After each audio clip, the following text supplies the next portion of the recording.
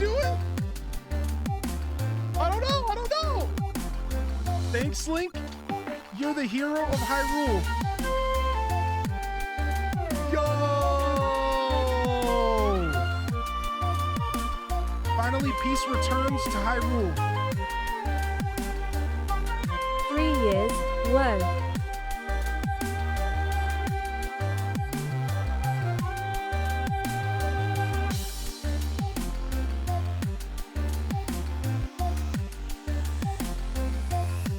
What are you doing in my swamp?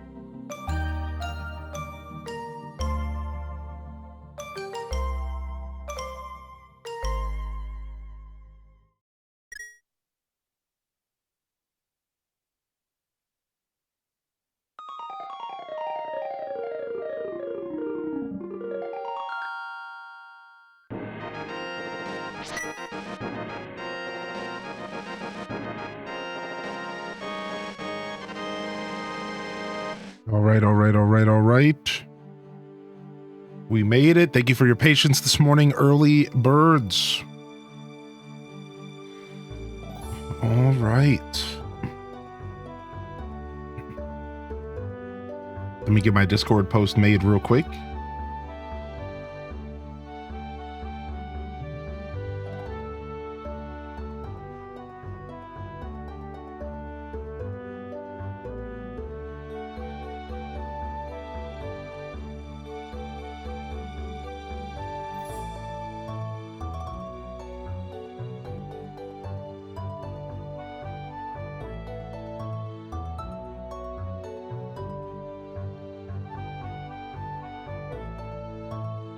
Okay. Discord post made.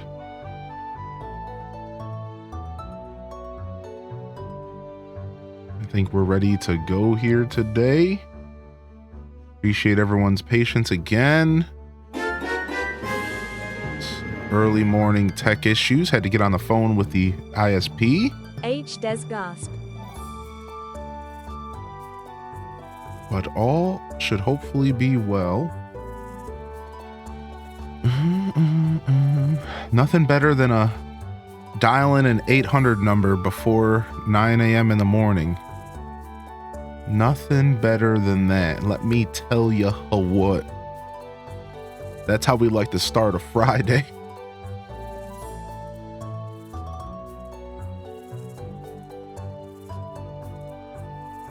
All right. I think we're ready to lock in here today.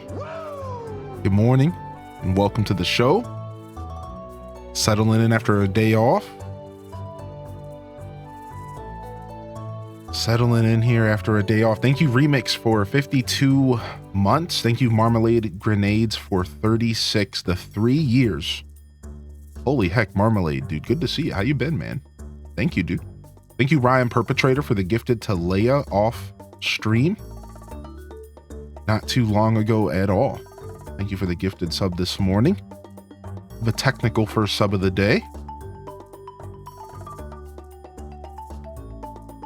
And good morning, everybody. Hope everyone's feeling good here. Welcome in here. I'm just catching up on the chat before the stream went live.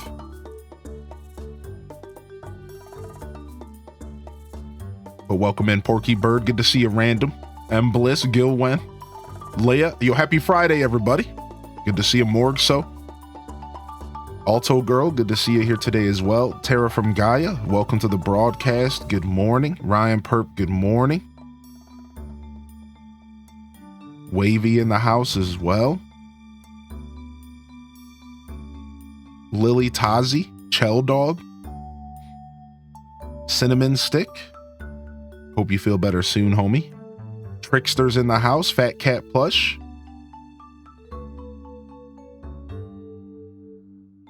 Legend of Tay-Tay. Knight Rider. Little O Negative. Happy time zone to you, Pokemon fan. Welcome to the broadcast. VCat. Contemplate. Pine Crossing. Welcome on in here, baby. Good to see y'all here today. Katrina Face. Pajama Rama. Does anybody want to go to work for me? Sorry, Gilwen. I won't be able to take up the torch today. But maybe another day. Don't be afraid to ask again. Yo, Majinx, welcome to the show today. Just Ruby, good morning to you. Troublesome Violet, Coach Boyven, happy Friday to you. Cindy Alice, thank you for the kind words. Lavender Sky, congrats on that Japanese full art Snorlax. Very jealous of that. Very jealous of that. That's a good pick. Pop Fanatic, good morning. Starling, good morning. Extra Sriracha, welcome to the broadcast as well. Marshmelly Melly Mel, welcome in. Detective Rach with the tier 2 for 41 months. Thank you, Detective. Appreciate you. Thanks for your patience. Appreciate you even more so. And thank you so much, Detective. I appreciate the support and the love. Thank you so much for popping back in. Thanks for continuing to support my journey. Again, thank you for the patience. And I do hope you're well today. Happy Friday. Good to see you, Detective. Happy freaking Friday. Ginger King, welcome to the show. Butterfree Beedrill deck. Ooh, it sounds fun. Yeah. I mean, there's always iterations and tweaking, right? You gotta do your iterations and tweaking on the stuff. I finally got my second Starmie EX. So I finally was able to build my Blastoise Starmie deck. And I only got 2 matches in, but I won both and they both went about where I would want them to go. So finally I can build, I think it's going to be the best thing we can do with Blastoise with this current meta. The next best would be Articuno, right? But for some reason, I really wanted to avoid Articuno because I don't think Articuno's that good. It's because that damage. That 80 damage and 10 to the bench is good, but I think 90 with a free retreat cost is better.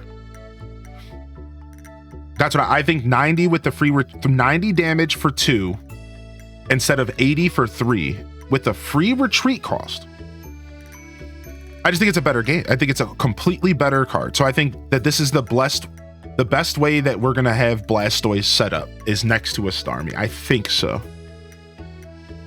Yeah, exactly, random. Yo, good morning, Indie Sweets. Did you name this file onlyfishing.com? No, I didn't name the file that, but I should have.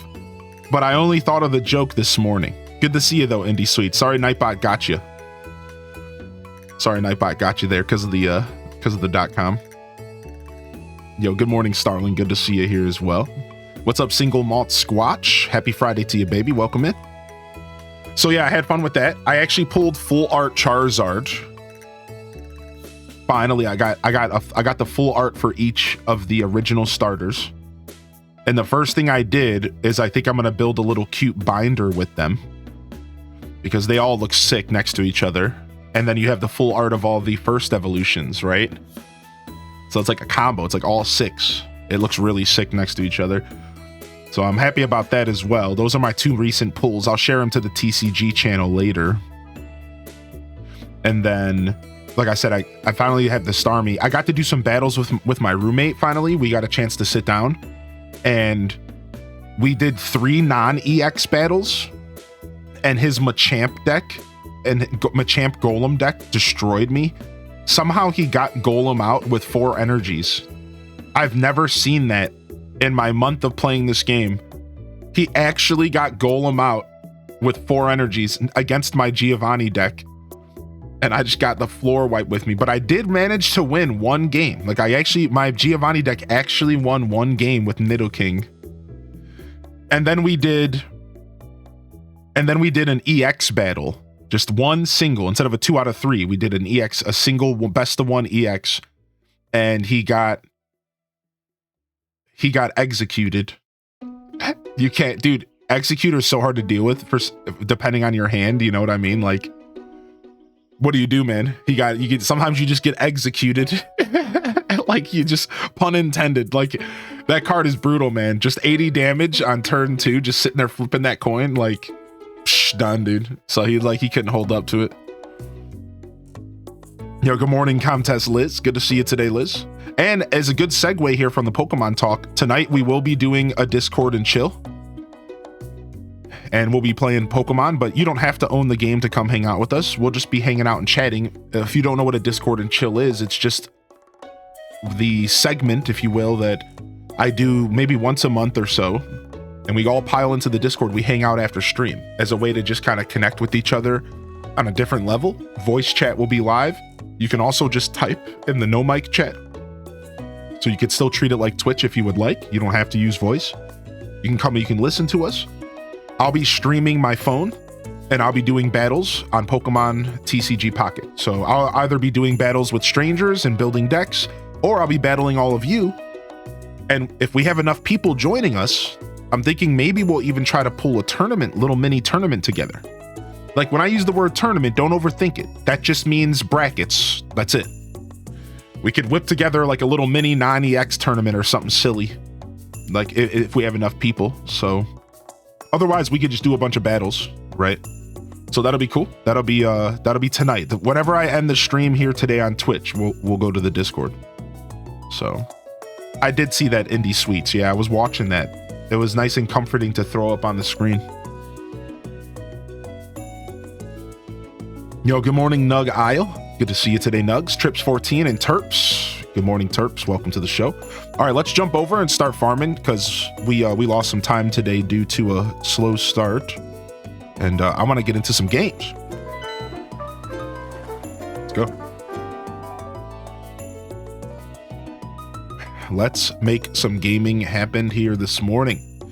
I decided to do some Stardew. That's what I'm in the mood for, and that's what we're going to do.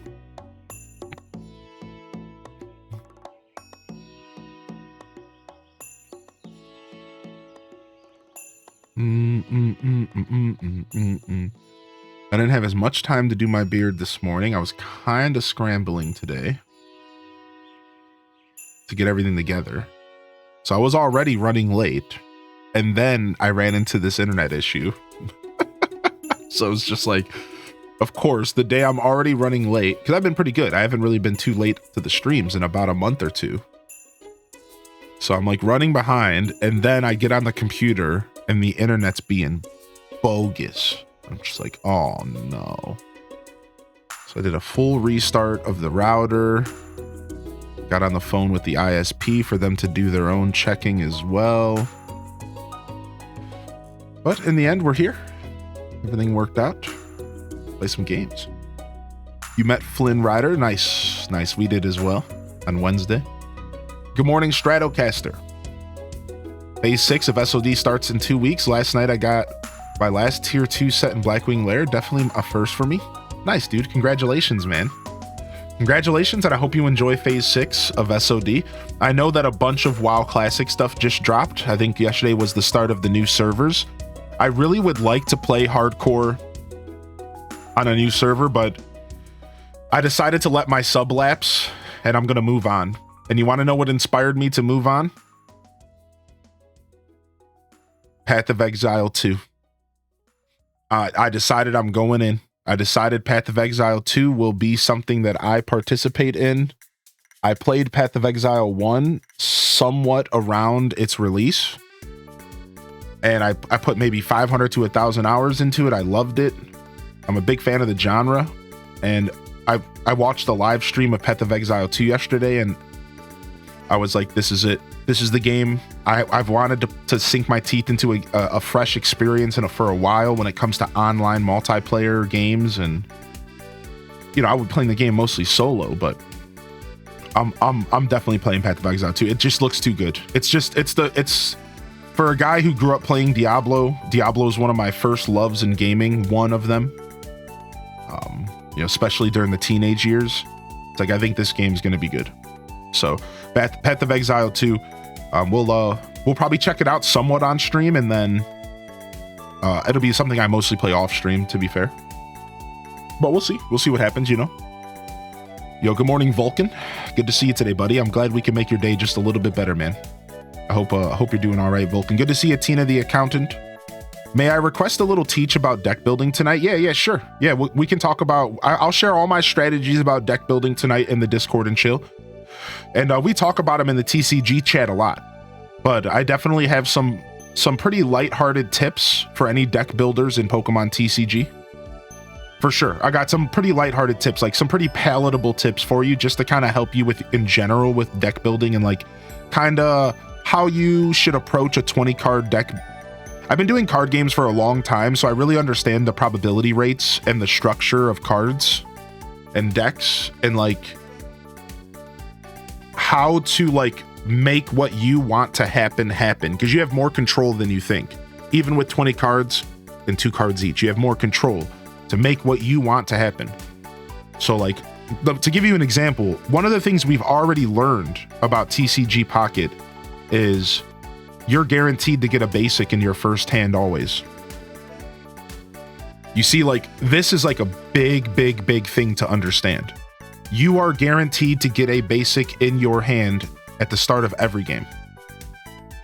So even if you only have 2 Pokemon in your whole deck, you are guaranteed to get at least one of them in your first hand. See, this is the kind of stuff that you need to consider when you're building decks.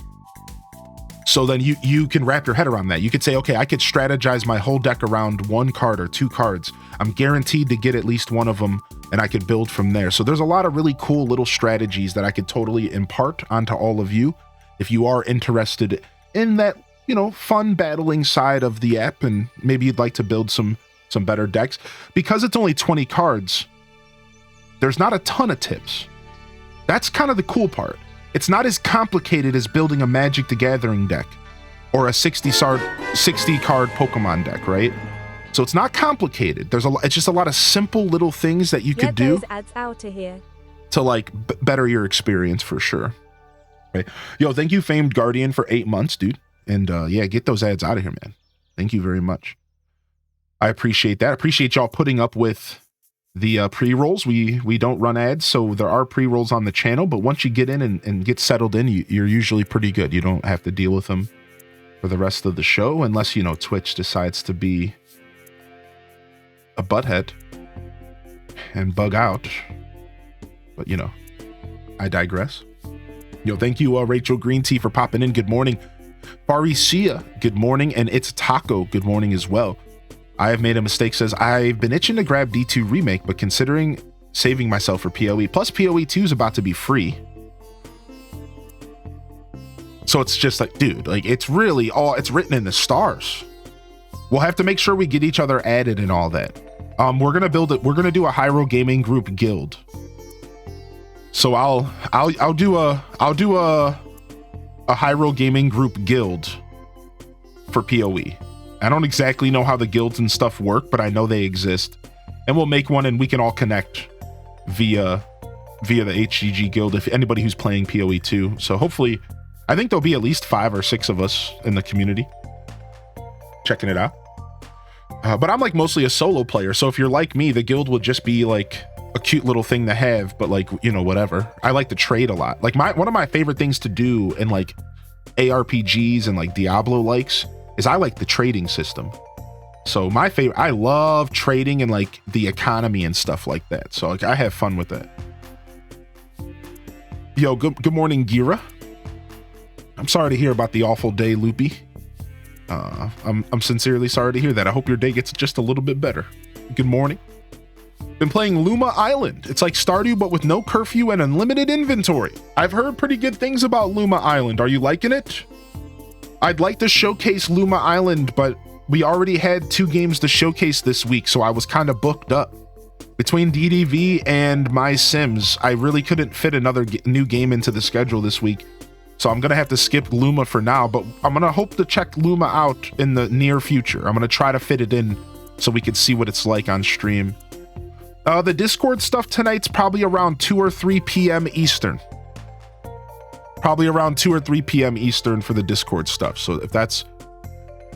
It'll be at the end of this show. Monster Patch looks really good. Did we get a Kickstarter yet? Monster Patch looks really good. They actually made the graphics look like original Game Boy Pokemon, which I love that they're leaning into it. Like they're leaning fully into it. Hopefully the gameplay is as good as original Pokemon. Because the problem that I've noticed with a lot of these monster collection games is that none of them have the depth of Pokemon. And we're talking about Pokemon, it's not even that deep. None of them make a point to like code an interesting battle system. Ever. Like there's rarely are they like that interesting of a battle system. Like Moonstone Island had a pretty in-depth battle system, and I gotta respect Moonstone for that. But it still started to feel like some of the stuff I was doing didn't matter. And like it feels like you want these monster collection games with battling. You want it to feel impactful from the very beginning. You want it to feel like Squirtle versus Charizard or Charmander is brutal. Like, I don't understand why none of these monster collection games really do a good job with the rock, paper, scissors. Like, if you are coming up against me with the Charmander and I have a Bulbasaur, you should destroy me. I think that's why Pokemon is sick, because of that. The rock, paper, scissors feels really good. That counter, that feels really good. Whereas I feel like a lot of these monster collection games, they half step on that stuff. They like half step on the battling and like making it actually matter what decisions I make and how I build my team. Like again, Moonstone Island was like pretty close. Like they did a pretty good job having an intricate battle system, but after a while it stopped mattering. Like it really didn't matter if I had cool combos, because the game was just so easy that it just didn't really matter after a certain point. And it was like, I didn't get that far into the game though. So like if their whole goal was to like make the end of the game harder, it's like I think that there should be balance through the whole beginning. Like I want the beginning of the game to feel as good as the end of the game. So like I usually stay away from monster collection like indie games because they usually feel like they lean more into the collection than they do the battling. Does that make sense? Like Ooblets. Like Ooblets was all about the collection and less about the battling. But the battling was cool. You know what I mean? But like it was more about the collection. So, yo, good morning, Dweeby Gamer Mom K. Good to see you today. Yeah, Ooblets is about the vibes. Right. Like I would love Pokemon's stats, and IVs and EVs are what make Pokemon so good. IVs and EVs and stats really make, and then the moves, the different attacks, and how you're constantly rotating attacks. And then you have like my Squirtle could be defensive, but your Squirtle could be offensive. Like I think that's the stuff that really makes Pokemon super sick. The hoops Twitch is making Twitch Prime's users go through. Yeah, Twitch Prime do be like that. Yo, good morning, Neanderthal. Good morning, Foe for All. I think I hit you with a good morning today, but good to see you. I saw your message earlier about not playing the game. Did you see the new direct of Donkey Kong at Nintendo Land? Yes, we did watch the Donkey Kong direct on Twitch. We reacted to it live. It was cool. It was super, super cool. I've tried many monster taming indie games and never liked them very much. I agree, there's just not as much as depth. Right, and like I feel like it doesn't take much to catch up to Pokemon. So I would really like to see a couple of these monster collection games step up a little bit more. Might have missed it. Yeah, that's okay. Sometimes we miss each other. You know, you step away, or maybe I'm speaking a little too fast and jumping around. Sometimes that happens, right? I'll jump from one message to the next so quick. you might not catch the first half, which maybe was you, right? Like that happens. That's okay, Fo. Good to see you, baby. I'd rather you check and make sure your messages are going through than worry that they're not. You know it doesn't matter here. You know, that's cool with me, dude. Yo, what's up, Kylie? Good morning, Kylie. Welcome in. Thank you again, Famed Guardian, for the 8-month primer. All right, Coffee Cream. Good to see you today as well. I don't think I missed too many other people today. Let's go ahead and jump into some games. We'll continue to chat. Otherwise, I'll keep yapping about Pokemon all day, dude. I really do love me some pocket monsters. I really do be loving some pocket monsters.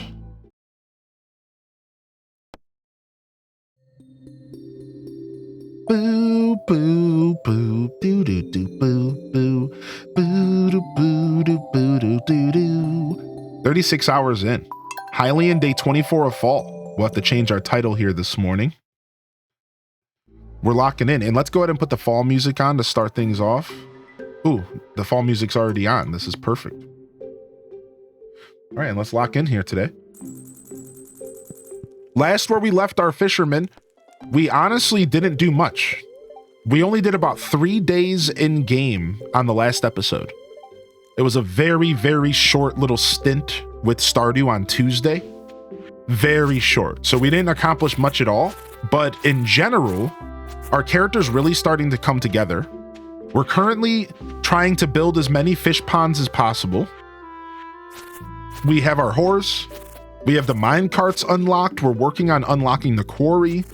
We're trying to farm up as much stone as we can because we need stone to make more fish ponds. Otherwise, we're just about to wrap up fall in game, which means we get to start summer. And there's not a ton of crops to grow sorry, we're about to start winter. And there's not a ton of crops to grow in winter in game. So I think we'll have a little bit more free time to fish. We're not spending a ton of time on crops, but I think we'll have even more free time once winter starts in game. So that'll be good. Otherwise, as you can see, we have 5 fish smokers now. So as far as the fish smoking nation goes, we out here smoking them fish. 5 fish smokers in. We've been getting lucky with cave jelly. So we built our wood reserves back up to 570. So that's good because we were pretty low on wood for a minute there. That's very good to see. So yeah, we gotta get our stone up, which means we need to go mining as much as we can. But we're starting to make cash. Like, as you can see, we're at 60,000 gold. And honestly, we don't even have a ton of things to spend the gold on at the moment. Like, we do, but we don't. Like, not all the way. It's kind of strange how little things we have to spend our gold on right now. It's a weird playthrough, dude. This is a weird playthrough for me because I'm so used to going all in on crops. All right, do I have any copper? So by the end of the year, we're probably going to buy a bunch of coal. I think what's going to end up happening is we're going to be investing into a bunch of coal by the end of the year in game. Yeah, I think so. I think that's probably what we're going to do because for those that don't know, the end of year 1, the price of coal and stone and wood, I think, all goes up. I think coal as well. It might just be wood and stone. But we might take advantage of this and try to maybe like invest in a little bit of coal before the end of the year in game. It might be like a good way to like invest our cash, I guess. I'm not sure. Save up for over the winter. Wood's always a struggle. Smoking them fish. That's what the kids call it nowadays. Has anybody noticed the weird leaves during the cutscene?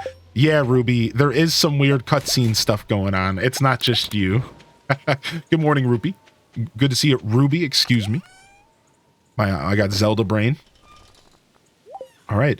And then we have a couple crops to water. Maybe one last harvest coming in here. So we'll do that.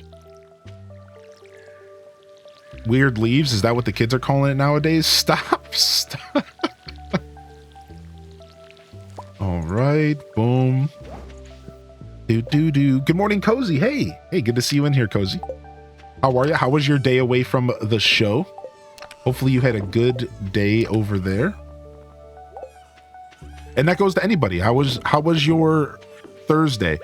I really considered showing up yesterday, but then I slept in, and when I woke up after sleeping in, I knew in my heart that it was day off day. It was day off day. And I'm happy I took the day off in the end. I didn't accomplish as much as I meant to accomplish. That's probably my only negative from my day off. I really wanted to accomplish a bit more, but I still managed to do some stuff I needed to do. So we got there somewhat.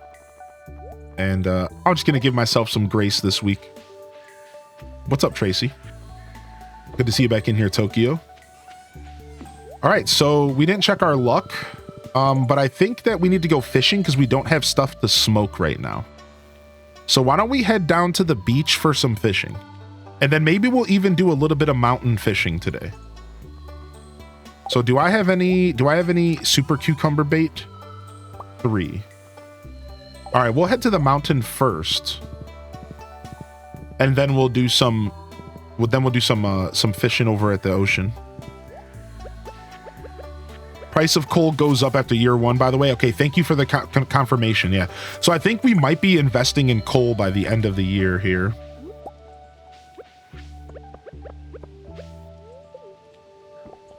Flurries, in other words, snow. Yeah, I got some snow yesterday.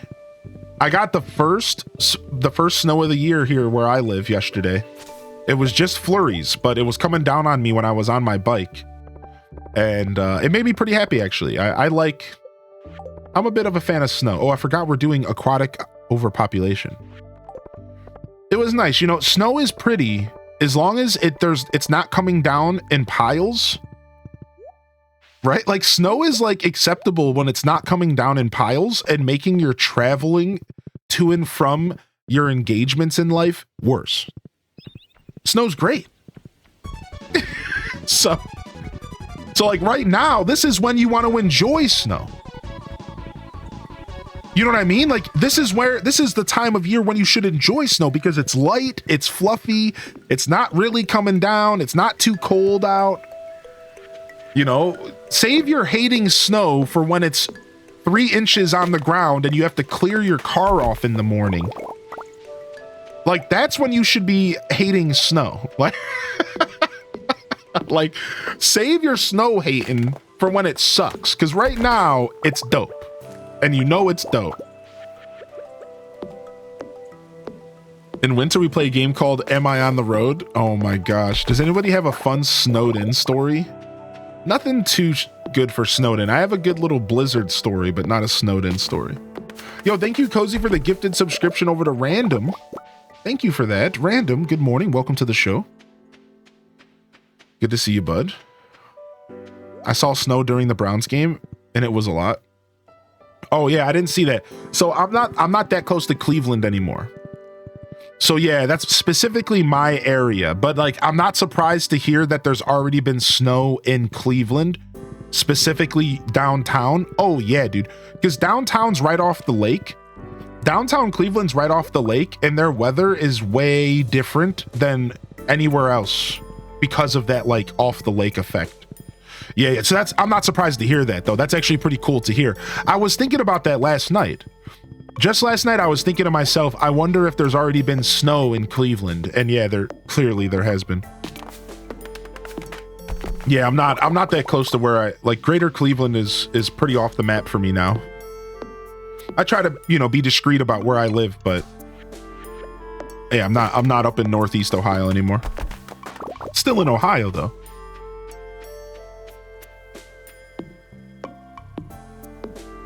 My friends in Michigan always get crazy weather from that too. Yeah, we got that lake effect.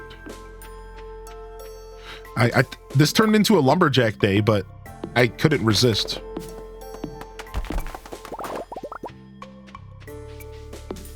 Turning on the AC, we're still wearing shorts and short sleeves. That's crazy to me. That's actually nuts. I mean, my air conditioner was on not terribly long ago because we had a couple warm days, but at this time of year, I'm definitely looking forward to no air conditioning but also no heat. I kind of enjoy when I don't have to have any device on at all. And like that's like pretty much where we're at right this moment. Is there one place that you always wanted to go? I want to go to New Zealand to see Hobbiton. Dude, that New Zealand's a good answer. If there's one place I've always wanted to go that I have yet to go, it'd probably be like New York and the Nintendo store. But since that's like relatively new, right? Like in the grand scheme of things, I always had a dream to go to Seattle because I love rain and I would love to just spend a couple days in like a gloomy Seattle with rain or spritz or, you know, drizzle just happening and like gray skies and waking up with nothing to do on like a vacation and just like hanging out. Like, I don't know, like that sounds like the perfect way to spend like an afternoon. It's like that's somewhere I've always wanted to go, was Seattle. Otherwise, another good answer would be Italy, I think. I'd like to see some of the street art, specifically the street art in Italy. And like the canals and stuff in that area and like some of the, you know, I guess like pictures and stuff I've seen. I don't really know what Italy's actually like, but I know there's a lot of street art, which would be really cool. So I'm a pretty big fan of like graffiti. I actually did graffiti art for a couple years. I was lousy at it, but I did some graffiti art. I actually used to go out and bomb like a bit, and then because I didn't really have a good source to go out by myself and hit discrete spots because I didn't drive at the time, instead I got myself a piece of plywood, put it up in my garage, and I started painting in my garage. So most of my graffiti was actually in a garage with two big pieces of plywood put next to each other.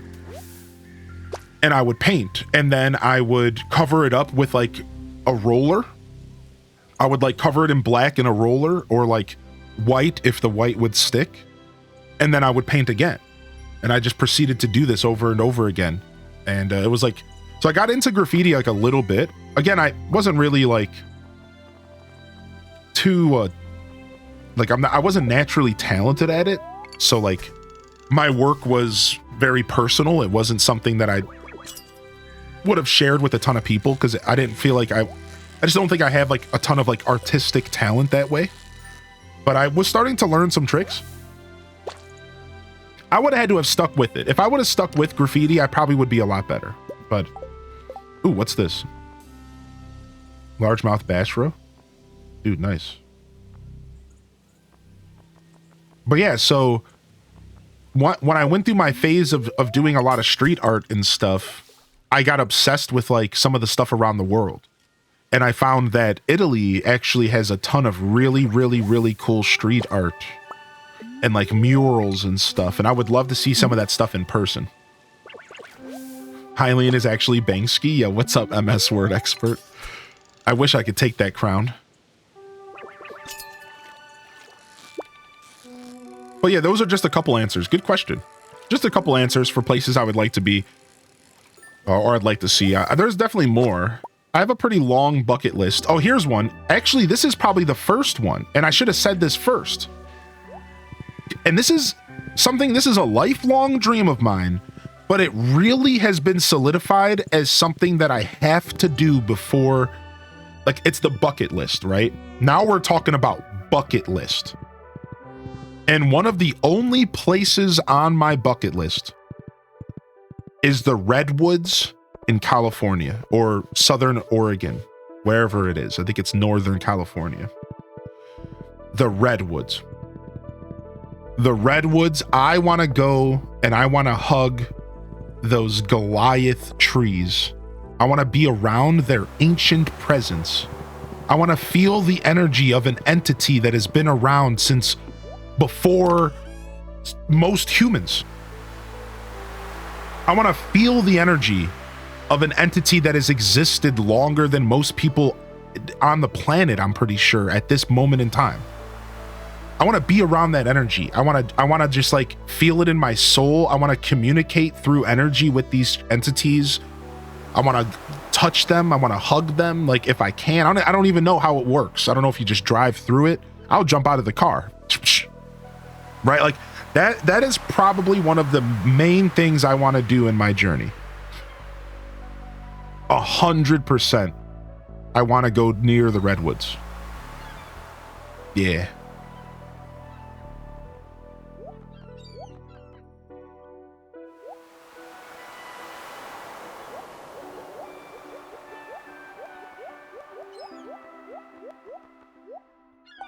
All right, sick. Let's keep fishing.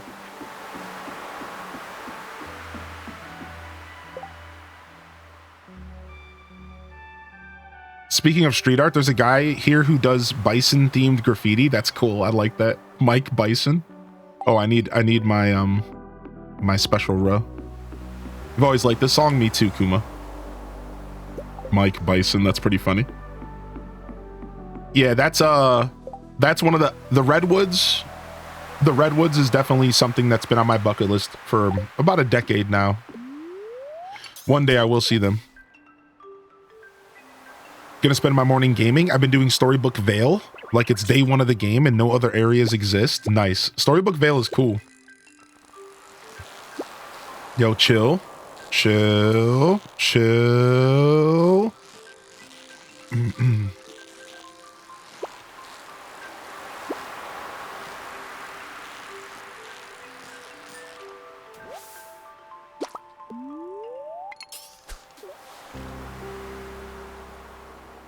Italy is famous for classical art and art history, but its modern art scene is really cool. Oh, well. I'm gonna try to do this with one hand while I read chat. This is not gonna work. Okay, I need both hands. Hold on.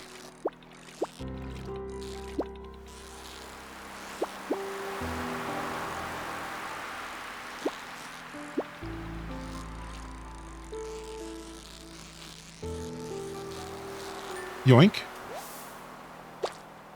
Somebody mentioned something about Pokemon that I wanted to read real quick. The Pokemon centers in Japan. Yeah. To be honest, I have some Japan stuff on a list that I would like to see, but it doesn't come first. It doesn't pop up first in my mind. And I don't know why. I could maybe try to dig deep and figure out why Japanese stuff isn't like on the top of my list, but I think part of it is because it feels so out of reach for me, because traveling throughout my whole life has felt so out of reach for me.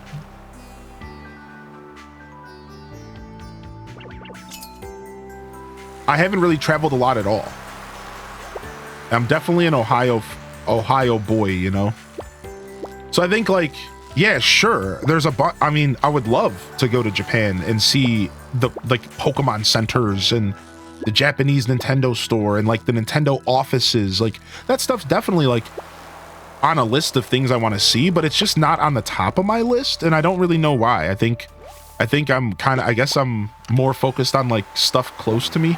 Yeah, I don't know. I don't really know, but like you bring up a good point. Like, I don't know. I guess I didn't really think of that. Now that you mentioned places overseas, like really far away like that, for me specifically, just because I'm in Ohio, another one is like, I almost brought up Australia, but I don't have anything specific to see in Australia. I just would like to go to Australia. New Zealand would be kind of interesting, but the Philippines is somewhere I'd like to visit. But again, this is like, I think it's easy for anybody to sit down and just list off places that would be cool to visit.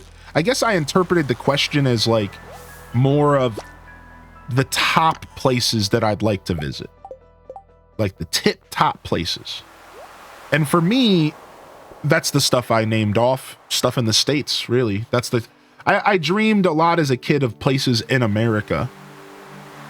I guess I have plenty of places overseas I'd like to see. Another one would be like Amsterdam, like Netherlands, right? But I think like as far as places that are like really close to my heart, I think it is a lot of the stuff I mentioned. The Redwoods, Seattle, you know, the Jedi Training Academy that's in North Dakota, you know, just like the casual stuff. I want to go to Florida, Orlando. Orlando Studios, Florida. I want to go to Orlando Studios, Florida, real bad. That would be cool.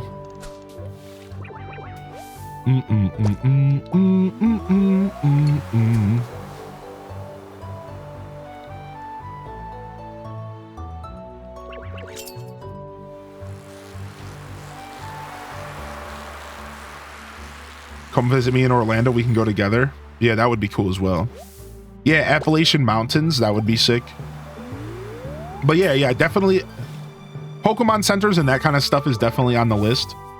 Yeah, I just grew up with like, dude, I was a very poor kid and I was broke. I was living check to check for most of my life. And I think a lot of people can relate to that. So I didn't really dream necessarily of traveling and stuff. Like that's just the truth. Like, yeah, that's why, like, I guess like Japan isn't on the top of my list because I think there was a point in time in my life where I just thought that that was never going to be a thing that I would do. You know what I mean? Like I was living check to check all the way into like my late 20s.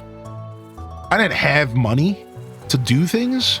And I grew up in such a poor family that was like out of the question to even think about then. So like now that I'm getting older and like building a financial foundation and like some of that stuff seems a little bit more of a reality than it ever did growing up. It's like, yeah, like I guess now that you mention it, you know, Booty Cheeks, I think it was Booty Cheeks that mentioned it. Like, yeah, dude, like Japan would be amazing. Yeah, like heck yeah. Like that would be sick. You know, but yeah, I guess I just never really fully considered that kind of traveling because like it just felt so out of reach at one point in my life, dude. And this isn't like a sap story. That was just the reality. Again, I think most people can relate to this. It's like you look at the price tag to go to Japan, it's probably like what, like $2,000 to $4,000 for your ticket. And I might even be lowballing it. And that's just to fly there. You know what I mean? Like that's just not normal money. That's like not normal for your average person. Can't do that. At least not in my understanding.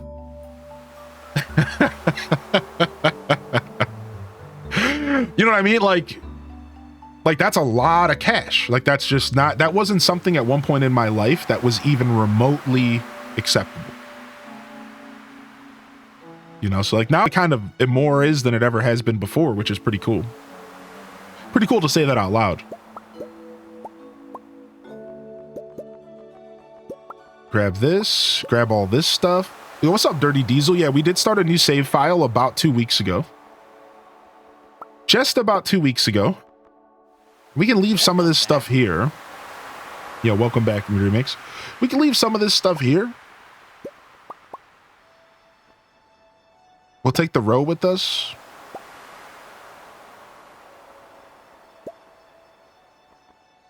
Take the gems with us. This random sonar bobber, I can actually just equip that. And then we'll grab this Gunther stuff as well. All right, let's cruise. I was lucky enough to go there in spring this year with my husband before we had to save for a long time. Right, exactly. Like, you know, like even people in like good positions in life still need to save for a while and like really plan out those types of trips. So I'm not surprised to hear that at all. It's super cool that you had a chance to go though, Terrific. So has anybody here ever been to Japan? And if so, would you like to share any? Did you have a cool experience? Was it something that, you know, you cherish to this day? Like, I'd love to hear some Japan stories if you have any to share. That's valid. Yeah. I'd like to travel more, but I really don't have a clue where I'd want to go. I did a semester in Japan in college, let me tell you. I have no idea how I survived those long flights. Yeah, what's up, Didius? Incredible 10 days. Oh, that's so special, dude. That definitely sticks with you. You know, that's something that will stick with you for a long time. Like, that's cool. That's super cool that you got to experience that. Did a summer semester there in college 2010. I was in Tokyo, but I traveled around a lot. My brother, dad, and sister have. I was supposed to be one of the people, but I got sick. Oh, that sucks, dude. Good to see you, by the way, Tweed. How was your birthday, man? How was your birthday? I've been there a couple times. Just love the culture and people there. They're so kind and everything was so clean. The food is incredible. Oh, that's like one of the main reasons to go to Japan, right? The way that they have innovated on food over the years. Like even their sweets are less unhealthy for you. And like, that's just the truth. And I don't all the way know what I'm talking about, you know, so like this doesn't have to turn into a you're wrong situation. But from what I've read, even the way that they make their candy and sweets is more innovative and less impactful on your health than it is like here. Like, yeah, even that, like even their like stuff that's meant to be a dessert is like innovative and interesting and different than anything you would have here. Like that's what I've heard. Now I'm sure over the years and years, you know, now that we're in 2024, I'm sure there's plenty of Reese cups equivalents there. You know what I mean? Like it's 2024. Like, of course, like culture's changed, but I imagine they still have a lot of the stuff that like I imagine it's still pretty different. You know, I imagine it's still pretty different than it is here. It's pretty cool. Want to go to one of the bathhouses in Japan? It looks so chill, even though everyone is ass naked. Go see, stop. They do have condensed milk sandwiches, which are insane. We had Japanese exchange students who hated our sweets. It was amazing. My wife made meatloaf and sweet potato mash. It was a perfect birthday. Dude, that sounds so good. Sweet potato mash. I might be making that this year for Thanksgiving. Yo, enjoy your yarn lurk, Effie Apples. And good morning to you. Good to see you, Effie. Yo, beautiful. I just saw the Discord general chat. Yo, we love to see that. We love to see the happy Friday.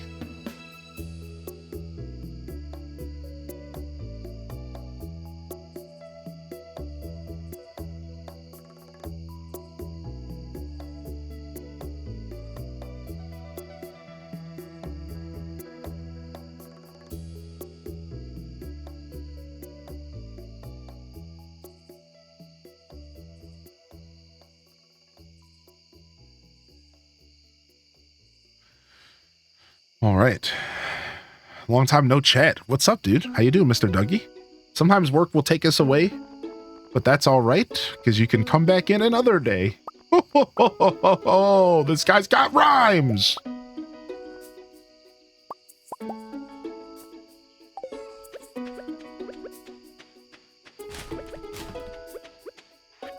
Do. Yo, happy Friday. What's up, Banana? Welcome back, dude.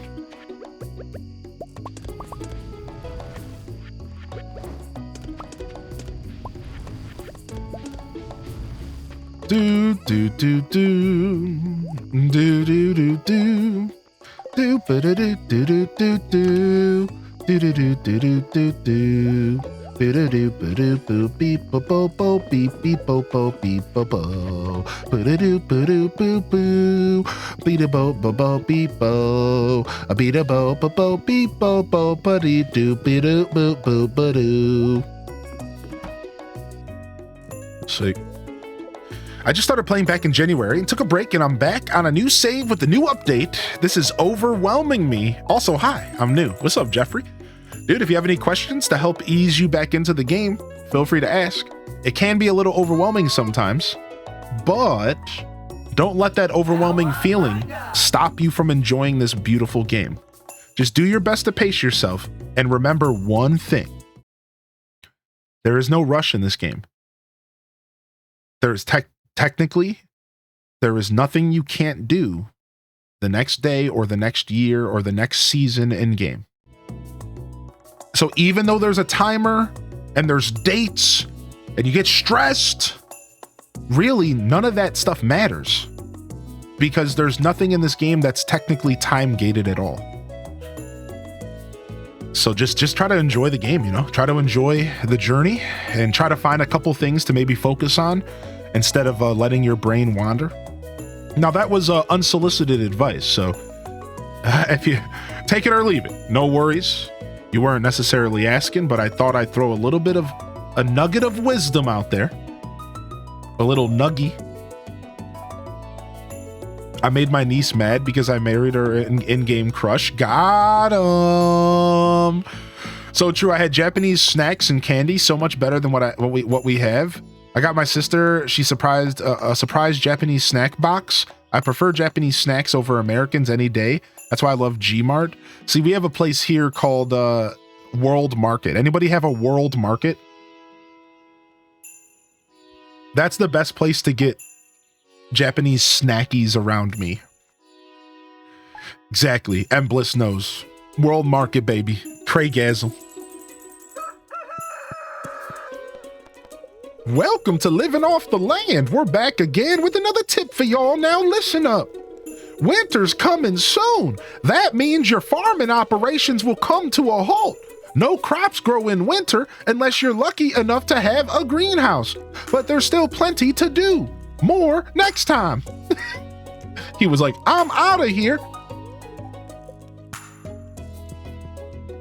I live in a place so remote, the only grocery store is named after a local lake. That's crazy. That's some country. That's the country bumpkin life. 1 decade later, I still haven't brought Pam that pale ale. Pam's still thirsty. You and me both, bub. You and me both.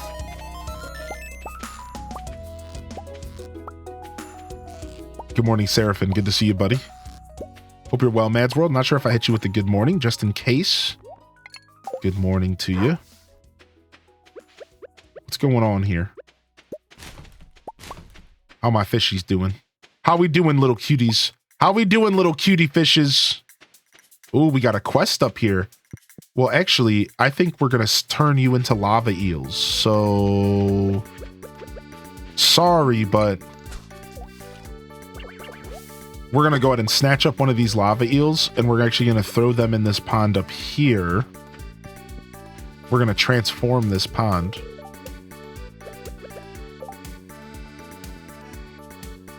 I guess we don't have to lose the sturgeon. We could just take it out here. Easy.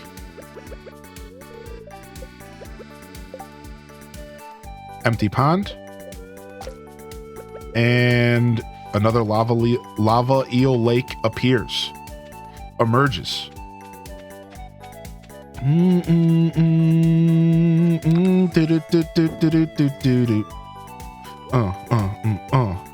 What? Dude, we should do a DMX remix of this song. Tell them what you want. Rough Riders.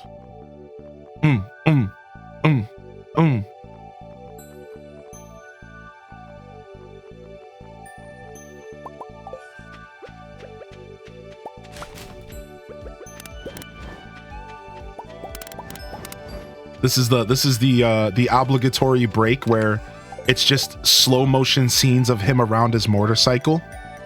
And then it picks up again, and then they speed off on the bikes. Tell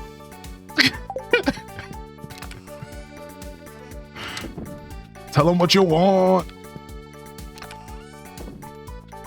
Bum bum bum bum bum bum bum bum bum bum. Doop doop doop boop ba doop ba doo doo doo doo. For a second there, I sounded like the creatures from Donkey Kong. Did anybody catch that? Did anybody catch that, dude? Oh! I was going for DMX, and I ended up with Donkey Kong Country enemies. Oh! Pretty good stuff. DMX? No. DKC. Now I'm seeing the meme. DMX? DKC. Exhibit.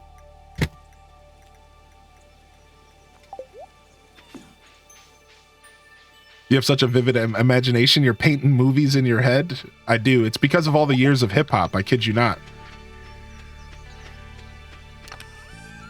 All the years of hip hop, because like hip hop are just movies for the blind. Like specifically, we're talking about lyrical hip hop, because there's different styles of music. Some stuff's just to hang out and jam to, right? But lyrical hip hop, like very lyrical heavy hip hop, it's all about painting images, right? You're telling stories with wordplay, or you're painting images for the people to perceive. Again, there's different styles, right? I don't think every hip hop song with lyrics is meant to give you visuals. I think that's a different style of hip hop. Sometimes like you have Rakim, whereas like Rakim is just telling you a story and you could maybe visualize it, but you don't have to because it's a very straightforward story. Whereas then you have hip hop artists who will paint pictures through metaphors. Does that make sense? They'll use metaphors and similes to paint pictures and to try to get you to visualize what they're saying, and then you can better kind of digest it. Eminem is a really good example of this. Exactly. Whereas like Eminem is like painting pictures in a lot of ways. It's through their wordplay. Then you have artists more like, again, like Rakim or even Nas, who are really good at telling you stories that you could still interpret as pictures. It's not like they're separate from another. You know what I mean? Like they're not mutually exclusive, but it's more of just kind of like a story being told to you. A good example of a Nas song specifically, I don't know if anybody knows this rant. This is super random. This is really out of nowhere, but there's a Nas song where he tells a story about, he tells like this really dark story about his girl. He finds out his girl cheats, and then he ends up like, by the end of the story, he ends up like showing up at this house and like blasting like his girl and himself, and like it turns into this big bloodbath. But the whole song starts like, the whole song is like him telling a story, but he does like a really good job like painting the story. And like by the end of it, like if you're actually listening to it, it's like you just read a short story about like heartbreak and love. Yeah, it's called Undying Love. And it's such an insanely dark and deep story that like by the end of it, you might be like visualizing what was happening. And like, dude, it's like, it's seriously is an art form to be able to do that, right? Like that's an art form to like be able to like tell a story through over beats and like in music and get me to like see it and follow it that way. Like that's like pretty cool, right? And that's not something every artist can necessarily do. But again, that's not something every artist is trying to do. That's the key. Some artists are just trying to put out like a vibe track, or they're just putting out lyrics to be taken as face value, right? Like sometimes the lyrics are meant to be taken as face value. And that's what I mean by like, they're just telling like a regular story, or they're just like putting words out there to be taken with face value for the most part, you know, for the most part, you know, whatever you're, I mean, I did eat a bunch of egg salad yesterday, so that's just where my brain is right now. But that's, you know, like that's a whole nother, that's like a whole nother thing. That's like, we're not talking about that right now. You know, that's like a whole nother thing. Yeah, J. Cole's a good storyteller. That's a good call out. J. Cole's really good at storytelling, yeah. So yeah, that's why it's funny that you say that. I actually really appreciate the compliment. Thank you. I consider my imagination to be one of my strongest tools at my age in life. And I've honed the skill of my imagination over the years. I really have. I really have worked hard. I try to stay imaginative. That's why I love cartoons. One of my secrets, I can't give away all my secrets, but one of my secrets is cartoons. I think cartoons really do help fuel imagination a lot of times. Like not all cartoons, like specific cartoons. Like I don't know, like a modern, I don't know what a modern example would be. Maybe like Bluey. I haven't seen Bluey. But like, there's a lot of cartoons that really do kind of fuel imagination. I think so. Reading, I think reading is a huge part of it. Reading, I think, does a good job. And then again, like I said, listening to lyrical music my whole life has, I think, really got my imagination like skyrocketed. Because like I sit there and just listen to music, right? Like I spend a lot of time just sitting and listening to music, like not doing anything else. Whereas like a lot of times music is a buffer for us in life, right? And there's nothing wrong with that. We'll use music as a buffer to like buffer silence, or while we're working, or while we're doing something else. Whereas a lot of times for me, music is something I put on, and that's the activity that I am doing. I'll sit on my couch, I'll put my headphones on, and I will listen to music. So it's not just like a lubricant to get me through a different activity or to help me enjoy a different activity. A lot of times it was like, that is the thing I am doing right now. Right? And like, I used to commute pretty long hours to work, and that was a big part of it as well. Any commuters out there, jam out to music on your commute? I used to bus. So like I would have like an hour and a half to and from my job sometimes. Like I had a couple jobs that were about an hour and a half commute on bus. And I would sit there I had an hour and a half to and from. So 3 hours a day to sit there and listen to music. So, and honestly, it was a beautiful existence in a lot of ways, because like I kind of had to do that because I had nothing else to do while I was sitting on the bus, you know. And like it was an era where like phone gaming was kind of lame, so it wasn't like I was sitting there playing phone games. Nowadays, I'd probably be sitting there playing Stardew. Let's be real. Dude, if I still had to commute, I'd be sitting there playing Stardew, TCG, Pokemon. Yeah, I wouldn't be listening to jams necessarily. I would be still listening to music, but it wouldn't be my focus. My last job was the same. I used to read a lot of books, 4 or 5 a week. Wow, that's crazy. Listen to Hylian set on my morning show commutes. How you doing today, 44? Almost every day, at least multiple times a week, I take time to go to this local park in my neighborhood, do nothing but sit in the swings early morning during sunset and listen to music. That's beautiful. It's cathartic. It really is. I'm so glad you can relate, dude. Like that is the word I would use. It is cathartic. It is such a way for you to, and here's the thing. It allows you to connect with your music in a way that you might not normally be connecting with it. Because again, a lot of us use music and do other things. Like, I'll tell you right now, there is nothing better than the feeling of your windows down on a summer night, cruising along a road that isn't filled with traffic, and throwing on a specific album and just jam. Y'all know the feeling. It's washing over me right now.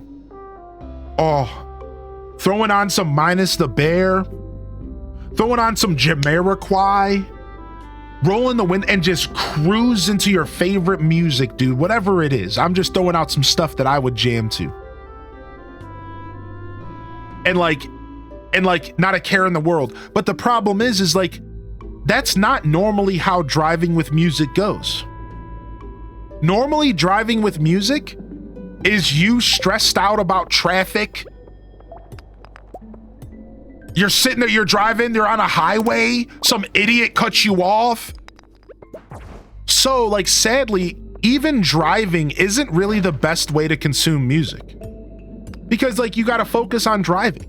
You can't really just, like, zone out. So, like, I find that, like, just sitting and listening to music is a very cool way to consume your favorite stuff and really connect with it.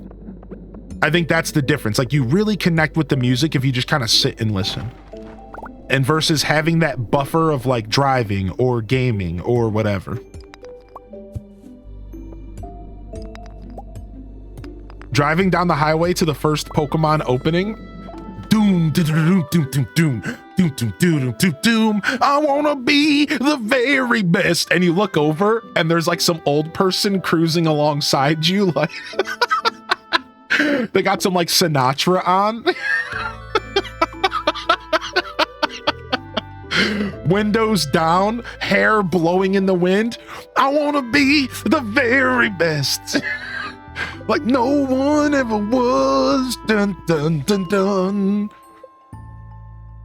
Plot twist, they're also listening to Pokemon music.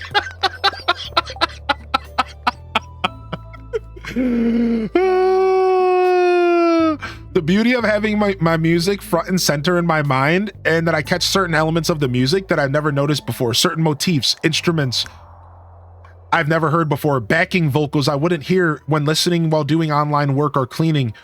44, why are we kindred music listening spirits? Like, I can't with you right now. You are describing everything that I've been like. That you just made me a very happy human. Thanks for the validation today.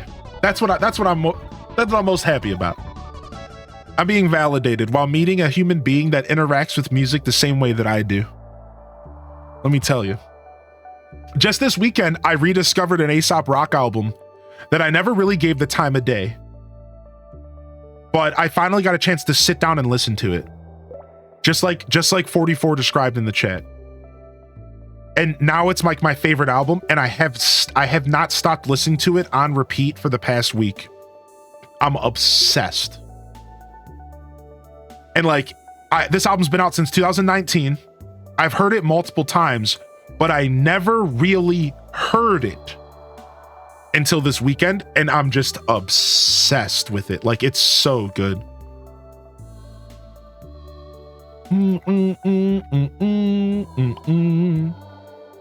Driving through Myrtle Beach years ago, and I was belting out Sinatra I was playing, and then a lovely 80-year-old couple stopped at the light next to me and started singing it with me. It was epic. Dude, no way. That's such a cool human interaction. What a sick human interaction, dude.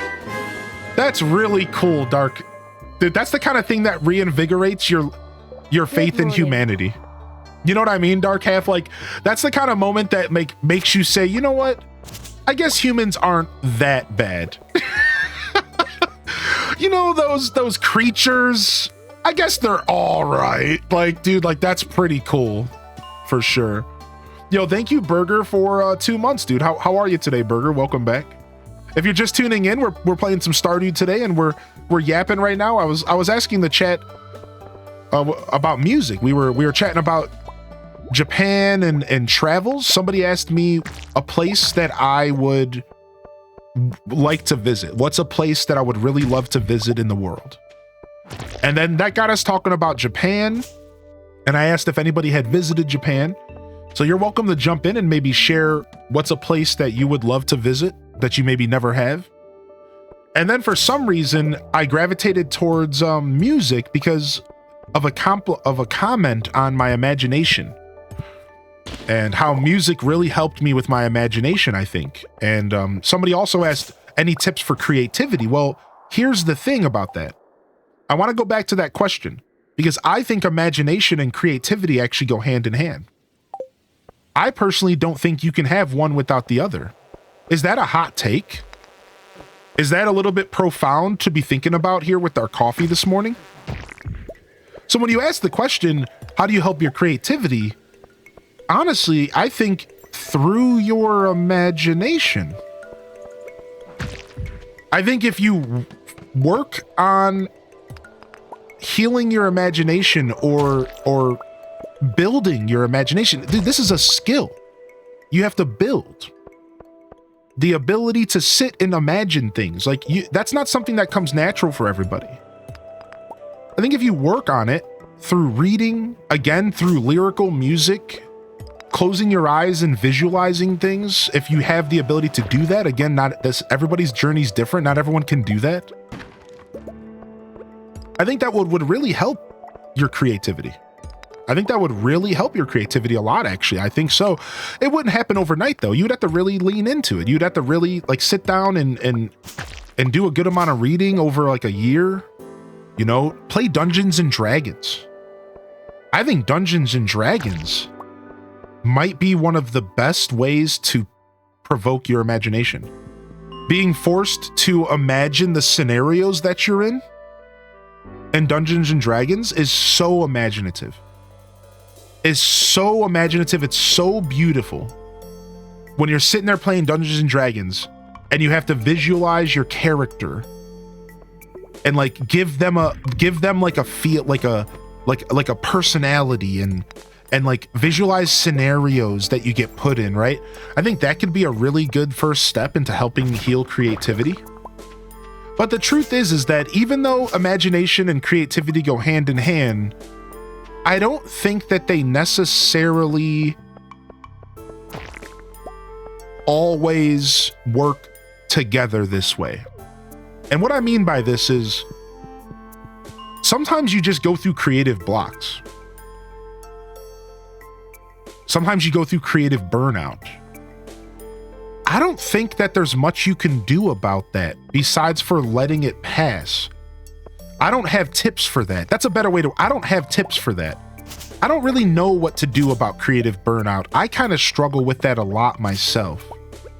And I don't really know if you can always solve that by simply reading a book. Like, I think creative burnout is like kind of personal to the person. And some people need to go reconnect with nature. Some people need to go kiss some babies. Some people need to go to the club and get laid. I think creative burnout is usually rooted from like something else in your life. Like something else is clogging your chakras and it's affecting your creativity. So like, I think like if you are having creative burnout or you're having a creative block, you probably need to go like do like something else. You know what I mean? Like you probably need to go like do something, go connect with the human, play some Magic the Gathering. Like try to change what you're doing, change your environment. Like, I think it's different for every person what could be blocking you up. Josh, what? I'm being honest. Dude, sometimes you need to go get laid. What do you, come on now. Most of us are adults here.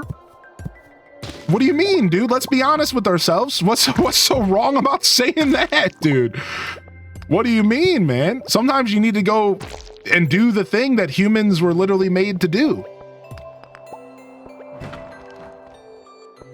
We do that. That's a thing we do. Yep. We don't need to pretend like it's not a thing that we do. Sometimes it's a thing that we do. That's a part of the human experience. Like, don't look at me weird because I'm being 100% honest with y'all right now. Sometimes you gotta go get laid. Like, yeah, yes, it might help more than you think.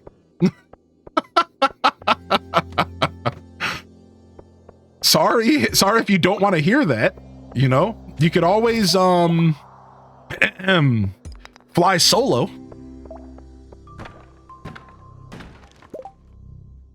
You know,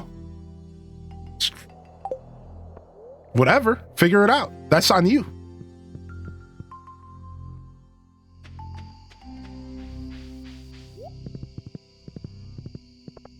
I read something actually about creative burnout. I wish I could remember where I read it, but basically it said to help creative burnout, you could try to do the opposite thing, like logical things like puzzles. I like that. I like that a lot. That was fun to walk into. Yeah, I'm just, you know what I mean? I mean, at this point, I know my audience pretty well, so I don't think that's too of a weird thing to say out loud. I think we're all, the good majority of us are at a point in our life where, you know, I don't think we're giggling. We're not tee-heeing at the thought of that, you know? like, yeah, this is a thing that people do. This is how babies are born. Like, come on now, y'all. What do you? It doesn't have to be a strange conversation. This is reality. It's basically the equivalent to pooping. Baby's gotta do. Like, there's no difference in talking about that than there is for talking about pooping. It's the same thing. It's a normal bodily function. You go poop sometimes.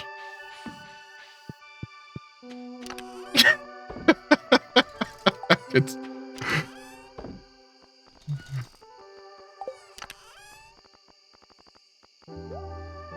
Frank, what am I gonna do with this shirt? I still don't have a dresser in my house. Speaking of weird voices, I have to send you an audio clip I made of you. It's glorious. Oh, please send it my way. If you're burnt out, go have a poop. Yo, what's up, Oodle Doodle? I do still laugh at the word poop or when somebody accidentally says doo-doo. Oh, I mean, so do I. That's nature. Yo, what's up, Pin Scorpion? Did you see Epic Games Store is now on Android? I did not see that. That's very interesting information, actually, dude. How you doing today, Pin? Thanks for the lurks coming in, by the way. Thank you, lurkers, and thank you, followers. If you're new here, welcome to the show. Sometimes we go there, not terribly often. We keep things pretty safe for work, but sometimes we go there. Welcome to the show. Hit that follow button, and it's good to see y'all here today. Yo, how we doing today, Minty Mont? And good morning. I'm having a wonderful Friday so far. How are you today, Minty? I'm going to catch up on chat real quick. I missed a couple messages in chat. I'm going to catch up real quick. I've been dying to get to it at some point. Trying to find a session out there with people I don't know terrifies me. Yeah, Dungeons and Dragons is really hard to get into if you don't know the right people or you don't have a community. I would like to get into it myself. I haven't had the chance. I 100% would love to do that though. I know our buddy Spartan does some Dungeons and Dragons on Twitch. Yeah, what's up, Jevico? How you doing today? You were in Japan this year for your honeymoon. Congratulations. And I hope you had a wonderful honeymoon. Okay, cool. I didn't miss too much. Chat.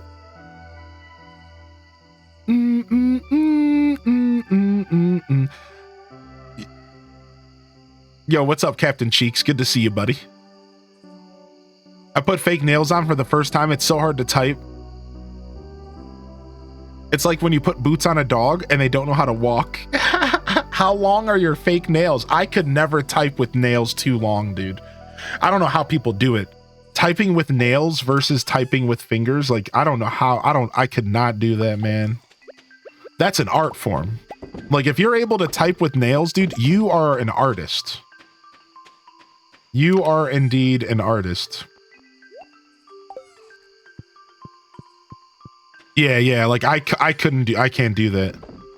No way, man. They make keyboard covers for people with nails. What's up, Petite?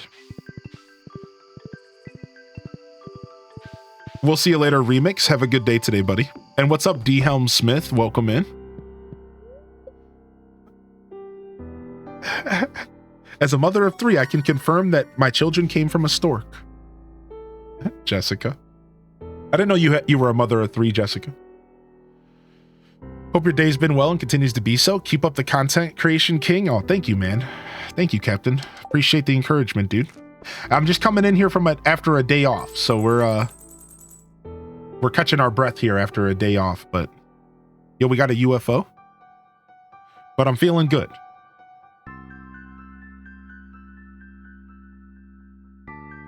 Boom, boom, boom, boom, boom, boom, boom, boom, boom, boom, boom, boom.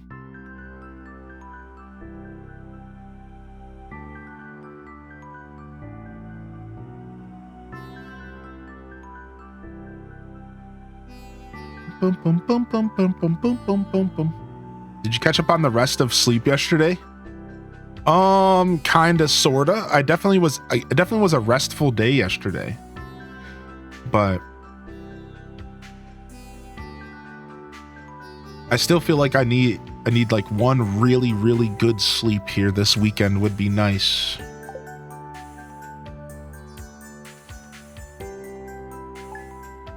Doing a little work and lurk and listening in. Yo, thank you, Quilty. Thanks for popping in here today. Very displeased. No good luck here. We brought home some copper, I think.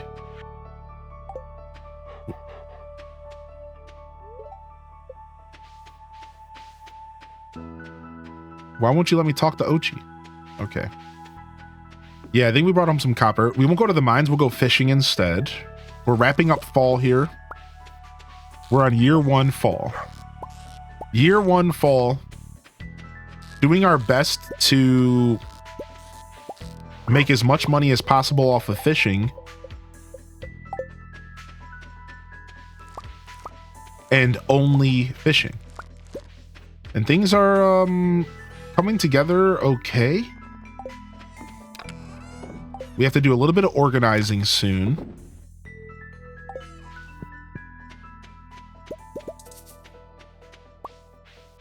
We definitely need to get another fish pond down, and we need to make a shed soon.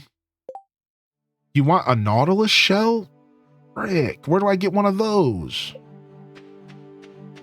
Isn't that like a summer thing?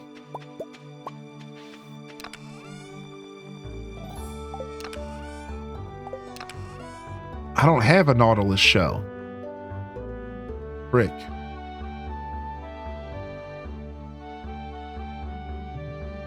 Aw, Jessica. I mean, I'm sure it is tough, yeah. I wouldn't know, but I imagine. It's a winter shell. Oh, okay, sick. Very nice. That makes me feel a lot better. Demetrius can send one in the mail. So I need to befriend that buffoon. I mean, Demetrius is all right.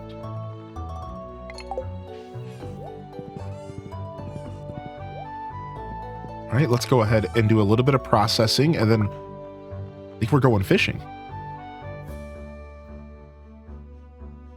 This stream is officially keeping me company while I enjoy my morning before work. The sunrise outside is so pretty. Nice. We have some pretty gray days here right now, but I didn't let that stop me from getting out of the house.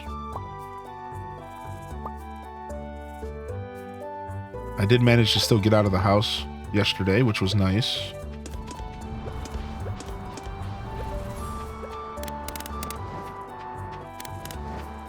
All right, we got all of our machines firing off. And then we need to build a coop, a barn, and a shed. Let's go ahead and quickly pull up the Stardew Wiki. And let's figure out how many materials we're going to need for all of this stuff. So we need 300 wood and 15,000 gold for a shed. So let's go ahead and get a shed done today.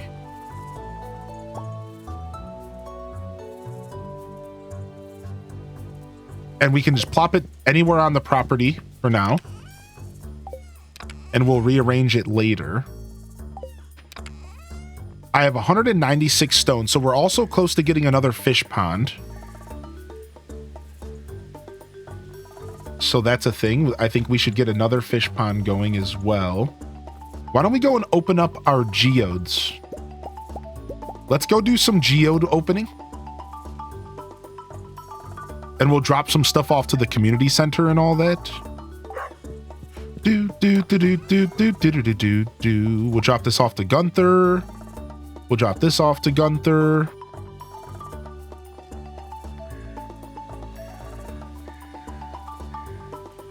We still need hay. We can go buy that from Marnie, I guess. See if there's anything in here that needs to be donated. We need 5 gold star corn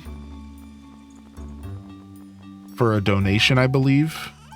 I've been wondering when you would open up those mystery boxes. Yeah, what's up, Lulu? How you doing today, Lulu? Yeah, we've been slacking on opening up those mystery boxes. That's for darn sure. Sorry if I've been driving you crazy. We got 3 gold star pumpkins. We need 2 more of those. Unfortunate we didn't get the 5 we needed, but I'm okay with like finishing that next year. Like I don't need the community center to be done year 1. I'm not in like a rush. All right, I think we got everything that we need here to go drop off to the community center. I thought we needed, no, we need stone, not hardwood. So let's grab the stone and turn that into the community center as well. And an aquamarine.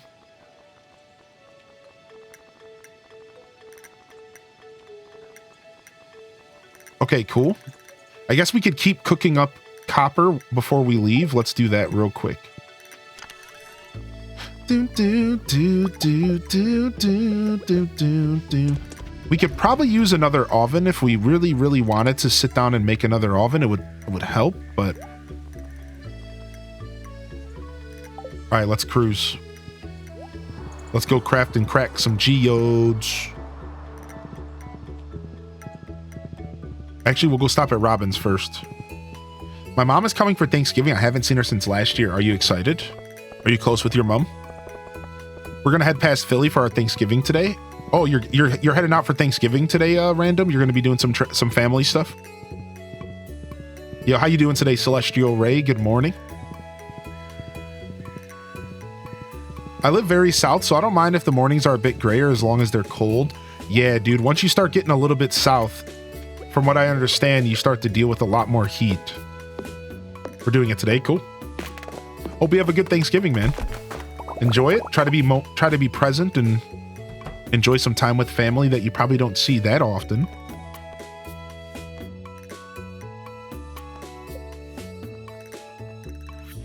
All right, get ourselves a shed here. And we can finally start moving our processing into... We can finally start moving our processing stuff, all this stuff into a building, which I think will be really, really, really, really nice. So... Actually, before we build this, let's move some buildings around. And let's move our horse over here, because I want my horse to be closer to my house so we could just grab it every morning. Perfect. And then why don't we move our shipping bin as well? The shipping bin is just annoyingly away from everything else. Let's just put it here for the moment. And then I can't move the Junimo, but we'll put another fish pond here, and we'll probably put the shed right here. We're going to end up reorganizing everything again later, but we'll probably put the shed up here for now. Pikachu, Pikachu. All right, I can fit the shed right here. That's a little annoying. That's where my house used to be. That's pretty funny. Just make the shed... Dang, this giant Junimo's in my way. Let's just go ahead and put the shed where my house used to be, and we'll move it later. I am playing on Switch, correct. How you doing today, Rune? We are currently playing on the Nintendo Switch. All right. Apparently this can go over here. And that's it. So we'll put this back here for now. Yeah, you can move the starter house. That's a part of the newest update, 44. That was a part of the 1.6 update that we've all been enjoying. The 1.6 update included the movement of the player house. Now you can move the house anywhere on your farm. Anywhere you want, which is, if you think about it, that's like ultimate freedom stuff, right? Like, it's really cool, actually. I'm hyped for Thanksgiving. This will be my first year having Thanksgiving out of town. That's pretty exciting. Yeah, I'm hyped. Exclamation point cooking. We'll be doing an episode of our cooking show. For those that are new around these parts, welcome. I do a cooking show. It's called Scuffed Eats. Highly in Descent presents Scuffed Eats. We call it Scuffed Eats Gaming and Cooking, because I always incorporate my gaming into the mix as well. We do a meal prep segment, as well as just like challenge segments where we cook interesting things that I've never cooked before in my personal journey. And yeah, you're invited to join us. Our next episode will be this Thanksgiving coming up. We'll be cooking all day, hanging out, just jamming out with the fam. I like to stream holidays. I like to provide a place for us to jam out on holidays. But yeah, it should be pretty fun. Ooh, nice. Achievement, treasure trove. I got a new rare crow. I'll take that home with me. Sure. You deep frying a turkey Alton Brown style? No, I'll be using my turkey roaster. Any excuse to bust out my big old turkey roaster. Any excuse. Oh, we forgot to go do donations to the community center. So drop this stuff off. All right, let's open these up. You love the chicken statue? I'll be in the hospital on Thanksgiving. Creating a new Hylian Descent fan. Is having ham and not turkey. I thought about doing ham this year, but I'm going to stick with turkey. I'm getting excited for Thanksgiving because I'm getting to have food that's cooked by my mom is both rare and an absolute treat. That's beautiful. You can put your spare bed in the shed now.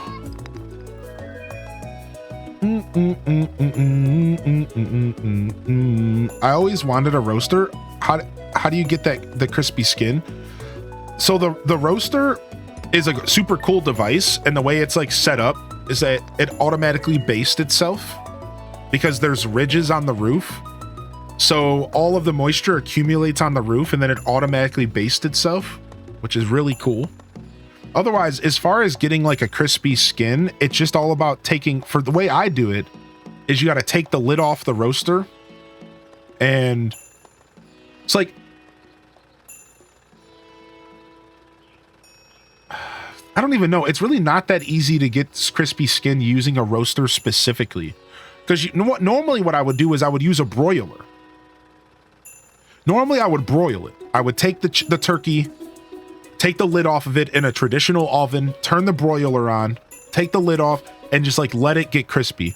But in a roaster, you don't have the luxury of a broiler. So that's like the only problem. I would probably have to transfer it to something else.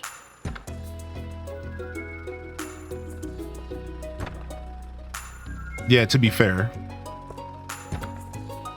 Wow, we got 2 more mystery boxes out of a mystery box. Yo, dog. What's up, Silver Blink? Welcome back. Yeah, the turkey roaster's nice. You just plug it into the wall, throw your bird in. It kind of just works for itself. When in doubt, pull out the blowtorch. Yeah, exactly. Like I could pop it into the oven right at the end, right? That would probably be the best way to get crispy skin. Ooh, some special mixed flower seeds. Wow, 2 more. This is the gift that keeps on giving.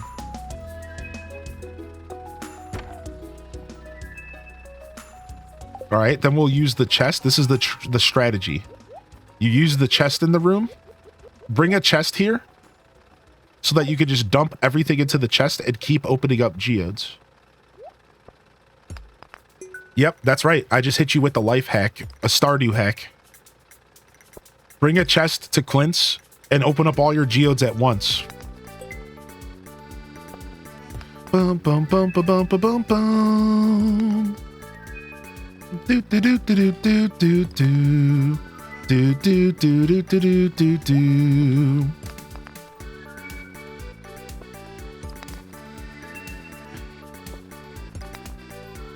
But I will tell you this much.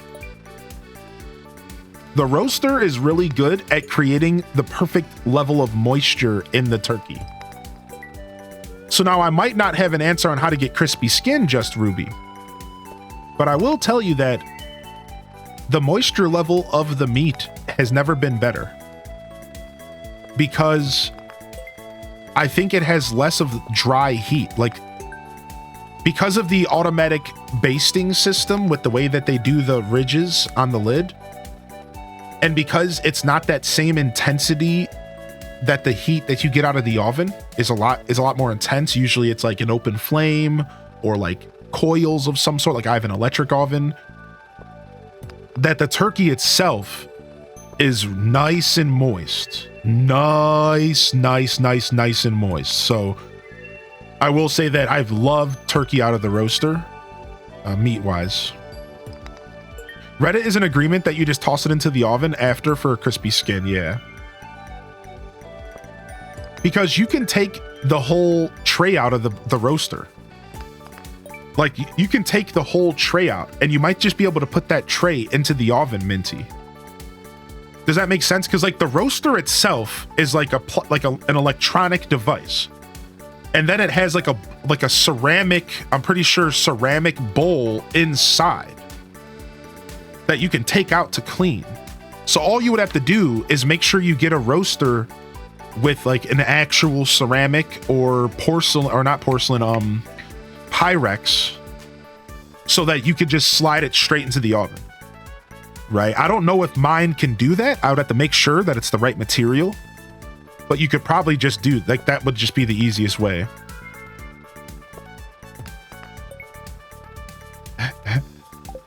This chat room right today, y'all shenanigans in here today. All right, let's go drop this stuff off. I'm sitting here lurking for 10 minutes listening to Turkey talk, and he says Minty, and I thought he was talking to me. What's up, Minty Fresh? Welcome to the show. We have another Minty in the chat. What a refreshing thing to see.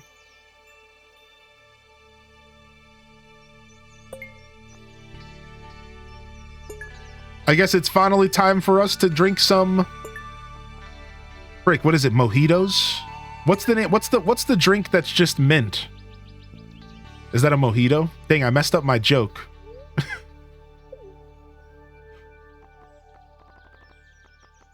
Mojitos? It is mojitos, okay. Dude, I love a good mojito, man. That's some good stuff right there.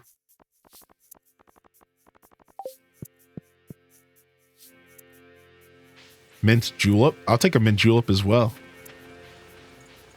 I saw the most beautiful sky this morning. It was golden, and then on the other side it was a rainbow for just what a moment.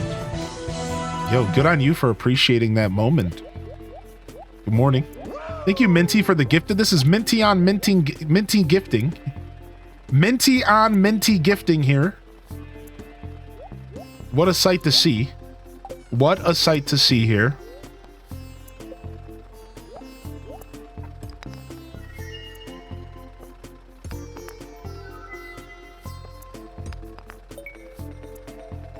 Oh yeah, tons of Stardew mods.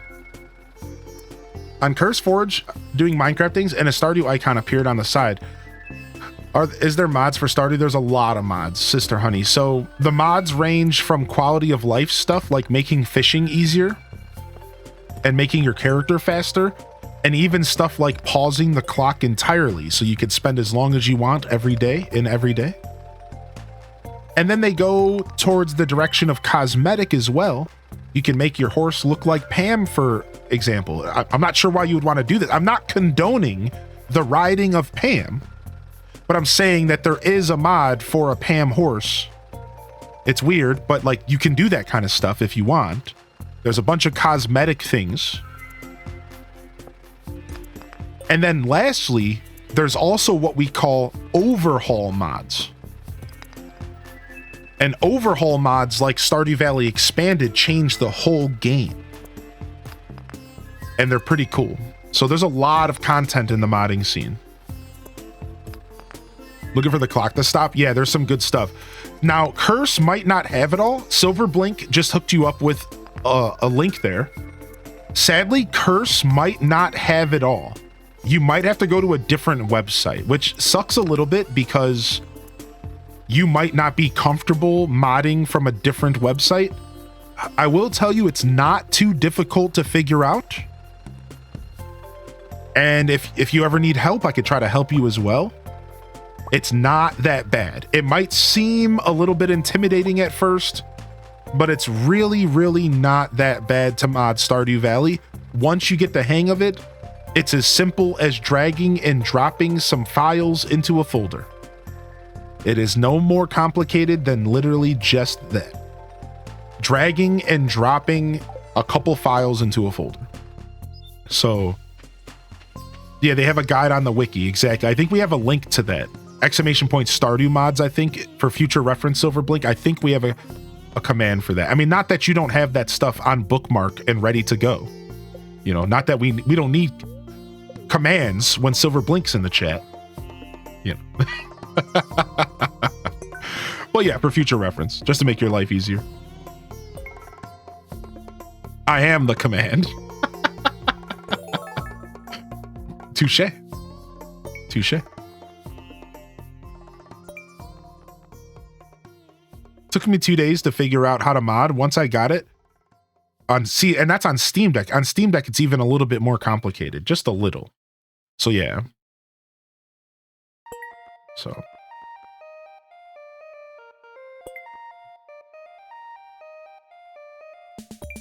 All right, nice. All that stuff donated. Feeling good about that. Let's try to bring home as much as we can. Nice, we got 4 iridium ore from doing all of that. We might actually have access to our first ever iridium bar because of all that. All right, let's take home this, the stone. We still have to stop to the community center real quick. Let me just bring home all the most important stuff. The clay, the seeds, the coffee, of course. Are you kidding me? The escargot, +2 to fishing? Dude, what a beautiful find. And my rare crow. The +2 to fishing is clutch. I think it's time for me to get back into my Stardew game. I never finished my 1.6 100%. My husband dragged me away to play Roots of Paka. Nice. Yeah, dude. I mean, it's honestly a good thing you waited because 1.6 is way better now that it's been updated to 1.69. Maybe way is a little bit of over dramatic, but it's better. There's even more to do. It's better. 1.69 is like a cherry on top of the cake. So like, probably good that you waited if you like some additional sweet to go with your dessert here. I was trying to keep the analogy going, you know. All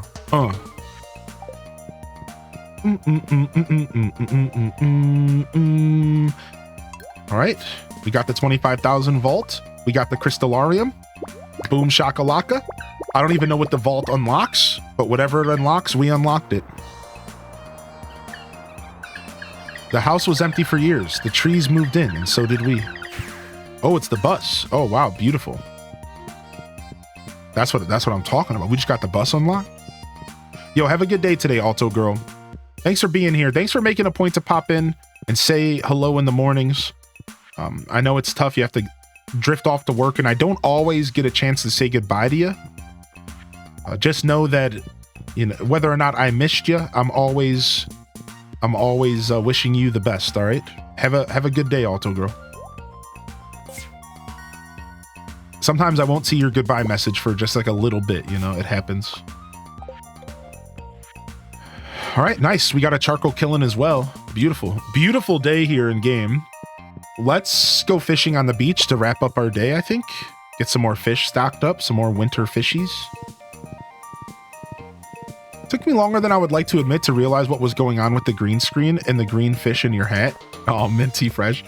Yeah, it's a little distracting at times, but I don't have a hole in my head. If that's at all reassuring. No hole in this head. That doesn't mean that there's a lot of thoughts going on up there, but no hole. You know, empty head, no thoughts.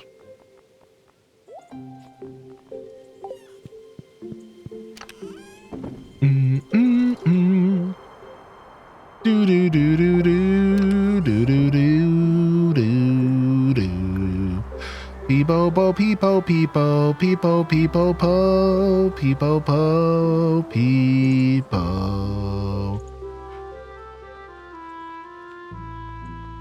All right, we're gonna get rid of this sea urchin.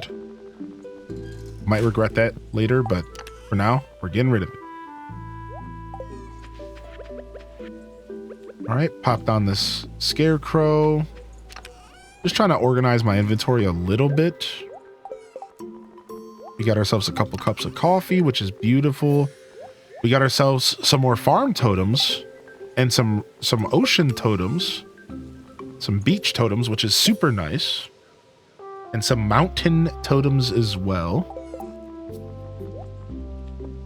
I'll just save these totems for now. I don't really need to use them. And like it is really nice to have some totems laying around in this game. Like it is actually nice sometimes. So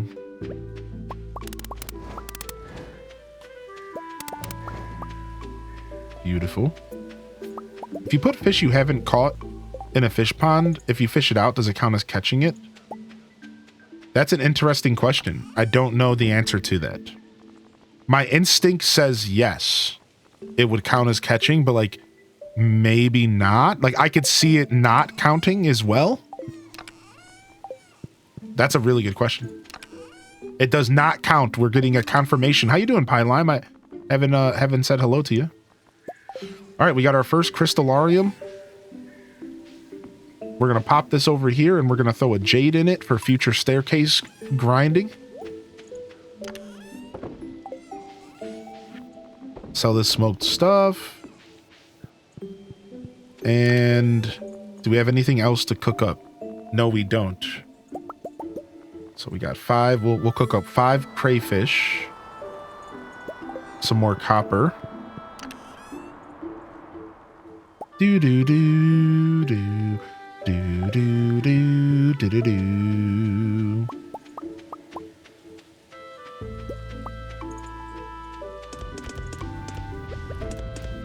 And then let's get a little bit of trash going, and then we'll get out of here. We could spend all day processing because it's such a short timer to process the fish. It's only like 1 in-game hour to process the fish smoker. You could just get yourself caught up in a loop. In this playthrough, I've noticed it almost feels like Graveyard Keeper in that sense. You can get yourself caught up in like a straight up just loop where you're just sitting there going from processing machine to processing machine. And you're not like actually accomplishing anything outside of just like the repeated process of dealing with your fish smoking. Like, so you have to just break away sometimes and go do something else.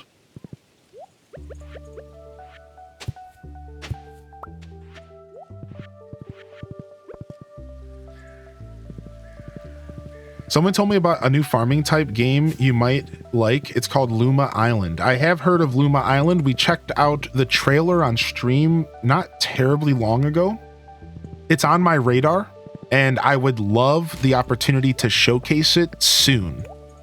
This week, I had a little bit too much going on with My Sims and Disney Dreamlight Valley. Maybe next week we can make it happen. Maybe, we'll see. But it's definitely on my radar. I appreciate you bringing it up. I appreciate you bringing it to my attention. It's definitely on the radar for a potential showcase as we go forward into the end of November. We'll have to see. I have, the truth is that I have a lot of freedom these next couple weeks to do some games because we have our 12 games of Christmas coming up. And if you weren't here for 12 games of Christmas last year, it's an event where for 12 days of December, excluding days off and excluding any like special days that I have to do like a sponsorship, I do 12 days in a row of variety, not brand new games, just a variety. Games that I haven't played in a while, stuff that the community's wanted to see, or stuff that maybe I've wanted to play, right? And we call it 12 games of Christmas. And last year was my first ever 12 games of Christmas, and it turned out really cool. And I'm working on setting up the next right now. So I'm currently creating a list of games. Just like last year, it'll go on from December 1st to like December 16th to account for days off, as well as like one day in the middle we're doing a sponsorship. And I don't always like to include the sponsorships into the celebration, right? So I think it'll be December 1st to December 16th, and within those 16 days you'll get 12 days of just goofy goober stuff. You know, a couple hours of one game here, a couple hours of another game there, and we'll still be doing our normal stuff as well. We'll still be doing AC and Zelda and Stardew Valley, but we'll also be splashing in different games. So it's gonna be a lot of fun, and I'm super excited about 12 games of Christmas. So again, that'll be starting December 1st. You can look forward to this game. And just like last year, I'll be teasing the games throughout the whole process. So if y'all remember, the fun part of last year was we teased the games. Every day I would tease what the next game was. So you guys are going to get the same. It's going to be the same riddle system as last year. And I'll be teasing the games throughout the whole week, the whole 2 weeks. And we'll figure out what we're playing. I'm pretty excited about it. It was super, super cool. It was a really fun time last year. And I'm excited to revisit the idea again. Maybe we can make it even cooler this year somehow. You know, like that's always a possibility.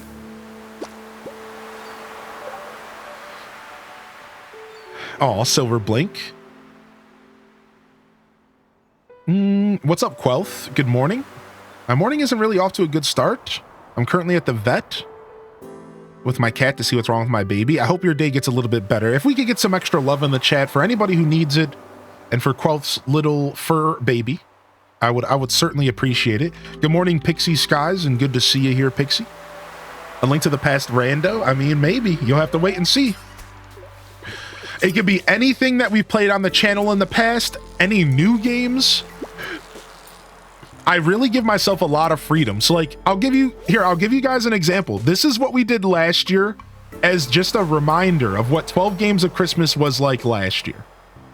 So real quick, for 2023, 12 Games of Christmas was Pikmin 4, Minecraft, Spyro the Dragon, Ripto's Rage, World of Warcraft, Hades, Link's Crossbow Training, Donkey Kong Country, FTL Faster Than Light, The Sims 4, Pokemon Black and White, Pokemon Scarlet and Violet DLC, and we wrapped up 12 Games of Christmas with that goofy watermelon game that everyone was huffing and puffing about. We wrapped it up with the watermelon game. And we played the watermelon game. So it was a very, like, that's just an example of how diverse the list of games really got. So it's a lot of fun. It could be anything. It could be anything on the planet. And you'll just have to wait to see what happens. It's a lot of fun, dude. The 12 Games of Christmas. What's up, Hannah? Good to see you back in here. Yeah, it's a lot of fun. I'm gonna try to make it interesting. I think that I will always make a point to slide in a blend of modern, retro, classics, and maybe even some returning titles, like stuff I know people loved that I played before. So you can always expect like a good hearty blend of like retro, modern, stuff I know people want to see me play, and then maybe a little bit of stuff that I really want to play. It'll be like a nice blend. We can look forward to some fun stuff. Can't believe I missed you playing The Sims 4. That's my all-time favorite game. I think we've played Sims 4 twice ever. On the planet, is that a hint? No, no hints yet. I should start hinting earlier though, just to really keep you on the hook, huh? No hints yet. I don't have any hints for you. I have actually dropped a hint or two at games that you might see. I have, but nothing too crazy.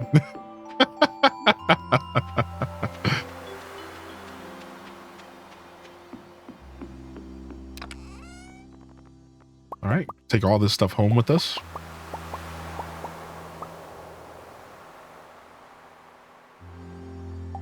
Let's cruise. Funny watching you play Sims 4. Sims 4 is pretty silly. Stardew Valley run with the channel point redemption on Shrek Farm was Chef's Kiss. Ooh, hey, ticket. Oh, my inventory's full. Shh, not for long. Ticky. Yo, you home, Mayor Louie? Let me get that prize ticket machine, baby.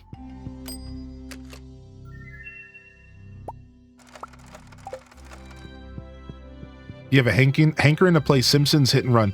I never played Simpsons and Hit and Run, and recently the Legend Summoning Salts on YouTube put out the history of Simpsons Hit and Run. Text TM. Did you see that by chance? The history of Simpsons Hit and Run. Speed running, specifically speed running. And ever since I saw that, I have also had a hankering to play that game. And again, I've never even played it before, so it's like a different kind of hankering. A hankering for the unknown. You know?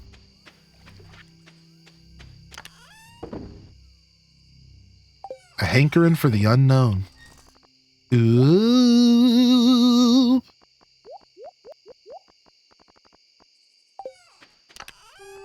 We definitely have to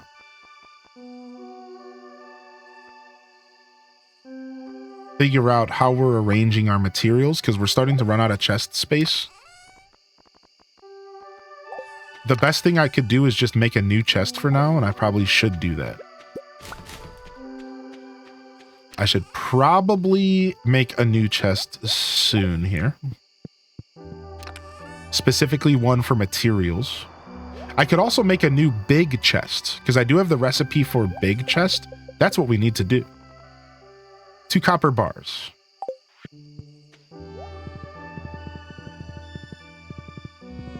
You can make Rob Boss in Sims 4. Favorite thing about you playing The Sims was the time you were like, how can I make this about Rob Boss? Yeah, we did put Rob Boss in Sims 4, and it was a lot of fun. He was a scumbag, but somehow got a girlfriend. And like, she would just come and hang out at our house. And she was also just as scummy. Like, she would get stinky and get down with us. She was like our road dog. Like, our playthrough got real weird. Because Rob was just like a jerk to everybody, including her.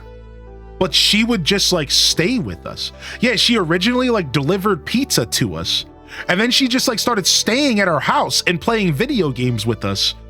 And we were just like, all right. But we kind of treated her like dirt. But she would just keep coming back. And we were like, whatever, road dog. You're like she was like our sidekick, our evil sidekick.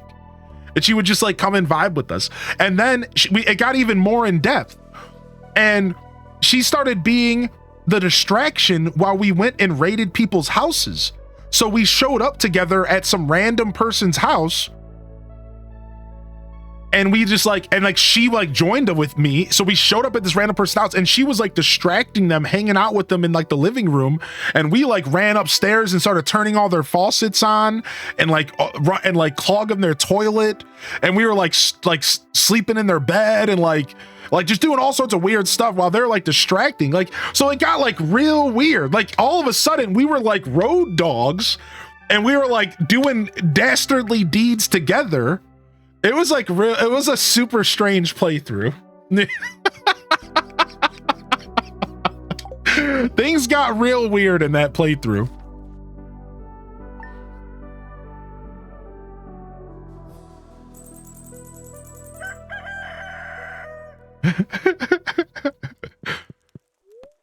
Yo, what's up, Seta B and Kasai Yuppa? Salutations. Good to see you, Kasai. All right, we got good humor. We could go farm up some more gold and copper. We could also go open up the Skull Caverns. Oh, we got the farm computer. Hey, show me the money. Sick. Let's go craft a farm computer.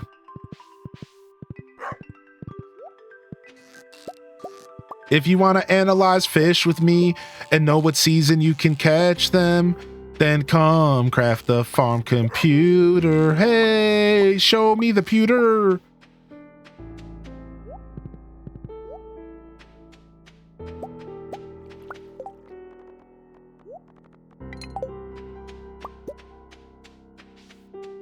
How you doing today, Tiff?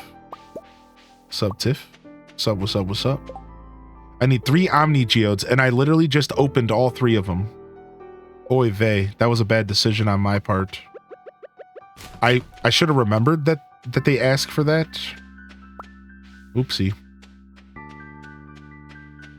Well, the cool part is that we have the bus open now, so we could start taking on the Skull Caverns, and y'all could see me really struggle with the early game Skull Caverns because it's the struggle bus. You know, early game Skull Caverns is the mega struggle bus, dude. So it's kind of fun because of that, though.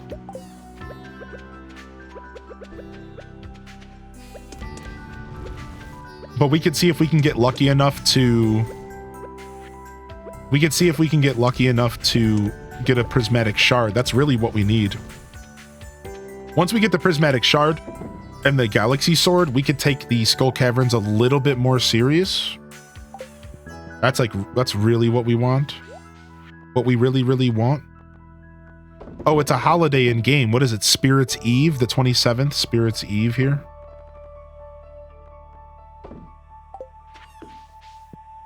So the bus might not even be running today.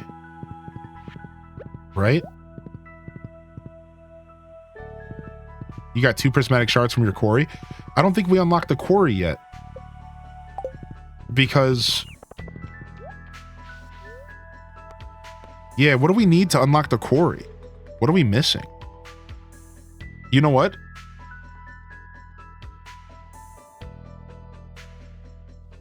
I did the furnace room. The furnace is done. Yeah, furnace is minecarts. The quarry is not the bulletin board. It's the pantry. Bulletin board's friendship. Fishing. The aquarium is the glittering boulder. It's got to be the pantry. It's got to be the pantry, I think. And then the greenhouse is like the crops. Yeah, the foraging stuff. Yeah. Yeah, we definitely want that quarry soon. We definitely want the quarry soon. The crafts room. That's a better way to word it. I was saying pantry. Yeah, the crafts room. Yeah. Nice. So in 1.6, they made it to where you can buy tickets for the bus even when Pam's not here. But like, it's only sometimes. Like, I don't understand how it works. It's like only sometimes.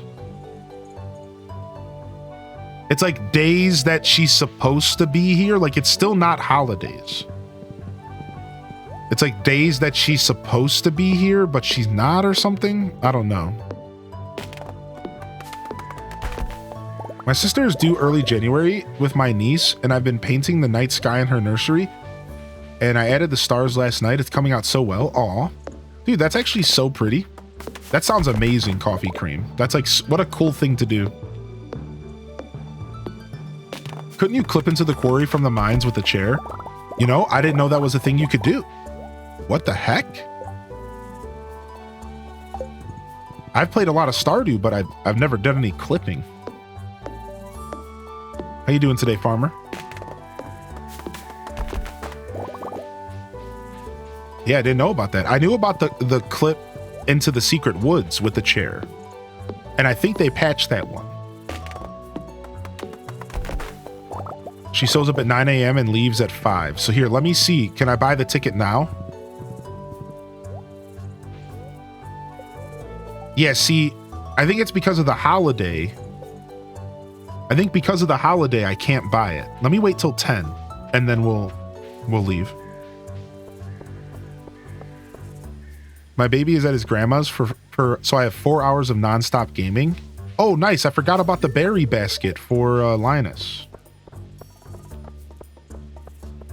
Secrets wood clip still works. Yeah, I think it's the holiday. Oh, no, here she is.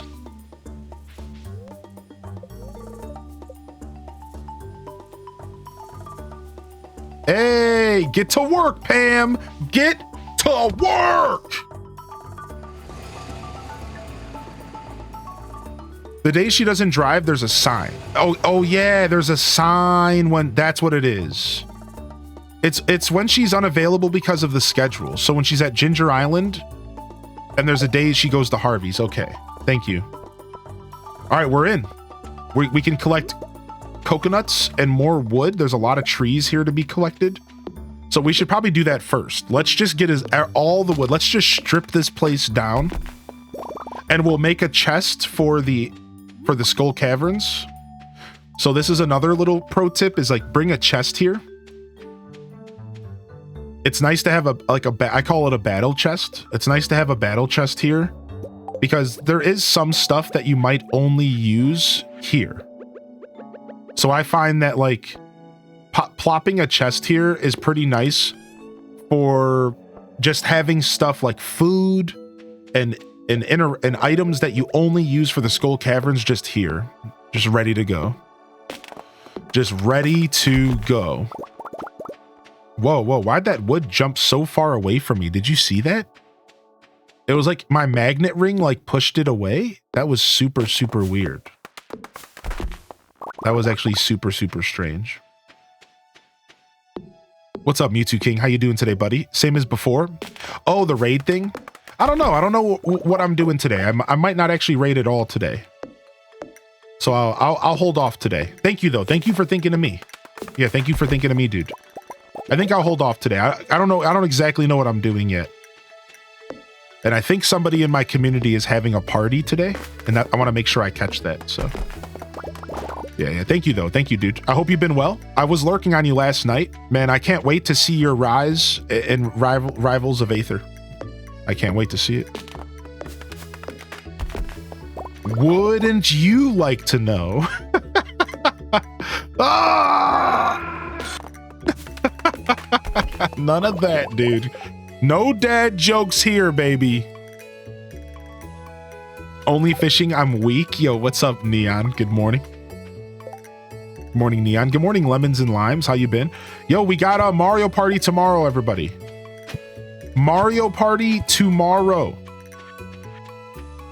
Tomorrow morning. Saturday morning, Mario Party. Saturday, Super Mario Party. Super Mario Party Saturday. There we go. Clean. Can you catch the bugs in this game? Not really. Bug catching is not a thing in Stardew. Has anyone seen the Stardew Valley concert that's going to be touring? Yes. So you can buy tickets on the 25th, this Monday coming up.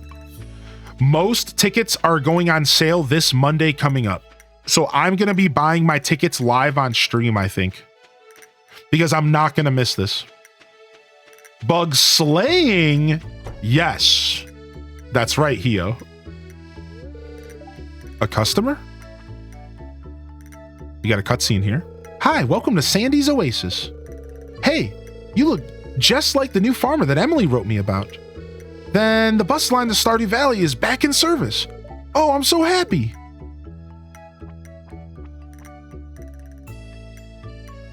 So I didn't get a chance to go last time, and I was very, very distraught about it. Not really, I'm kind of just trolling. I just really wanted to go, and it was a little bit out of reach. It was just a little bit out of reach. So now I have a new goal to strive for, because my goal is by next October, I want to be equipped with my vehicle that I've been kind of working towards. I've been working to buy a car. And I want to be able to have it all locked in so I can drive me and my partner to the Cleveland.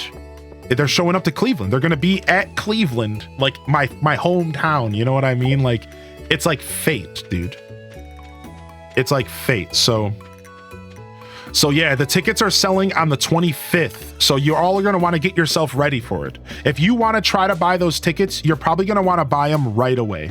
The website is StardewValleyConcert.com. StardewValleyConcert.com. All right. And once you show up to this website, you want to scroll down and it'll tell you tour dates. Right?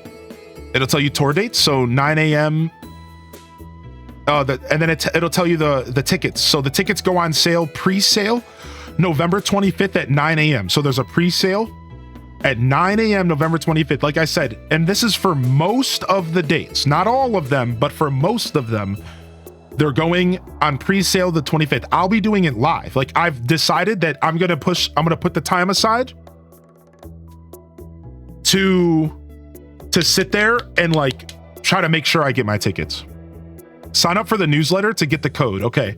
I got to sign up for a newsletter to get the code. I didn't actually know about that. So all I did is I went to the website where tickets are on sale, and it has all these different dates listed out. Like here, I'll show you really quick.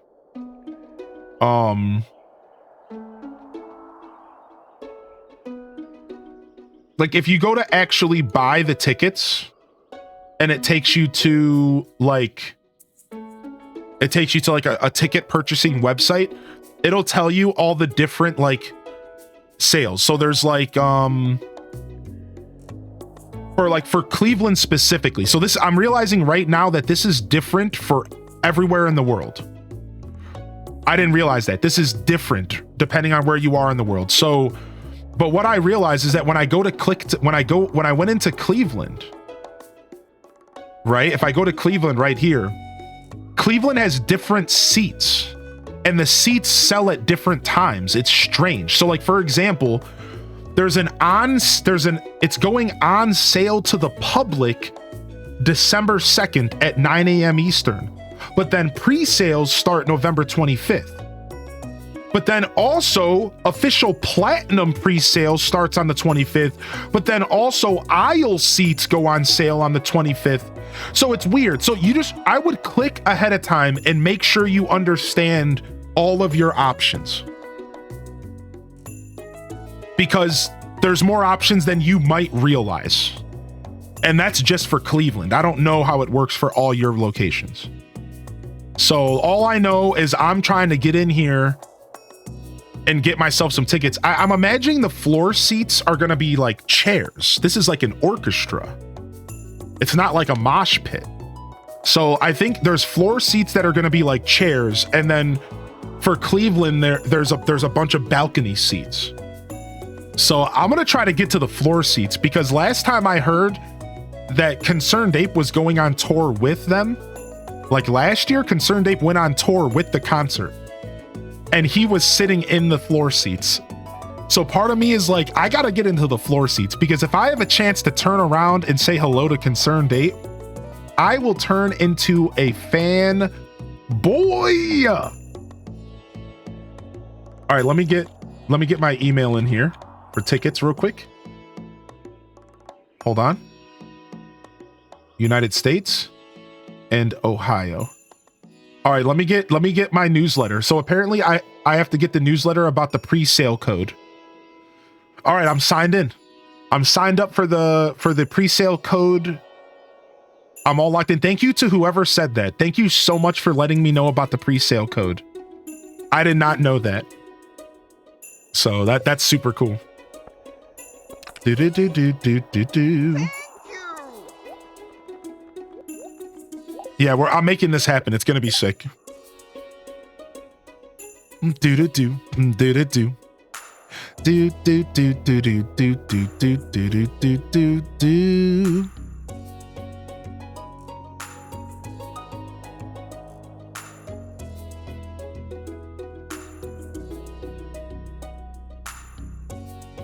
All right. I've been fussing with my beard all day, huh? I'd be like that. All right, let's put on some Mines music. And let's go into the Skull Caverns and see if we can get lucky enough to get a prismatic shard early. That'd be so sick.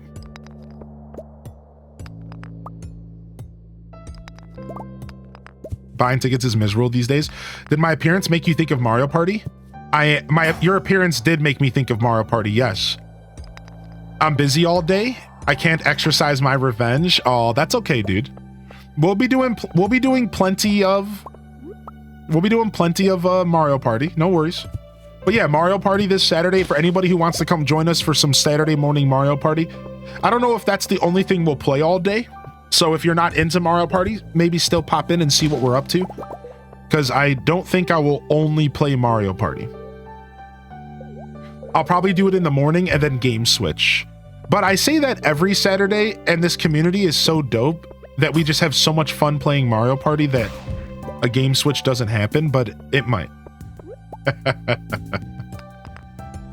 Is there a track you're looking forward to hearing the most? Probably like the fall synth song. Probably the fall synth song would be really cool, but I think I'm actually looking forward to hearing anything from the mines, specifically the volcanic mines.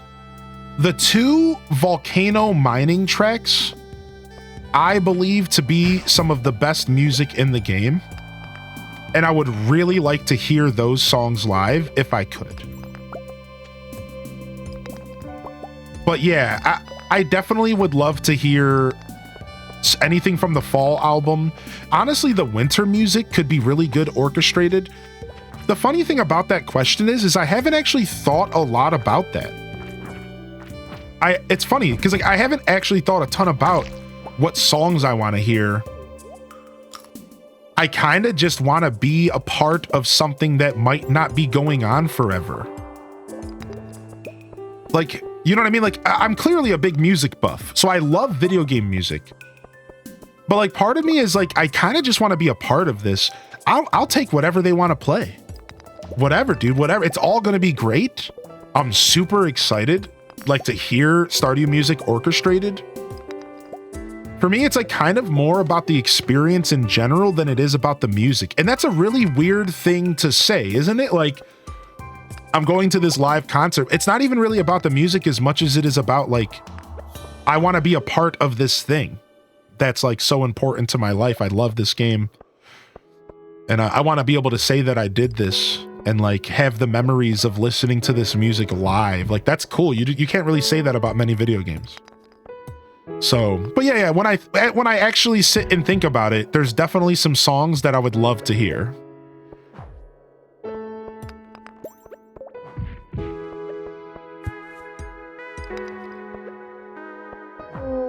Oh, did we get our third? We need one more Omni Geode and we can feed our fish. That's actually that's my goal now. My goal is to just get one more Omni Geode, please. And then we can go to the Spirits Eve festival. Do, do, do. Said by Concerned Ape, he looked so proud while he was watching it. It was cute. Yeah, you know, and in a recent interview, Concerned Ape revealed that he's been a musician first his whole life. So it makes sense, Kat. And I didn't really know that. Like, in a recent interview he did with Nintendo Life, he actually revealed that out of all of the hobbies that he did to make Stardew Valley a thing, from video game, you know, from art to music to all these things, music was the main thing. And he was always a musician first. And then, you know, then this game stuff happened. So it makes so much sense to me that he was so proud. Like, I imagine he loves this stuff, right? He gets to be a part of something, like taking his 8-bit music that he composed himself and bringing it to life this way has to be one of the most satisfying things an artist can witness. You know what I mean? Like, that's insane. Like, I couldn't imagine that. Like, I can really put myself in his shoes. I can empathize with it. And I imagine it has to be one of the coolest things you can experience as a musician, to like hear your music come to life, like specifically going from video games, right? Like, that's the thing. Like, the genre of making music in video games is so different that I imagine that transition to orchestration has to be so fulfilling for an artist. Like, that's such an interesting thing to like witness, right? That's pretty cool. Actually had some music inspiration earlier this week. Thanks for a reminder to get back into it. I like going to concerts where the music is something I enjoy. I recently went to a showing of the first How to Train Your Dragon with an orchestra playing the music, and it was great. Dude, that sounds amazing. I'd love to see Star Wars music orchestrated live. Anybody else, dude?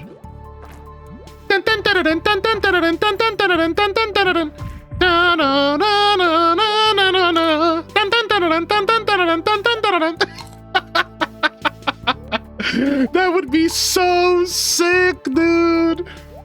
And Lord of the Rings as well.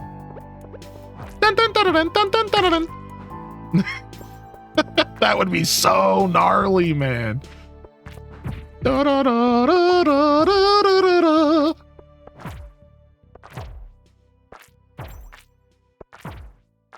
I also, this is a bit of a strange one. I want to hear Hey Arnold music orchestrated. That's right, I said it. I want to hear Hey Arnold music orchestrated. Hey Arnold has one of the sickest soundtracks in cartoon history. Don't at me. You really cannot. I'm gonna rephrase what I just said. I think Hey Arnold has the best soundtrack for a cartoon in history. Period. From every episode to the intro, everything about it. The music that played, it has the best soundtrack in cartoon music history. No cap. 100%. There's not many cartoons that can compare to what they did to that show. So it's like I would really like to hear the music from that show orchestrated. I think it would be so rad.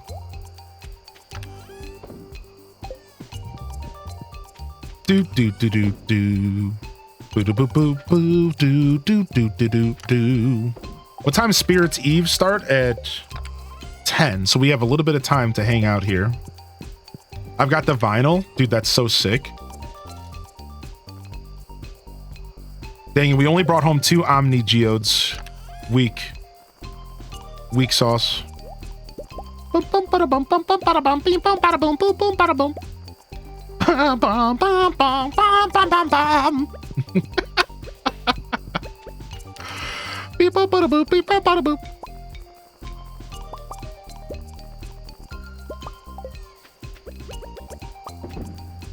Oh, and let's cook some fish up as well. Yeah, I really cannot think of a cartoon that focused on music more than Hey Arnold did. Like the way that Hey Arnold did it. Like I'm really sitting here thinking about my take. Like, is there anything that even compares? And like, there's not really, dude. There's not really. Like, I swear there's not. Like, there's plenty of great soundtracks with cartoons. I'm a cartoon buff. Like, I would know. And I don't think there's anything that really compares to like how fluently like they incorporated the music into Hey Arnold. There was even multiple like episodes that focused on music. I have one in mind with Mr. Wan, the episode of Mr. Wan that like really emphasized music. But I think there was a couple. Do do do do do do do. It's so funky. Yeah, it's the best stuff. Arnold! Arnold! Hey, Arnold! Yeah, there's a lot of jazz in it, right? All right, let's go ahead and put on the game music here. So that we can enjoy the Spirits Eve music here.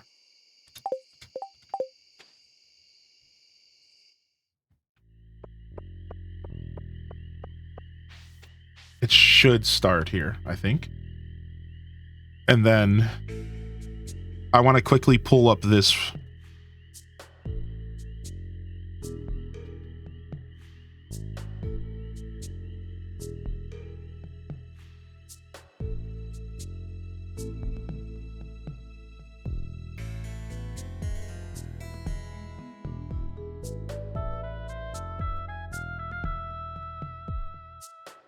I don't know if I'm gonna be able to find what I'm looking for, but maybe.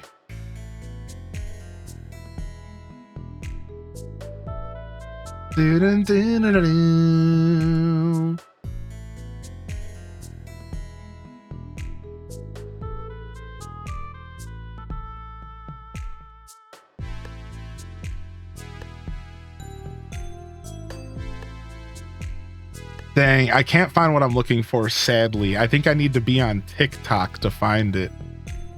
You would think that all that stuff would be on YouTube Shorts as well. That like most of those people who like found a lot of success on YouTube, like why would you TikTok, like why, you would think you would just pass that stuff off to YouTube as well. When that synth comes in, I love this song. I would like to hear this song live. How do I convince my parents to let me see the Stardew Valley concert? Tell them it's therapy. I like that, actually. I mean, are you really even lying at that point? You're not really lying, actually. You're like, not really. Hold on, give me just a second. I know I'm distracted. What? The maximum number of attempts? What do you mean? I haven't attempted once to log into this website. What are you saying, dude? Oh, you've reached the maximum number of attempts to log in. This is the first attempt. What? Screw you, man.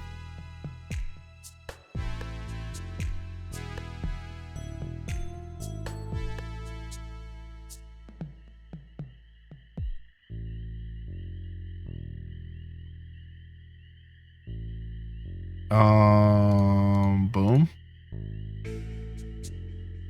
Yeah, what the heck? We don't want you on our website? Yeah, screw you, TikTok. You jerk. Oh well, I guess I can't find what I was looking for. I'll have to find it later. Yeah, wouldn't even be lying, exactly. Ooh, a rare crow for 5,000. Jack-o'-lantern recipe for 2,000. The funky rug for 4,000. Dude, I need that funky rug. All right, let's talk to everyone for free friendship points.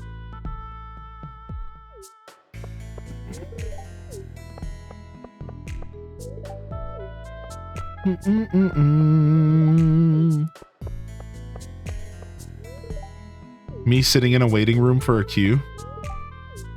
What are you waiting on, Indie Sweets? The symphony in our city does a lot of movie soundtracks and John Williams music. It's so awesome to hear live and watch the movies.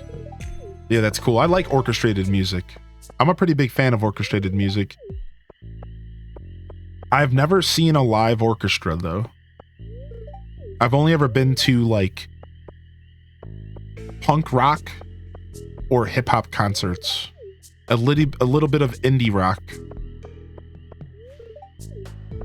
So I've never experienced like a live orchestra, because most of the hip hop that I would go to, or like most of that stuff either didn't have an orchestra with it or was so low key, like underground, that it wasn't at a point to where they would bring live orchestras. Because, you know, sometimes hip hop and rock and all that, it'll have a live orchestra with it, but not anything I've ever listened to.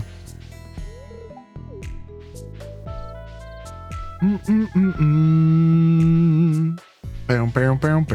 today, Hylian. Yeah, I know, dude. TikTok shut me down. If I cared enough, I could load up what I'm looking for on my phone and send it to myself on Discord, but I've lost interest. We're moving on.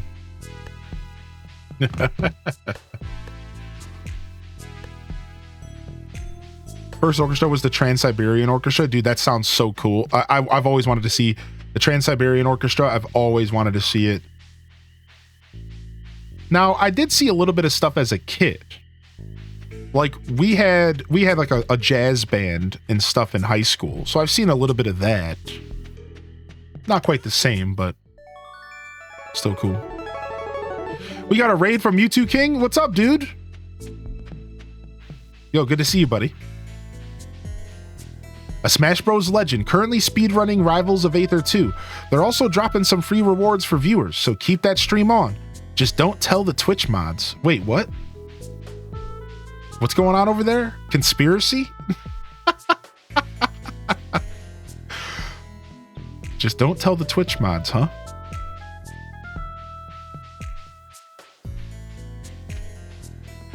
Do.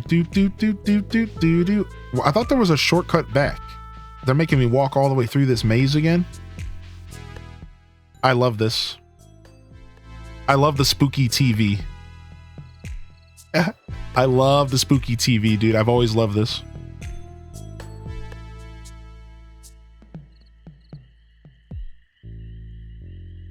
Oh, was there a mine cart I could have took? I thought there was a way to get back. They raided to come here for refuge. Yeah, I thought there was a way to come back. I just missed it. Okay. I thought so. I thought I was going crazy. I'm just happy to hear that I was right. It's okay that I had to walk out. You know, it's whatever. I don't really care. All right, I think we talked to everybody. We got our golden pumpkin that we can make a witch hat out of, or we could sell it for 5K, but we can't make money off of anything that's not fishing. So we won't be selling the pumpkin. We will maybe use it to make a witch's hat, and that's about it. Welcome in, Raiders, to my fishing-only playthrough of Stardew Valley.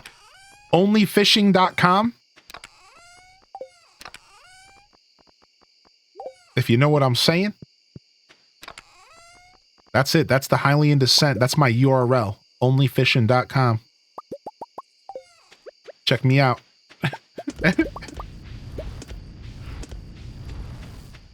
It's also a universally loved item. Ooh, now we are cooking, my friend. Now we are cooking. I forgot about that. Thank you. Thank you very much. Oh, I forgot to grab coal. Boom, boom, boom.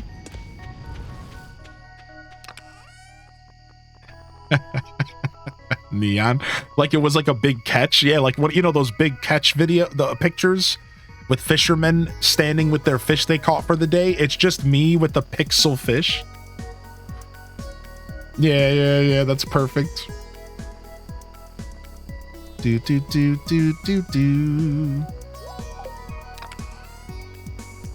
Let's get some trash going as well. Boom, boom, boom, boom, boom, boom, boom, boom, boom, boom, boom, boom. Drop all this stuff off. If I want to start a baby server for Minecraft, how would I go? How many GB should I get for 8 people? So you have a couple options. First off, you could just do a realm. A realm holds 10 people and you purchase it directly through Mahjong in Microsoft. It's like $10 a month and you guys just play Minecraft together. Now the problem with realms though is realms cannot be modified. No modding, no plugins, just raw Minecraft, baby. For up to 10 of your friends for $10 a month. I think it might even be cheaper than that. So you could just go the realm route, and realms are super easy to set up. It's just a way for you to play with your friends. Anybody can log in at any time. You don't have to be online. It's just like a regular server. The realm is just up for a month for like $10. All right. Then the other option is setting up an actual server, and that would require you to go to a server hosting website. There is ways to set up servers on your computer, but you would have to have a pretty decent computer. So if you're looking to purchase a server, which is the question you were asking, honestly, that's a kind of a loaded question because gigabytes per player can vary depending on if it's modded or not. Like if we're talking vanilla Minecraft, 8 people, you probably don't need a ton.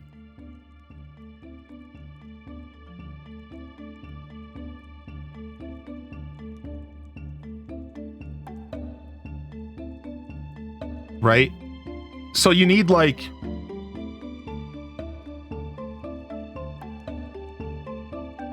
like 2 to 4 megabytes. So what they recommend right here, what's recommended here is maybe like 2 to 4 for 10 people. Maybe like 2 to 4. I'm reading here. 2 to 4 megabytes, or sorry, gigabytes for about 10 people. They say 4 is the safe play. 2 is like, it'll be okay. If you're modding, if it's going to be a fully modded experience, you probably want to go up as high as like 10, 15, 20. Because modding really changes everything. Everything.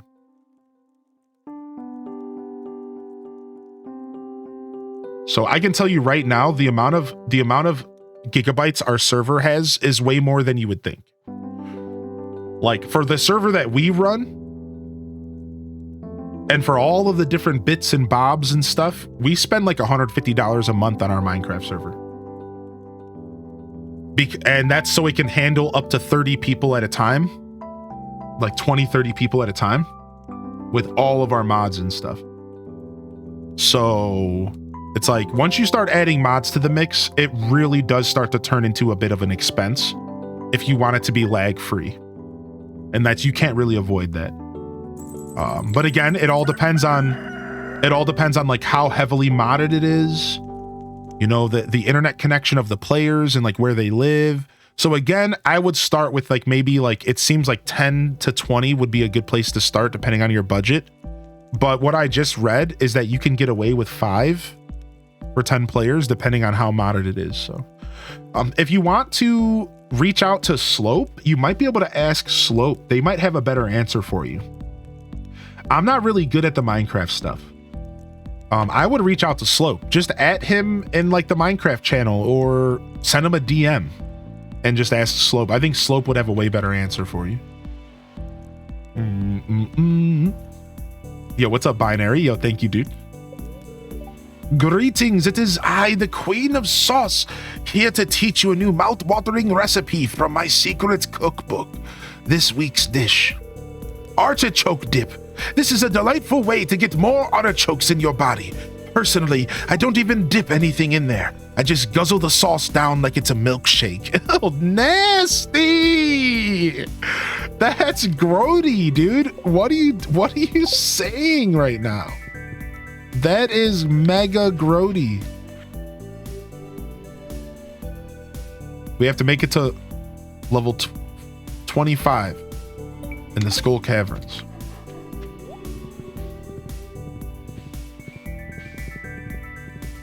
No way the dip is that good. I do it too. I mean, I love spinach artichoke dip. Like, I really do, but I prefer it with pita, and nowhere around me sells it with pita. It sucks. Like, so I haven't ordered it in so long because like nowhere around me sells it with specifically with like pita on the side. I want to dip some warm naan or pita bread in it, and like I don't want just chips like that. Just chip. I don't want just chips, especially since like usually the chips are super generic. Like, I'm good on that. It'd be a fun recipe to do. I've thought about doing it on stream. Yeah, there's a really good artichoke and spinach dip in the Stardew Valley cookbook, I'm pretty sure, that I had my eye on. Yeah, make your own. Yeah, that's what I need to do. That's a pity. Yeah, what's up, Jess? That is a pity indeed. We didn't check our luck. We keep forgetting to check our luck right now. How much stone did we bring home? We're close. We're super close to having enough stone to get another fish pond. So let's do that. Let's go back to the... Let's go check our luck. I might go back to the Skull Caverns, actually, and get some more stone and some more Omni Geodes.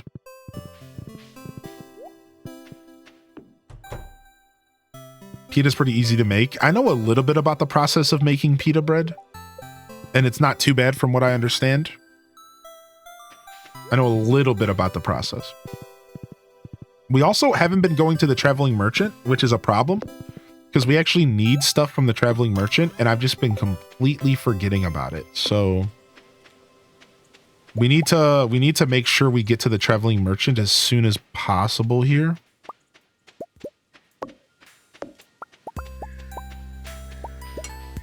Boom, boom, boom, boom. We can't craft a fish pond until she's done working on the shed. So this kind of gives us some grace. This gives us a little bit of grace so that we could do something else for now, and then we'll worry about making that tomorrow. In-game. In-game tomorrow. Oh, I don't have coal. Oops. Do. Drop this off. Drop off. Oh no, wait, we wanted to cook that. Let's grab 2 CDs here for the trash machines. We honestly really need more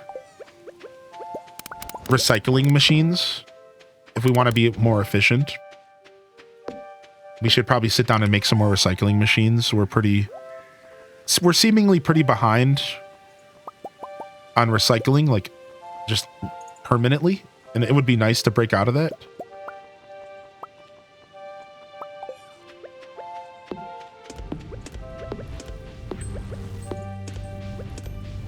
Okay, get all this stuff cooked off. We'll head over to the Skull Caverns to do some more collection. Sell this stuff off. Drop off this stone and this.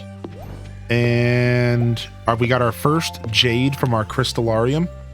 And so it begins.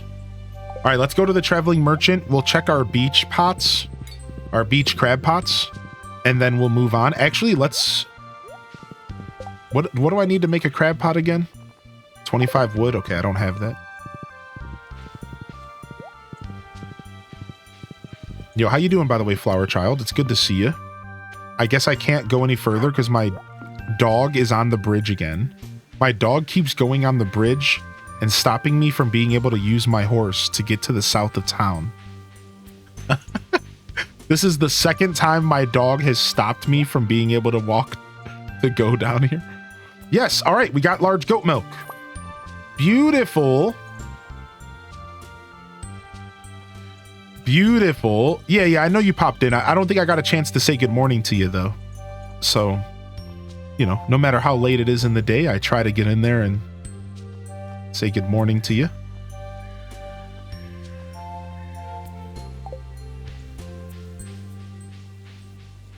I haven't seen my traveling merchant at all this summer.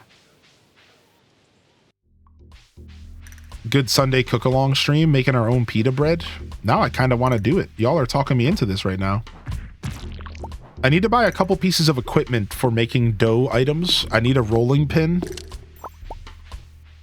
And I'd like maybe like a little mini proofing jar or something.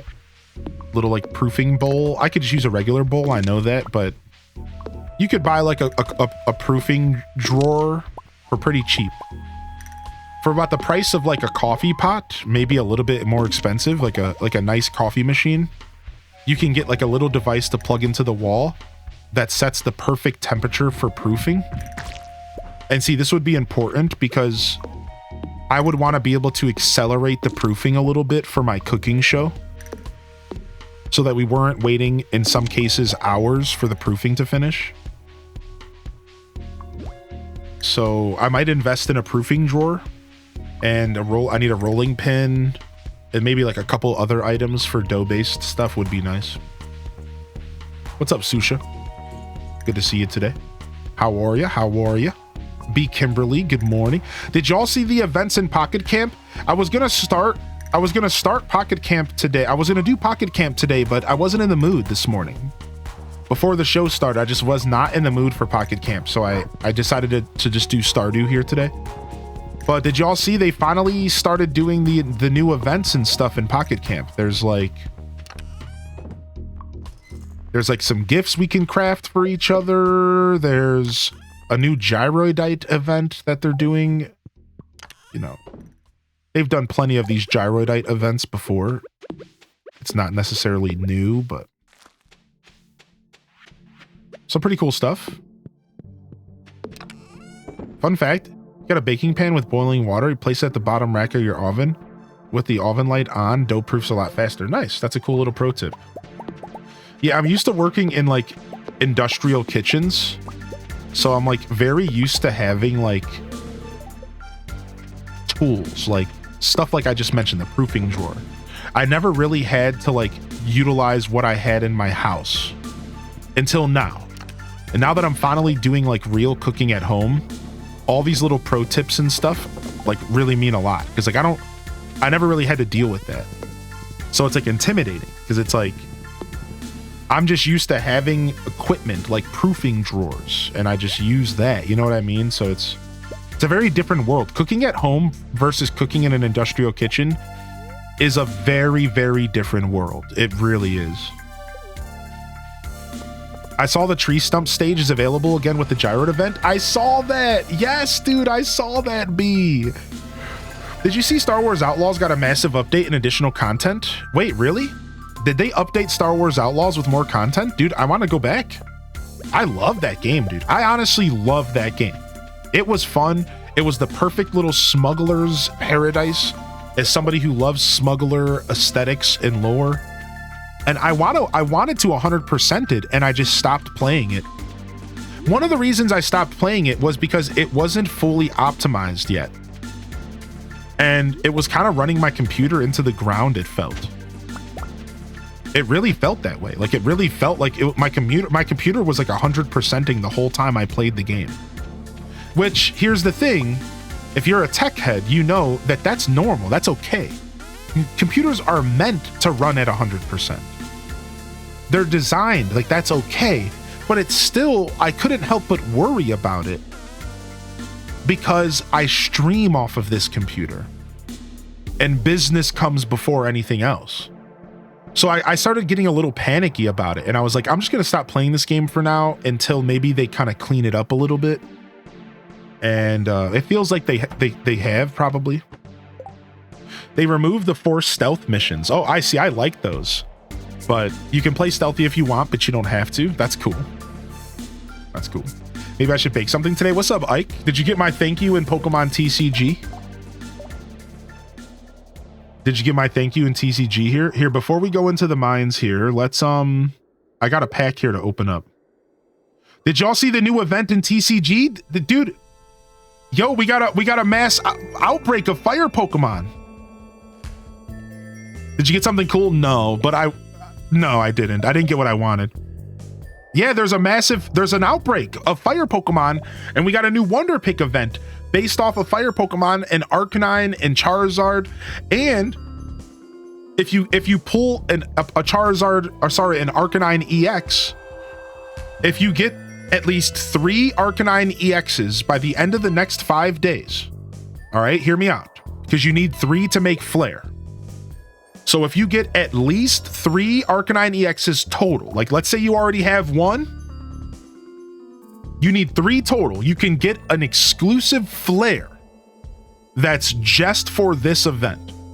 So like if that's just something for you to work towards, like if you want, you can get an exclusive Flare for the Arcanine EX. So it's pretty cool.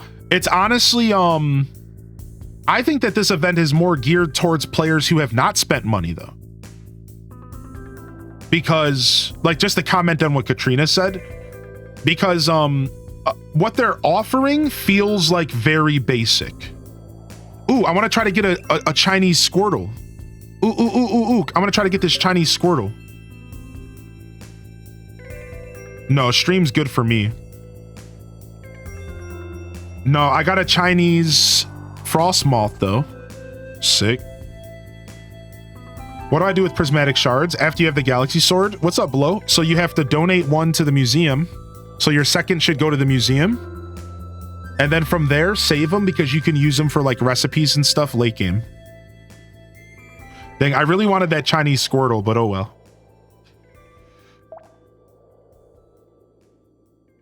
Yeah. So all I was saying, I'm not sure what you were exactly commenting on, Katrina. But either way, there's a Japanese Megaton. Ooh, I don't have any more Wonder Picks. I'm all out of Wonder Pick juice. Oh well.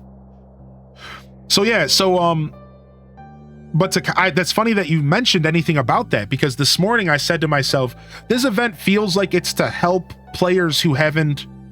Like, this event's nice for free-to-play players, because, like, for example, I just had a bonus pick with Ninetales or Rapidash for free, and I was able to maybe get one of those cards. Like, that's nice to get cards if you're not opening up extra packs outside of your daily packs.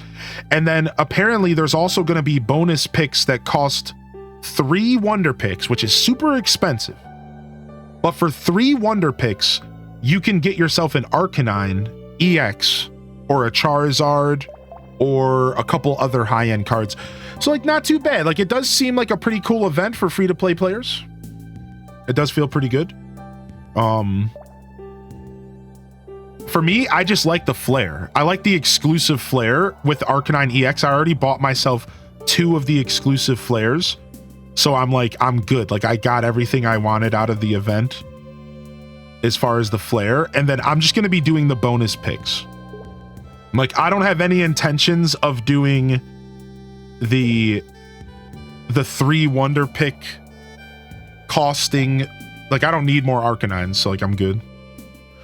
Wonder picks refresh every couple hours. Yeah, exactly, Katrina. Yeah, you're right. There is a FOMO there, right? You only have 5 days, and if you don't pull these Arcanines, you're going to want to spend money, right? Which 100% accurate. Right.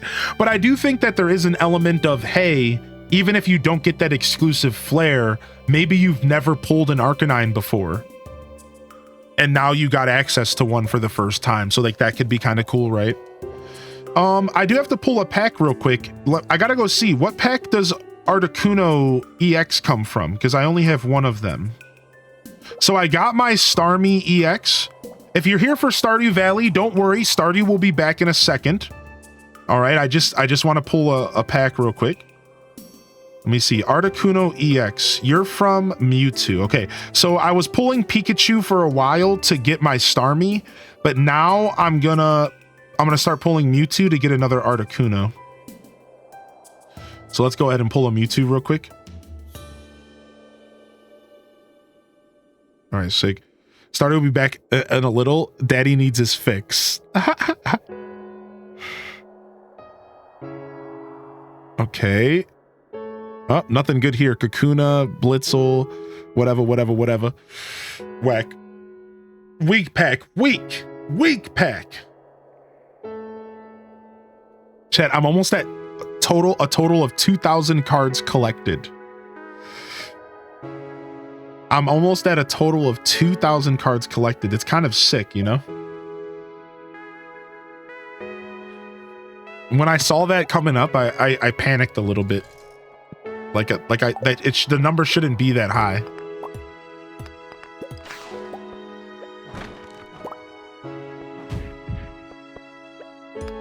What's up, Artifice?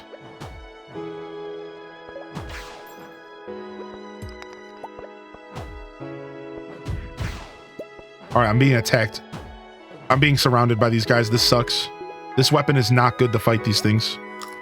Squirtle. Happy Friday. Yo, what's up, Flo Dunn?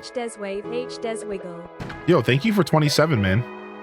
Thanks for your support. I appreciate the support coming in here.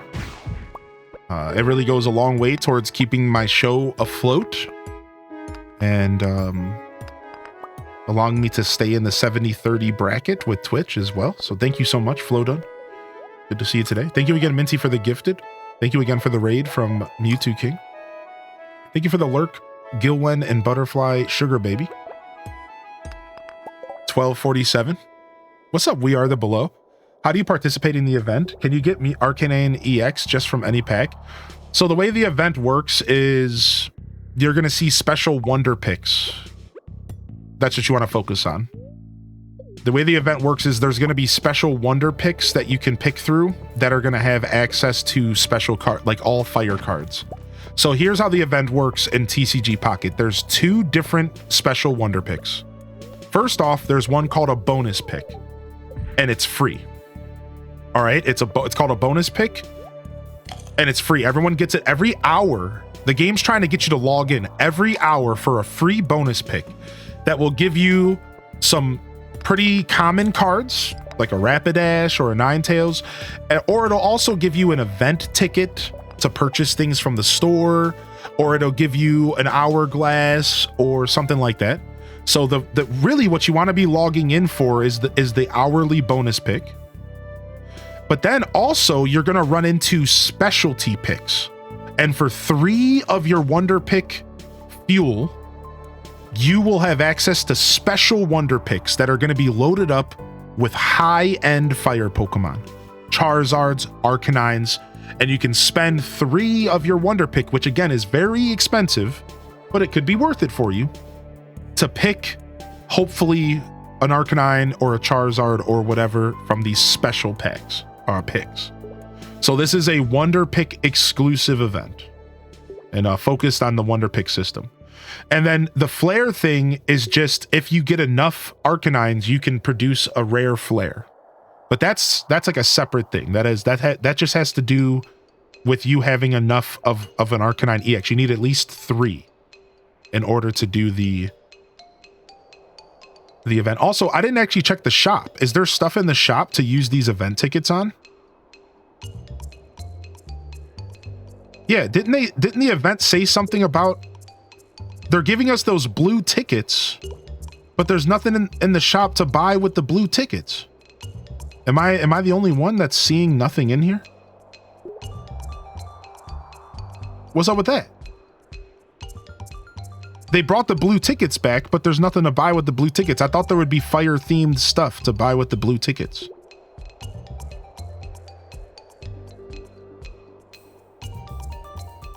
Yeah, the only shop upgrade was the Pokegold. So that's interesting. Why are they giving us those stupid blue tickets again? I hate those things. They're the plague, dude. I just pulled one. I just pulled a stupid blue ticket. I don't even have any use for it.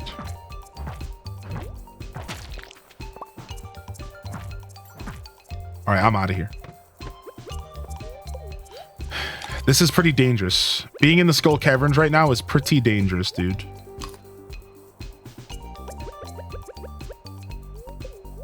Well, no, yeah. I was talking about the blue tickets, Cozy. The ones that we were getting from the Meowth. It looks like they brought the... Oh, no, they didn't. I was wrong. Okay, I'm just wrong. Never mind. I'm completely wrong. They're giving us the good tickets. The good tickies. Oh, okay, cool. I was wrong. Okay, good. We like those. Those are nice. Yeah. Those are good. That's the good stuff. You like that kind of danger? I do like the kind of danger of being here early, but it doesn't mean that it's not scary. You know? Work Wi-Fi sucks. 160p, here I come. Yo, what's up? How you doing today, Sammy Dot? Thank you for coming and hanging out. Can we get some 160p's in the chat? We know that life. We've been there. I've watched plenty of streams on 360.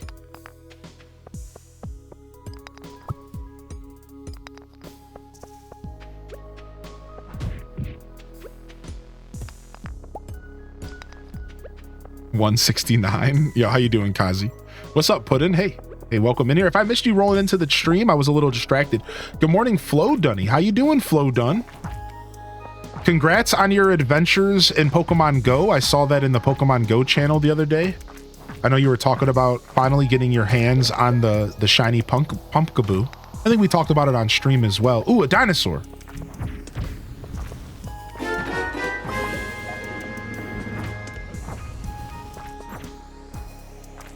H. Desway. I've been doing a little bit more Pokemon Go now that TCG is slowed down a little bit. As we say around my house, we're finally taking Woody back out of the toy box again after playing with Buzz for about a month straight. Finally, Woody's getting dusted off, aka Pokemon Go. It's finally getting dusted off out of the toy box, and I loaded it up again. I've been playing a little bit. I just ran into you in Pocket Camp. Nice. I've been going hard with Pogo with my local community lately. This weekend, Wild Area event's going to be crazy. I don't know anything about that. Wild Area event? Dang, more dinosaurs. Wow. Get FOMO with all the currency, worried that all of a sudden I'll be needing it for something I really want. Yeah, I understand that. Like, you're smart because we don't know how this game works yet, Ike, right? Like, thank you, Cushy Bear, for 11 months, by the way. How are you today, Cushy? And thank you, Flo Dunny, for 27. I did miss that. Thank you so much, Flo Dunn, for the resub as well. Actually, I did not miss it. Now that I remember, I did say something. But anyways, sometimes support deserves a second thank you. And there ain't nothing wrong with that. Or so I tell myself. However, to go back to what I was saying, I agree. See, the problem right now, Ike Fisk, is like we don't know enough about the game. So we don't know what they're going to do with these currencies. Right? Like, here's an example of something that I learned recently that I think is true. You know how you have the pack points that you get from opening up packs? Well, it's been pretty much all but confirmed that the pack points are only going to be usable on the specific set from in which you open up the packs.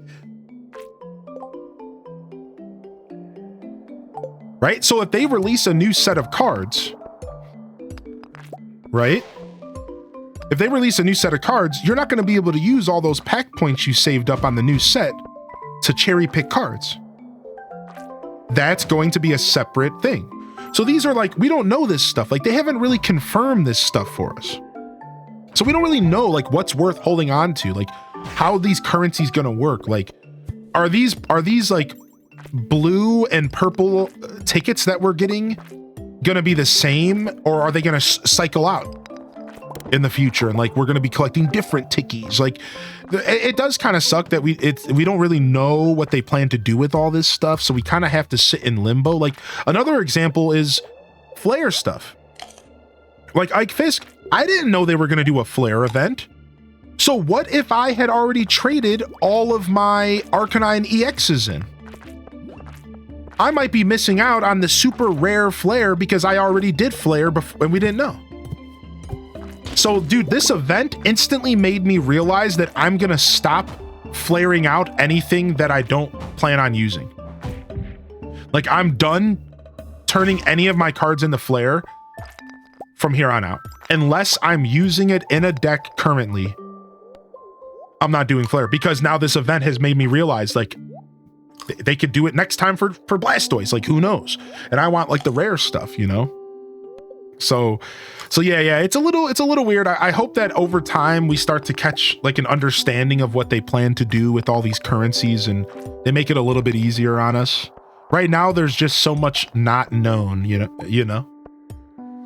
not known, I have a question about the DDV sponsor link. When I go through Steam, it only shows options for different bundles to buy. If I only want to get the DLC, it takes me to another page, and I don't know if that still counts as supporting you. The answer to that is actually yes. Yes, it does. Yeah, as long as you use the link to initiate the process, as it sounds like you were doing, then yes, you would still be supporting me. Thank you for checking in. No worries at all about that DDV stuff. If you're even just clicking the link, you're actually doing plenty. And anything else is like extra. So yeah. Thank you for checking in with me on that, Aelith, and that would be just fine. Yeah. Yo, enjoy that work lurk here, flow done. Running a half of a marathon just to try to hatch a shiny Toxel. Pocket Camp is giving tons of Gyrodoutes, which feels nice for a change. Yeah, I got like 100 just for like logging in, and it was like really nice actually. I enjoy TCG Live instead of the newer game. It uses real cards and plays it with more authenticity. Yeah, a lot of people like the live stuff. I never got into TCG Live because I wasn't that interested in getting that deep into the card game. Whereas for me, TCG Pocket is like a perfect little segue between the two. Does that make sense, Clayton? Like, I like the simplicity. I like the simple version of the game. I'm genuinely enjoying, I guess you could say, the dumbed down version of the TCG game. It's only 20 card decks. It's made specifically for the app. It's not like the real card game. And I enjoy it. I like it a lot. I think that they're doing good things for somebody like me who just wants to be casual. Right? That's what it's all about. It's just for the casuals, Clayton, I like the casual, just don't have to think too hard. I can make decks that are pretty simple.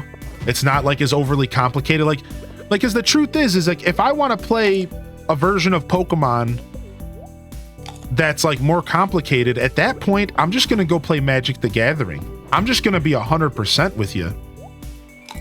If I want to play an in-depth card game, I'm going to just go play Magic the Gathering. Because that's the card game for me. That's the one that has my heart. So for me, it's like, I don't have interest really in playing like the regular version of Pokemon trading card. At that point, I just play MTG Arena. And this version of Pokemon Pocket kind of lets me do both. And that's really what it comes down to. It's like, now I can kind of do both. I can still keep my MTG stuff going on the side while also, you know, potentially enjoying Pokemon stuff as well.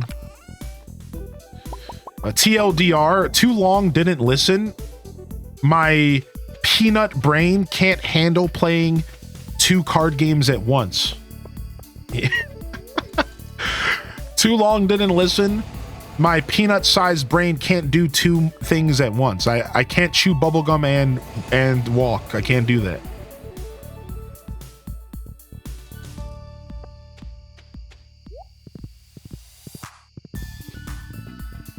You finally married Alex. Nice. What's up, Eat Your Booty? Welcome back, dude. Good to see you back in here. Feels good to finally be back here playing some Stardew. I took a couple day break from it because we had a little mini vacation and whatnot. It feels good to be back. Feels good to be back. Yeah, too long, didn't listen. That's my new thing because I get on rants and then the rants stretch out sometimes and branch off in different directions. And then sometimes I lose the point. So I like to do a too long, didn't listen wrap up of my rants and be like, so for those that fell through the cracks, this is what I was actually talking about. If I lost your attention, this is what I really was talking about. You're welcome.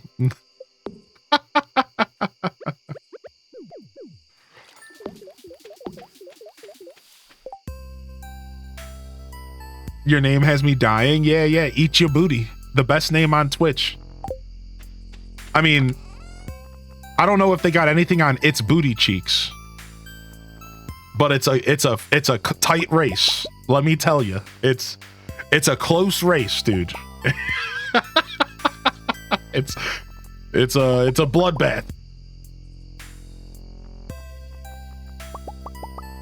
Same person? No way. Wouldn't that be insane?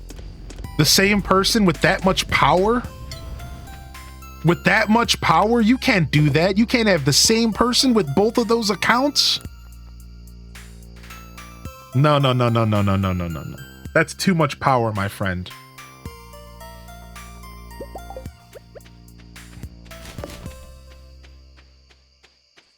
I have to defeat that type of guy in Final Fantasy 17. Ninja. We got our first Iridium bar, chat. We got our first Iridium bar. They posted an announcement in Animal Crossing Pocket Camp about a bug in the current event, and they're giving us 100 tickets and 200 gyroids. What? Dude, can I log in and get it right now, or do I have to wait?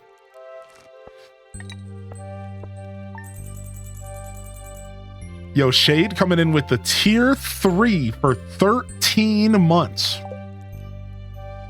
Shade. Thank you. The 25th, they'll disperse that stuff? Okay, cool. All right, we made it to a new season. It's winter, everybody. We finally made it to in-game winter. Winter year 1 has been locked in. Let's take this opportunity to real quick to do a sound off here this morning. So if you haven't been here for a sound off before, but you'd like to participate, it's just a way for me to connect with the community that I may have missed rolling into the stream. So what a sound off is drop a hello in the chat if you haven't gotten a good morning, or if you would like a personal good morning from me, jump in. Good afternoon, happy time zone.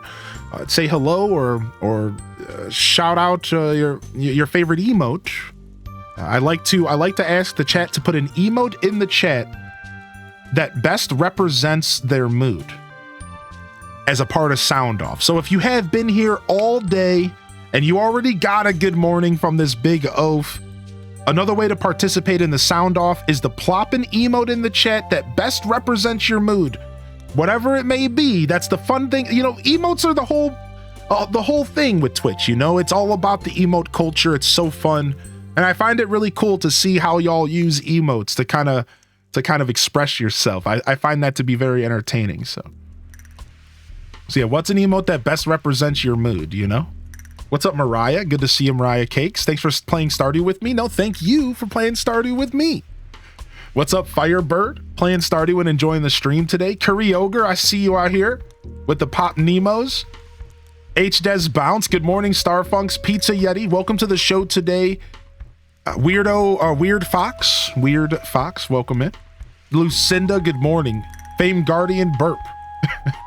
Butterfly Sugar Baby getting the waves in the chat. Susha Lucia, congrats on the community center completion. Ginger King with the steer, the Monka steer emote. I see some bone zones and some Bulba dances. I see some sour pleases. Big stretch. Yeah, we're going to be stretching and tinkling. That's exactly where we're going right now. Yo, Char Bear, thank you so much for popping in. Enjoy your lurk. Big shout outs to all the lurkers. We couldn't do this without you, baby. You are the unsung heroes of Twitch. Yo, Keyblader with the H-Des Ruffles. Neo getting Daz a cozy. We love to see that. Belladonna, happy Friday. Oodle Doodle. Payamon is so accurate for that. Payamon's hungry. That's a cute emote. Yo, thanks for the lurk, Odd Topsy. Dude, what is this emote? The miss? You missed? That's actually so sick. Miss. Yo, Rhynot, good morning. Yo, Charmed, I'm sure. Good morning to you. Shaylin as well. And Ham Labs with the beautiful work lurk today. Good to see you in here, Ham Labs. Hope you're feeling good. Shade, thank you again for the tier 3 and welcome in. All right, we're gonna stand up real quick and just do a tinkle break. All right, just nothing too crazy. Just a super quick tinkle break here. I'll be right back momentarily. And my breaks aren't long at all. So this is not a break, more than just a stretch and a tinkle. So put some love into it, and I'll be right back. Give me 2 seconds, and we can get back into some more fishing.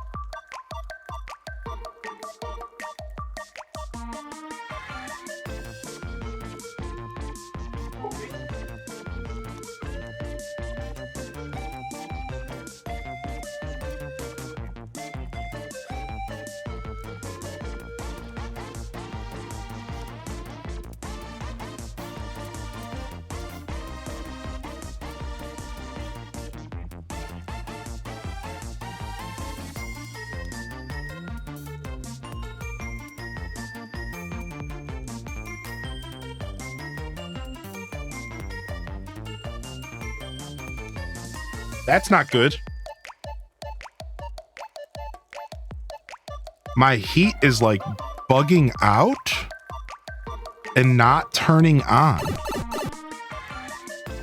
And like it goes to turn on and the circuit breaker pops. Like I was sitting there tinkling and I just kept hearing it. It would try to turn on and it would like ramp up and you would hear the air start blowing and then it would stop. And then you would hear the breaker box click. And then it did it again and then again and then it did it like 6 times in a row until I turned it off. That's not good at all. That's not normal. That is definitely not good.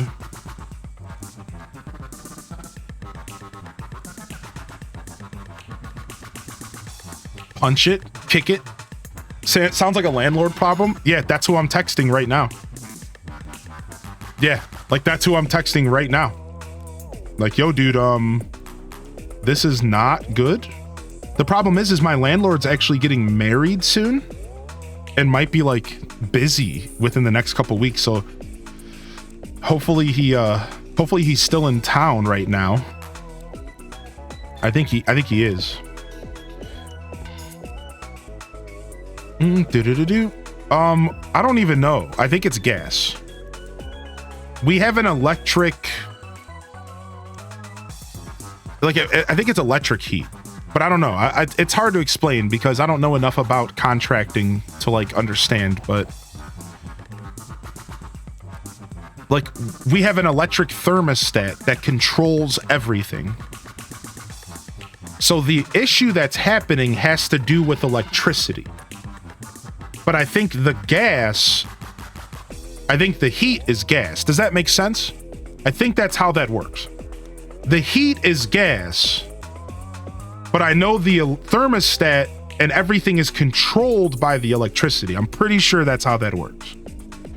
So yeah, because I know we pay gas. We have like a gas bill we have to pay that includes our heat. So I know that much. So I think the issue is the thermostat, though. The issue isn't the actual furnace. The furnace is probably fine. It's probably the thermostat that's struggling right now. I might just have to replace the battery in it. A lot of times it's the battery in the thermostat that goes bad. So it could be the battery. I don't know. It sounds like a short circuit, yeah. Anyways, I'm back. Thank you everyone for your patience. How we feeling here? Beautiful sound off, by the way. Welcome in, Video Bug. Yeah, beautiful sound off, by the way.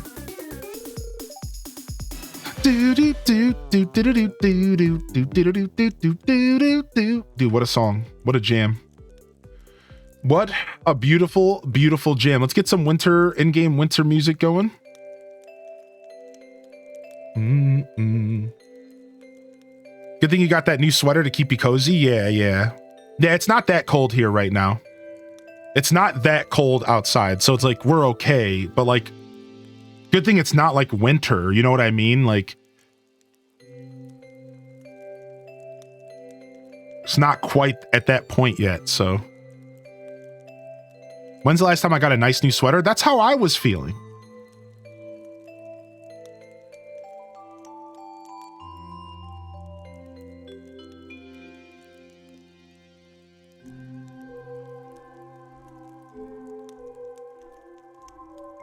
Yeah, that's how I was feeling with that's how I was feeling with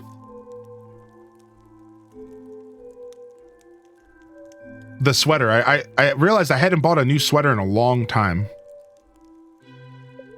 Welcome to Living Off the Land. We're back again with another tip for y'all. Now listen up. Winter, speaking of, a time when all the world goes quiet. Now's a great time to do some mining, fishing, or gathering. Upgrade your tools in preparation for a productive spring, or get your local carpenter to build you something on your farm. Stock up on resources, upgrade, and prepare for next year. Sounds good, buddy. We got good spirit humor. We might be going back to the Skull Caverns. Might be going back to the Scully Caverns. We're just gonna keep going until we get a prismatic shard. Unlocking the quarry.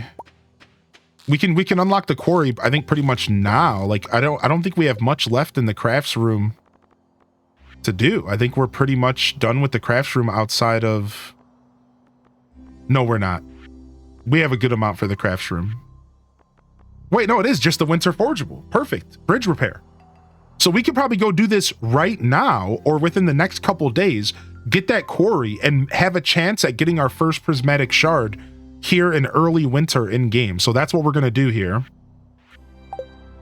Very nice. Very nice. So let's go foraging and get ourselves some winter forageables. We can up our wood reserves. Our wood is definitely low again. And we got to fix that. We got to keep up on the wood reserves. Ooh, nice. Some mystery boxes. We like to see that. Give me some of that. Give me some of that mystery in my life, you know? Some mystery boxes. We also need to go to the beach and get some nautilus shells for our sturgeon pond up here. Oh, and our shed's done. Hey! Let's grab all this stuff and let's start grabbing the jars that aren't currently processing anything. And we'll also grab all of our charcoal kilns. Now, I think we're going to keep the charcoal kilns in the oven out here, because this is the kind of stuff that we want to have going very... Actually, we're going to put this stuff in our house, I think. No, this is a good setup. I used to put this stuff in my house so I could do it before bed in game, but this is actually a good setup. We got a good setup going here. So I'll put this on the other side.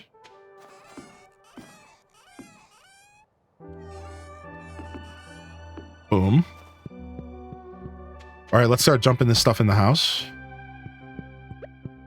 You have 256 hourglasses. I might do a 10-pack on Thanksgiving. I commend your ability to save that stuff up. Anybody else, are you able to save your hourglasses like that? Dude, I can't save them. I pretty much use my hourglasses every day. Like, no joke. Like, no joke at all. I use my hourglasses pretty much every opportunity I can. Like, as soon as it's like 4 hours remaining till your next pack, I'm in there like, woohoo, give me that pack. Like, I ruin my stuff every day, dude.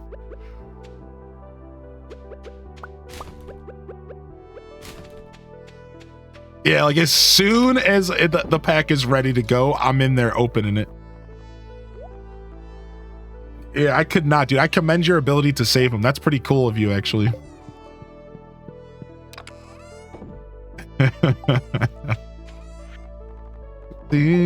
Like, I got 4 hourglasses right now, and they're already burning a hole in my pocket, and it's just 4 of them, and I'm over here champing at the bit, like, 4 hourglasses? Like, I just gotta wait till the 4-hour mark?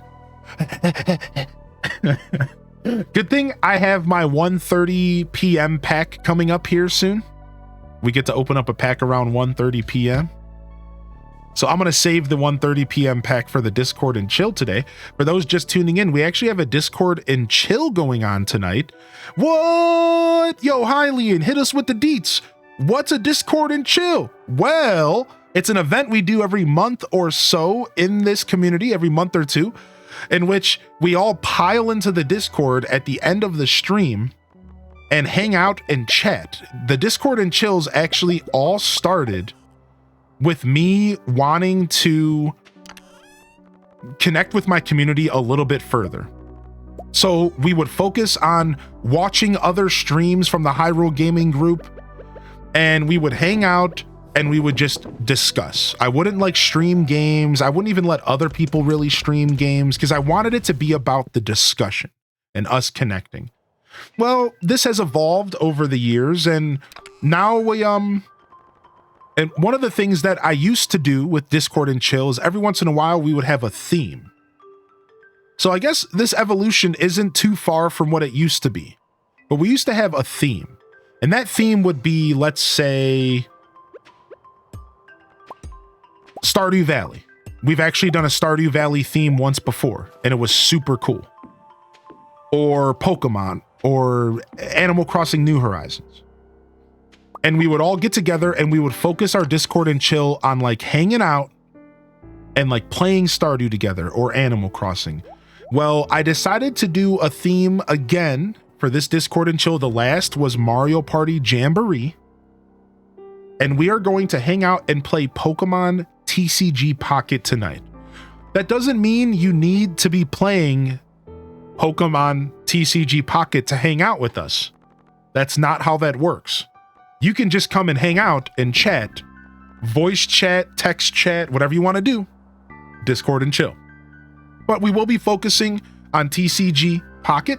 We're going to do some duels. I'm going to go through a little bit of deck building, and we're going to share our thoughts on, you know, our deck building skills and maybe our favorite decks. Well, if we have enough people, maybe even do a little tournament. I'm thinking we might even do a little tournament, like a little in-house cute tournament if we have enough people. It could be really fun, like a non-EX, I think, non-EX tournament. So that should be a lot of fun. So join us tonight. That'll be at the end of the stream. So whenever the stream ends and I'm ready to wrap it up, I'm just going to jump into the Discord and we're going to start chilling. So if you want to join us, you're welcome to. You enjoy your nap, foe?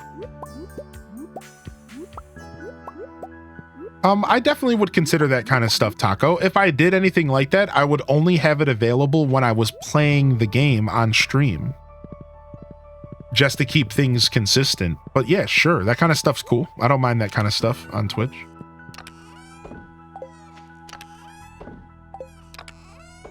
And yeah, that's what tonight's kind of about as well, is like a similar vibe to what you just mentioned. Like, I'll gladly sit down and rate decks and stuff tonight as well. So honestly, on the subject of us doing things like that, Taco, honestly, one of the things that I'm really interested in doing as far as like streaming the game on the channel is using your decks, because I have enough cards to potentially build a lot of the decks that you have all built, and doing like a series of battles with them live so that you could see how I use them. Like, I might do some of that tonight, because again, I don't know how many people are actually going to be wanting to play TCG tonight. So I had some ideas for backup plans, you know, in case things are a little quiet. And I might be using the community's decks, and I'll do like a round of like 5 matches or something, and just kind of showcase how I interact with the game, and like give you feedback on how your deck functions from somebody who, you know, is considered pretty decent, you know, self-proclaimed TCG expert, specifically trading card games in general, not even just Pokemon. So yeah, you could see some of that as well. That's one of the things I like about having so many cards in the game, is because I have the luxury of doing stuff like that. I pretty much have like I could probably build most decks. There's a couple that I don't have access to. Like, for example, I don't have 2 Articuno EXs. I don't have 2 Moltres EXs. So I'm still limited. I don't have it all, but I definitely have a good amount of stuff to work with. I may have to lurk because I'm on PT time, and I work until about 5:30 p.m. your time. That sounds like a work lurk, but you're welcome to come and work lurk in the Discord. Again, it's the same vibe. It's going to be a lot of chatting and stuff. We even have a quiet room, but you're totally welcome to come and just relax with us. You don't have to focus on gaming or anything. So yo, what's up, Mr. Nintendo? How you doing, bud? Do do do do do do do.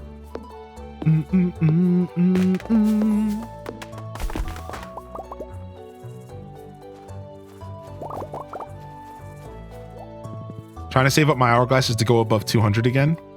Crossing my fingers to wait and see if I got something poggers. That's so cool that y'all are able to save your hourglasses. That's so cool, dude. What's up, OZ? How you doing, Oz? What's up, Patry Payton? Welcome to the show today, Patry, as well. What time tonight? It'll be when the show ends. I don't have an exact time because I don't like to give myself a limitation on how long I stream. So it'll just be when the show ends. I usually try to get Discord and chill started around 2 or 3 p.m. my time. So I think your EST as well, Pixie. To give you like just at least something to work with, I usually try to get it started around 2 or 3 p.m. my time. I don't like to start it too much later than that, because then my day just gets later and later and longer and longer. And I would like to relax a little bit and watch some Great British Bake Off tonight. So yeah, I'm thinking like 2 or 3 p.m. But I just never go into it with a plan like that. I'm a pretty free-form guy, as most of you know.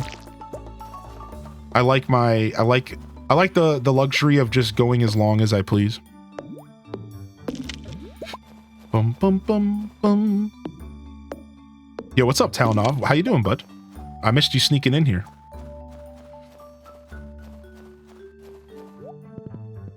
And then once we're in the Discord, I'll be there for like 4 hours or so. I try to treat the Discords and chills the same way with the same respect that I give my streams, which is like a 4-hour minimum, so that you have time to get off of work and pop in, maybe say hello. So I'll try to be around for about 4 hours today in the Discord. I'm a saver. Yeah, I definitely spend my my hourglass is pretty frivolously. The same thing with my wonder picks. And I've only regretted it a couple times. The wonder picks I try to save more because you never know when you're going to run into that god pack wonder pick. Could you imagine running into a god pack wonder pick with like 3+ good things? Like, it doesn't even have to be an actual god pack. Like, it could be like 3+ things that you really could use. So you want to have those wonder pick points saved up for that, right? I try really hard to save them.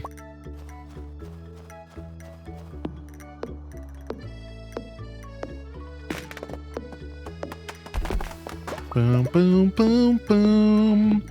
Would anybody know if you're automatically muted when you join voice channels?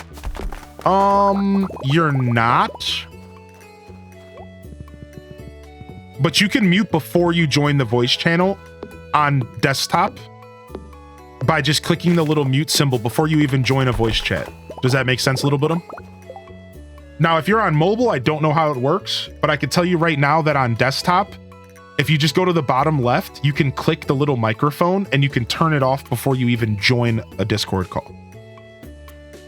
Now, I don't know how it works on mobile. I'd have to look at it for you, but you can do that on mobile as well. Okay, cool. So just go look for the little microphone symbol next to your name on mobile and just click it ahead of time and you'll be good. Also, just keep in mind that like us moderators can server mute people. So like if there's ever an issue, we can mute you and we will. And I mean that with all the love possible. But like if you have a little bit too much background noise and we're hearing like your TV coming through the microphone or like people around you talking, I'm probably going to server mute you because like that's really hard to talk over. And so it's like, no offense, but I'll probably mute you, tell you that you're muted, and then have you let me know when you're ready to be unmuted. Like just for the luxury of everybody's ears and for us to be able to actually have a conversation. It can be really tough to have a conversation with an open mic that has like sounds coming through it. I do encourage people to use push to talk. Push to talk is king in that regard. Do you know the little white box in the corner of the deck in Wonder Picks? That means you already have it. Yes, that's exactly what that means. Yep. That means that you've already collected it. So you either can choose like to get a double, like it, you can actually go one step further and you can even click on the card before you choose the Wonder Pick to see how many you have. So like if you click on the Wonder Pick, it'll bring up a screen where you can hold and click the card and you can see how many you own. You can even go one step further if you want.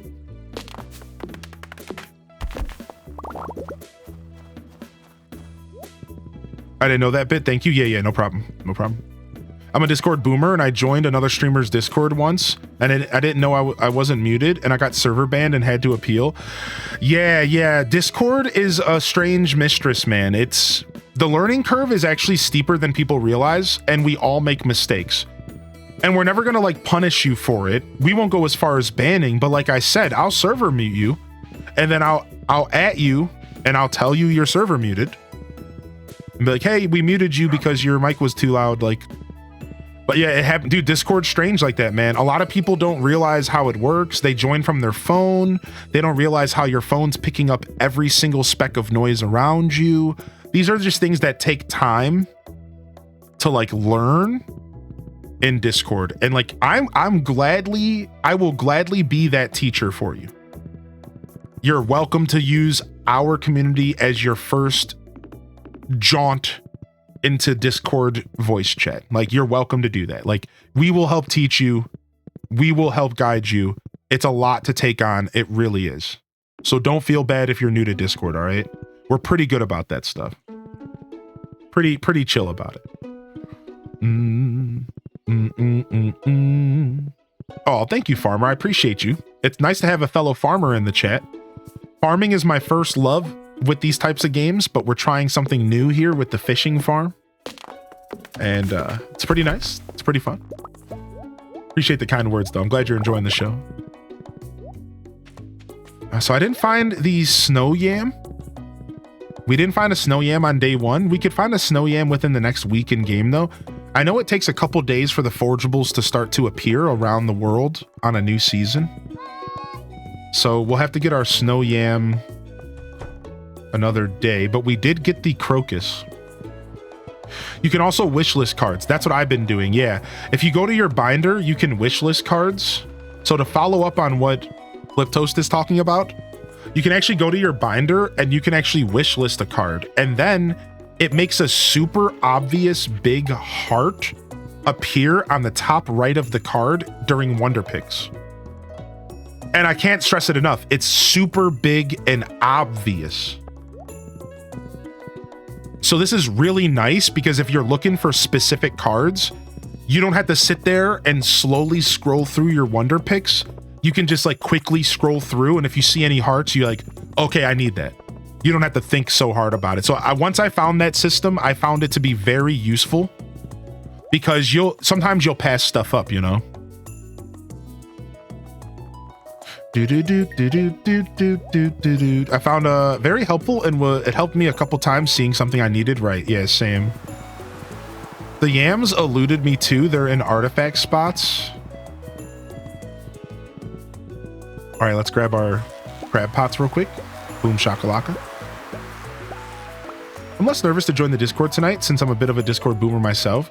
Yeah, join us. Like I said, you don't even have to voice chat. I like to stress this because I think people don't realize that, honestly, Discord culture has grown pretty strongly in the direction of letting people no mic chat. Like when I first started using Discord, no mic chat wasn't really a thing. It was, but it wasn't. Like people would join Discord voice chats and just listen and type, but it wasn't like people weren't always so comfortable with it. Whereas now it's very normal to hang out in a voice chat and just listen and type. And you never even have to open up a microphone, or you never even have to turn a microphone on.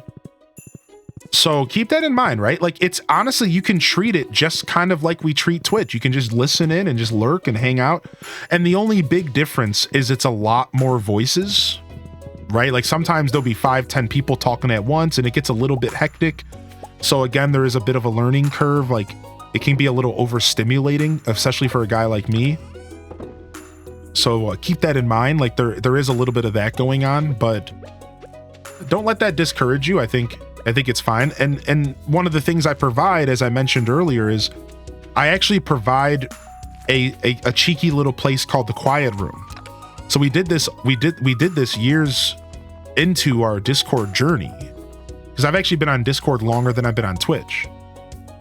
And we started providing, we call it the Quiet Room. So if you are somebody who gets overstimulated, you can just go duck into the Quiet Room and kind of chill out a little bit. Maybe somebody might even join you, right? Sometimes people will follow you in there and then we'll just all kind of hang out. The Quiet Room's limited to only like 4 people at a time. So it's like just a way more cozy environment. So if that sounds like you even have access to what we call the Quiet Room as well. Still get that social activity, but not have, 10, 15, 20 people contending over who's talking. Like Discord gets a little wild, right? Like I'm sure y'all know what I'm talking about if you're a Discord user. It gets a little wild, right? Like it gets like sometimes you got 3 people trying to talk at once and we're talking over each other and it's like, because there ain't no body language. That's the thing. There's no body language to like see, okay, this person's looking to share something. You kind of just have to butt in and just make it work, right? So all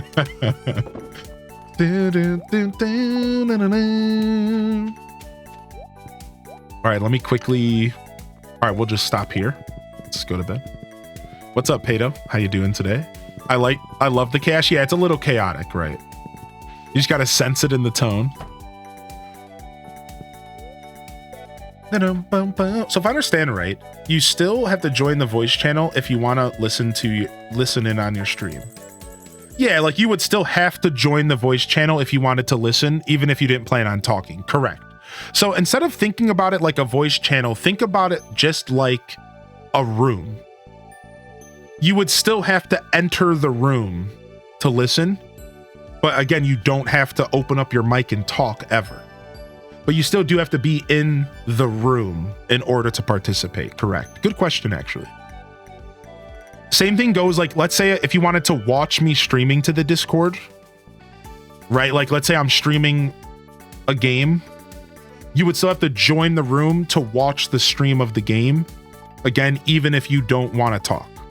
So there is kind of a trade-off, right?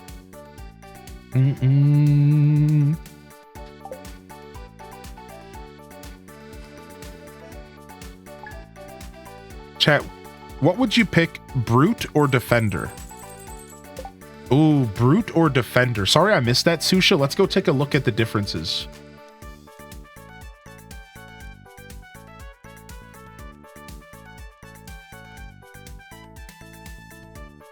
Stardew Valley Wiki is not working. Is the internet dying? Okay, we're in. So let's see here. Brute is deal 15% more damage and Defender is plus 25 HP. They both honestly have really good uses. 15% damage is nothing to scoff at. Think about it this way. If you do 100 damage, you're doing 15 more. So once you get to the points where you have a Galaxy Sword and you're doing 300 damage, I mean, you're getting an extra 30 to 50 damage on top, right? So that's really nice, but I honestly think Defender should not be overlooked because sometimes that 25 HP could be the difference between you dying in the mines and not. So I guess I usually go for Brute because I like the damage. But I ask you, if you struggle a little bit with the Skull Caverns, if you feel like you get a little overwhelmed with the Skull Caverns, and sometimes you find yourself struggling in there, I say go for Defender. Does that make sense? That's my answer, Susha. Go for Defender if you find yourself struggling in the mines. But if you think you're okay, go for Brute. I usually go Brute, but I also know this game really well, so I don't struggle as much, right? I picked Defender. Yeah, that's my take on it. What's up, Rhythm? Good to see you, dude. I was lurking on you just last night, actually. Gonna give the new Zelda a try, so I'll be lurking. Dude, nice. Enjoy some Echoes of Wisdom, buddy. Yeah, hope you had a good show yesterday. I did some rounds on Twitch yesterday, but I only talked in about 2 streams. I wasn't feeling so social, but I did lurk on a bunch of y'all. I lurked on Taco. I said hi to Taco and I lurked. I popped over to Artifice Nations. We chatted for a second about PoE. And then I lurked on about 3 or 4 of y'all yesterday. It was nice. What's up, Ryan Perp?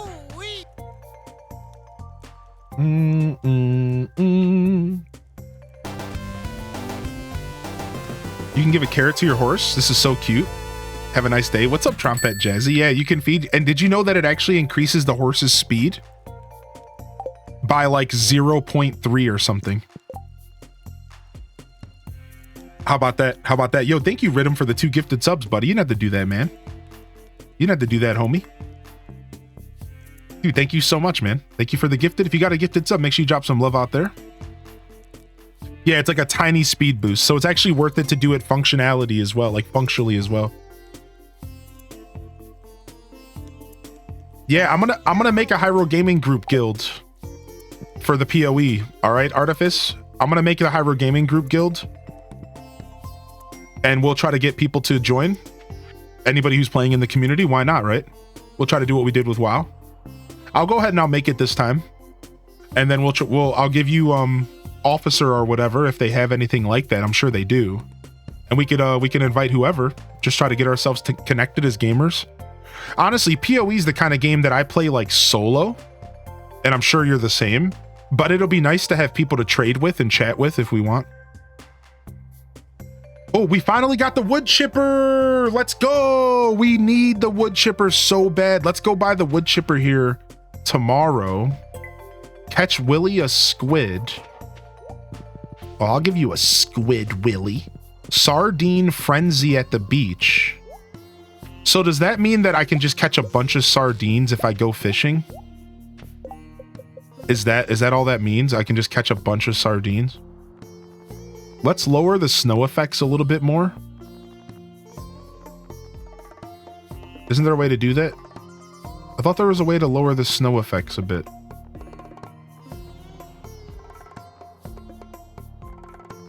Am I thinking PC? Is that a PC thing? Guess that's a PC thing. Wow, I didn't realize that was only a PC thing. Strange. I thought I for sure could lower it on Switch. I guess not. Well, rip to my bitrate, I guess. You guys ready for some 160p here?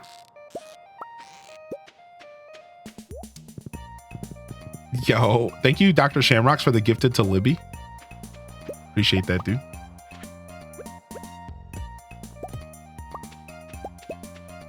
I'm gonna want to play Stardew Valley this weekend, but I'm on call for the first time, and I'm not sure how that's gonna work. Yeah, I mean, Stardew's a bit of a rough game for on call, right? Due to the nature of not being able to save. I could see that being a bit of a rough one. I would say try to enjoy yourself. Try not to let it hold you back from enjoying yourself. I think that's what matters the most, right?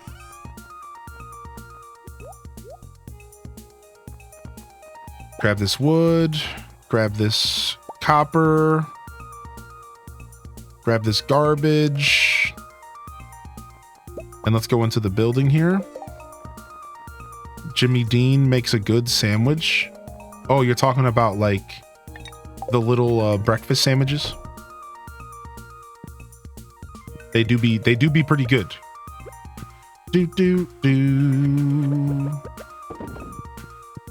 The real question is, though, the real thing that I wonder about Jimmy Dean, and like, you know, I've wondered this for like a real long time. Like, one of the things I really am so curious about the Jimmy Dean brand of breakfast assortments. Is there, by any chance, do they make an empanada version? Empanada by Jimmy Dean's. Dude, I waited so long for the buildup of the song. I was sitting here like, hurry it up. I was stretching this out.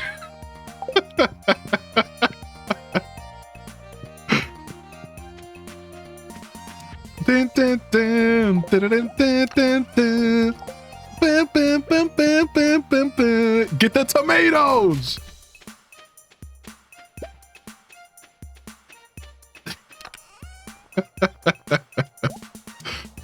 Oh, oy vey. Oh, we need 10 of these, 2 of these. Get this locked in, sell this. We didn't check our luck. Oh, let me grab some fire quartz. 1, 2, 3. Get those fire quartz going in our fish pond. Beautiful. Fish pond is going well. Let's go grab our jade here. And let me go check my luck real quick. We got to remember to start checking our luck. And we got to go looking for another snow yam. It's another snow yam kind of day. We'll find one. What's up, Link? What's up, Goro? Apologies for complaining. You're fine, dude. Every once in a while, a little complaint goes a long way. Are you talking about the $1 discount that they're offering to some people? Twitch is doing an experiment right now where some people are getting $1 off a subscription or something like that. Amazing stream title. Thank you, Leftover Lizard. Thank you. Somebody else came in earlier with complimenting it as well. Thank you, chat. You bunch of cuties. You make me feel way more of an interesting person than I believe that I actually am. Thank you. Discounted only for 5 gifted subs, not just one, Sedge. Basically what subs used to cost. Yeah, it's strangely enough. I guess I didn't think about that. Nice, we got our Nautilus shell. Now just for the snow yam. What do we need? We need a snow yam and something else, right?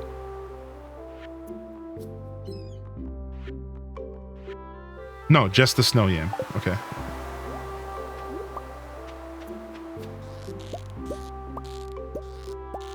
$5+ get a discount. Back to 2020 pre-2024 pricing.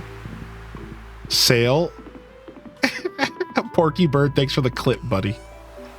Thanks for the clip, bud. I appreciate that. Thank you very much, dude. Holy heck, this snow is outrageous. Normally I have the snow at such a low setting on PC. I'm not used to seeing it like this. It's pretty in game. But I know it's anytime you have, so here's like a tip for anybody who gets into like cinematography or like specifically streaming and like anything that involves encoding. We're talking about the word encoding. So like video editing, like there's so many different ways you could get involved in encoding, and it doesn't have to do with streaming. That's my point. There's a thing called bitrate, right? And the way your encoder interacts, specifically the way your encoder interacts with small bits of information all scattered about your screen. They call this the confetti effect. And the first place that this really started happening, and I think that's why it got this name, was because of confetti. Anytime, like if like a newscaster were to go to like New Year's Eve and have a bunch of confetti falling in front of the camera, it would mess with the encoder and like the quality of this picture you're seeing, because the encoder or the hardware is trying to process a bajillion little specks at once, and it causes it to overload. So anytime you see like rain in a video game or snow or like tons of little specks or like very high motion, like fast motion, this will cause the screen to blur out, and like specifically my camera will blur out. And it's pretty funny. Like I'll go back and watch old VODs where like something intense is happening in the game, or like there's a bunch of rain in the game, and then my camera goes to 160p and it gets all blurry and funky. It's pretty hilarious. Yo, thank you. How you doing today, Chico? How you doing? What's up? In Checo, excuse me. Thank you for the 3 months. Good to see you back in here, dude. Minecraft rain used to cause that issue for many a YouTuber. Yeah, it's pretty funny. A singular piece of confetti is called confetto. Is that true, or are you just dropping fake facts on us right now? Checo? Inch? In Checo. Oh, it's just inch instead of in. In Checo. Okay, cool. Thank you. Thank you for your patience. Try to do a good job with everyone's names, their Twitch tags. Here in the Twitch space, these are our names. And our real life names would be considered our government names. Not our government names, our government names. So I try to keep up with all y'all Twitch names. All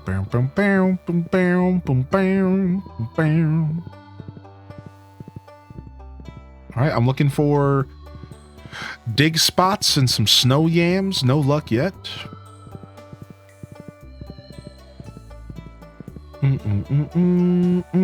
I got used to the inch since most people call me that. Ah, it is in Checo though.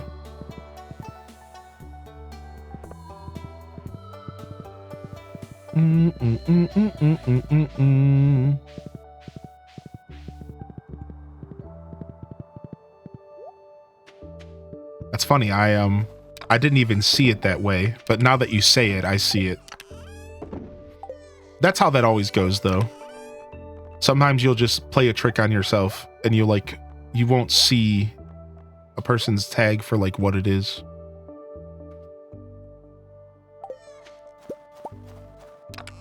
Because I mean, like, who wants to bother sounding words out? Okay, what am I, 12? I'd rather just say it wrong. What am I, 12? You think I'm just gonna sound words out? Nah, B. We're just gonna guess and make ourselves sound stupid. Way more adult. Yeah, what am I, literate? Sick.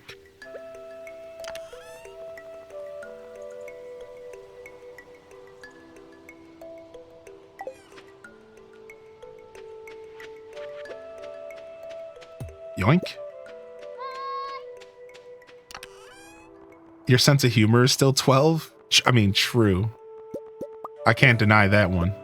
You got me, partner. You got me. Touché.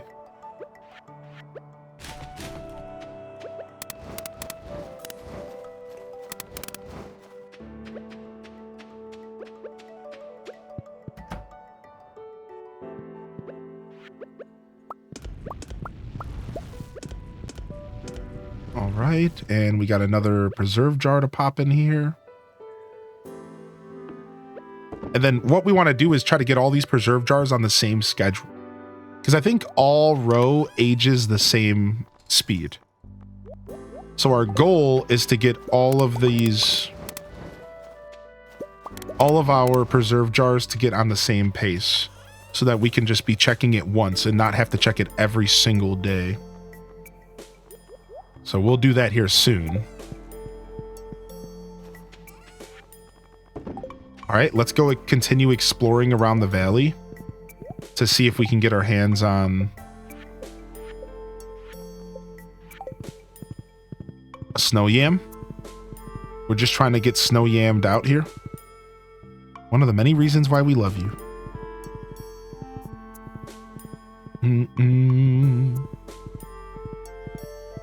American buttercream, you legend. We got a lot of trees we could cut down up here, by the way. Honestly, like, that's probably what I'll just do here, as we'll just go ahead and farm all these trees. Our tree farm was a success. Got a lot of wood here. And now that we can buy the wood chipper, we maybe don't even have to worry about a tree farm anymore. And if we do, we could probably just use hardwood trees. Because then we could just grind down what we don't need from hardwood, which it doesn't take much at all to grind the stuff down. There's no material cost. It's simply just throwing the wood into the chipper.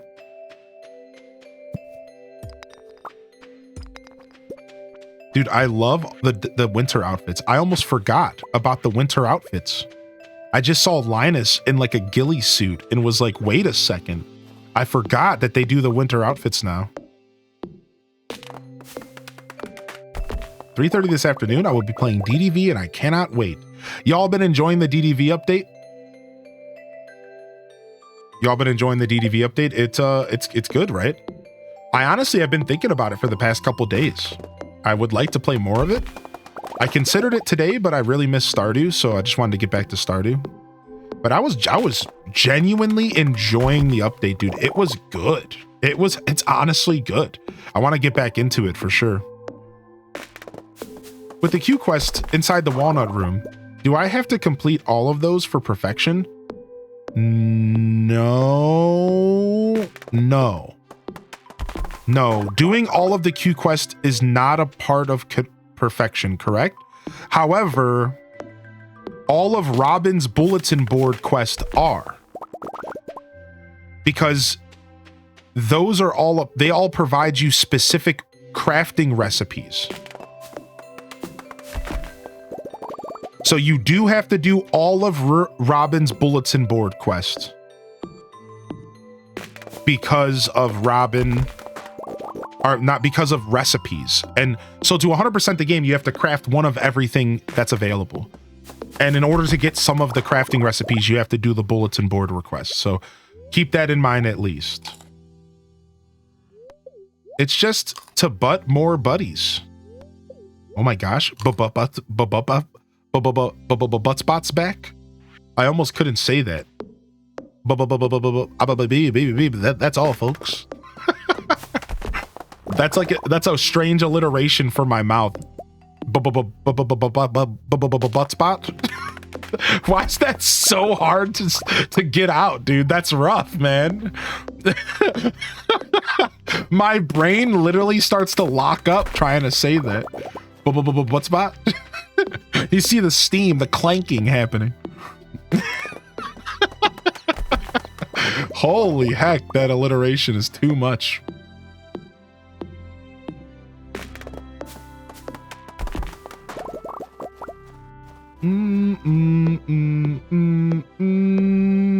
It's definitely Friday.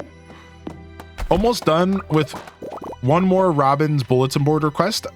I have Caroline's 100-something ship, but she wants stuff I don't have 100 of to make seeds to pick 100 of. Yeah, that sucks. You might have to wait for the next time it comes around.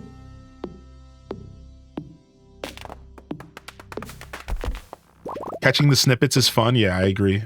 I've been so busy this week between work and a big art project that I haven't been able to jam on the mystery update or DDV. I was watching Sydney. Play the mystery update. Sydney's cool, man. Super cool creator. They're just so genuine and down to earth. I really like them a lot, actually. Super cool creator. I was watching them do a little bit of Mystria yesterday. Not a lot.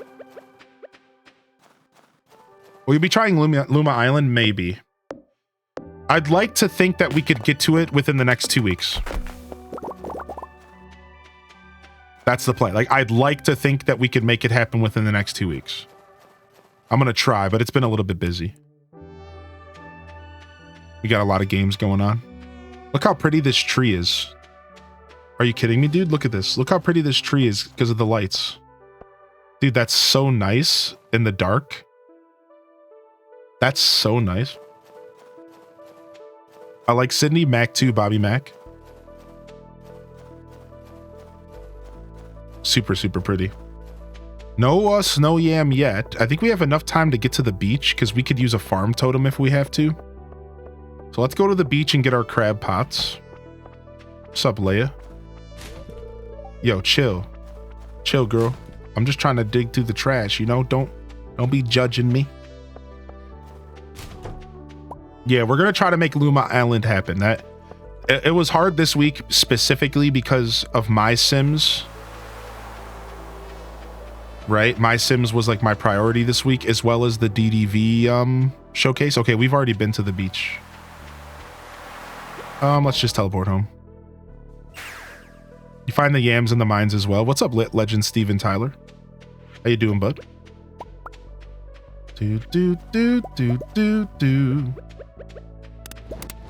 Gotta remember that I don't have... that my house is a little bit further away from this area. So I can't make it home that fast.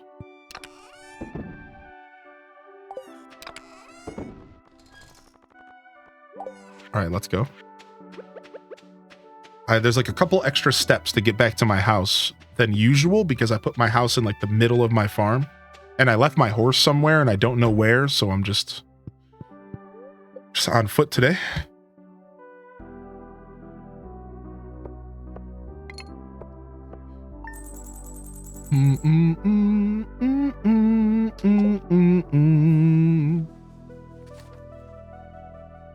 Yo, what's up, dad baby? My school course site is down. Guess I'll have to play Stardew instead of doing work. Gosh darn it. You gotta love those moments in life. I'm not gonna lie, sometimes that'll happen with stream. Whereas like, I'll be kind of stressed out, like my stream won't be working. Because like, you know, this is my livelihood, so like, no one likes that. You know, you wanna make sure you can do your job. And like, I don't like to let people down. So like, I like to be here when I say I'm gonna be here. But like, I also will have a moment, like if the internet's out, where I'll be like, I guess I gotta go and play some TCG Pocket for the next 4 hours. Like, Oh, I guess it's time to play World of Warcraft. So I definitely understand that.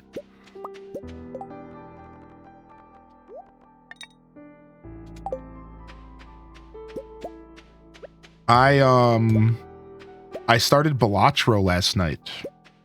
That's right. I picked up and purchased Balatro.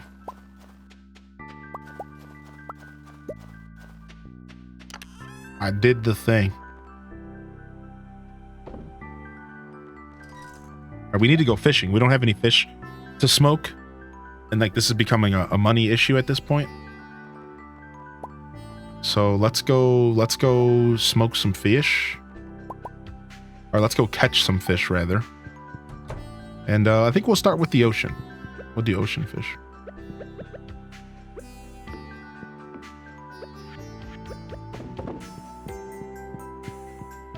Balatro, you say? Do you get it now? I mean, the truth is that the game is exactly what I thought it was. Like that's the thing. The thing is like it's exactly what I thought it was. Cuz like I was never, to go back to the discussion we were having while we were applying for the Game Awards. Right? Like I was never talking down on the game. But I was saying that I didn't all the way feel that I understood how it was a game of the year choice. But that had nothing to do with the game itself. It just had to do more with the state of gaming. And I don't think I properly articulated it that day. I just wasn't having a good articulation day. So that being said, all right? That being said, I want to make it clear that I never thought that the game wasn't worthy of being nominated.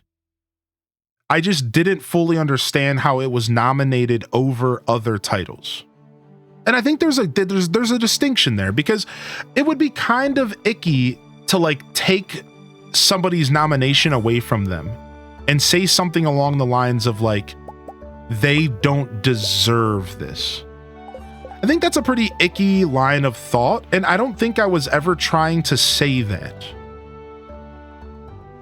It didn't really have to do with what they deserved.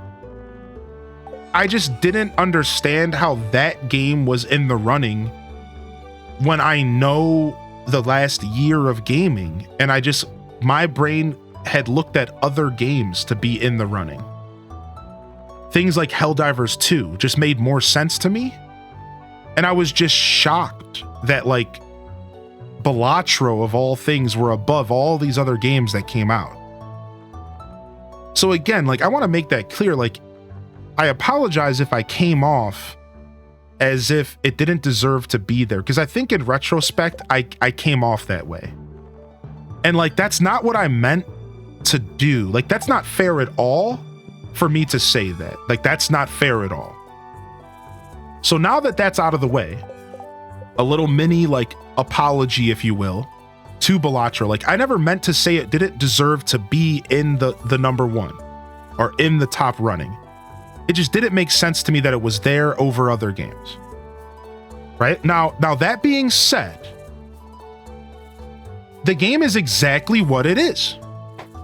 I knew what the game was the whole time, and me playing it does not change my opinion one bit.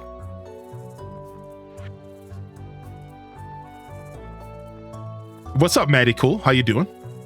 Me playing the game didn't change my opinion one little bit. I still feel the exact same way about the subject. I don't really think it makes a ton of sense that it was nominated when you are looking at the whole of gaming over the past year. But that doesn't matter because it was nominated. The game is really cool. It's just as addicting as I knew it would be. It's just as interesting as I knew it would be. But for all of you that are obsessing with the game, you are overselling it. It is just really cool poker. I'm just gonna say it. It is just really cool poker. That's what it is. That's what the whole game is based off of. You are literally playing poker on an insane level where you're slamming multiple different, like, it's still all based around the concepts of poker and full houses. It's still very much that. Like, I'm saying this super lightly, but that's still what it is. It's poker, but on a super crazy, insane level. Yeah, and believe me, I instantly see it for the strategy that it is. Believe me, I am not selling this short.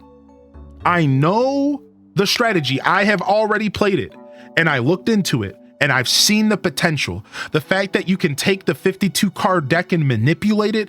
Dude, by the end of one of my runs, I had like 20 extra clubs. All my hearts were converted to clubs. And I was like doing a whole club deck. Another run that I had was all based off of three of a kinds and how often I could get full houses and three of a kinds. It got to a point to where one of my runs, my three of a kind was worth more than any full house I could have ever made.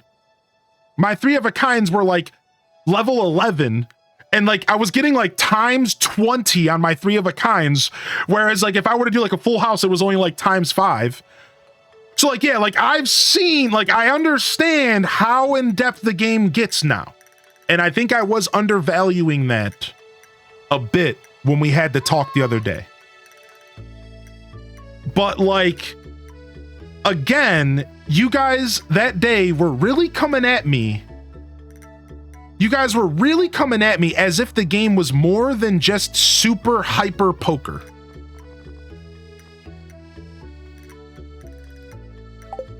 Are we gonna be real and try to say that it's not still just like super hyper poker, like, but with a roguelike? And I knew that, like, that's exactly what it is. It's a roguelike with roguelike elements. You have the jokers that affect your run. You have the moon cards for progression, the planet cards. You have the tarot cards that also help you control and manipulate and add depth to how your specific run is going. All traditional roguelike things, pause, fused with poker. Pause. So it's like, I do want to call you guys out a little bit, because you Balatro fans that are so in love with the game are totally overselling the game. And you try to make it sound like it was this insane experience. And maybe it is for you if you've never played a roguelike. But I've played, at this point, maybe almost triple digits of roguelikes. This formula is not new. This formula is used in every game. Every roguelike, it's the same formula, it's the same idea, it's the same concepts. So it's like it was delivered to me as if it was this literal God game delivered by the Lord himself, put down on a platter for humans to experience what it's like to maybe be a demigod in their lifetime. Like, that's not what it is. And you all totally came at me as if I didn't understand that there was some special experience happening. And I'm like, the game is just a good game. It's really good. You're totally right. It is fun. It is a blast. It is addicting. It is all the things that I didn't deny that it was. But it is not the game of the year.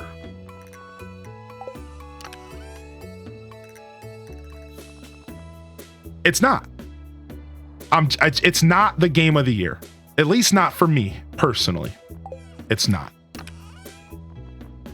So, like, that's all. That's my thoughts on it after playing it for about 5 hours, I think. It's not game of the year.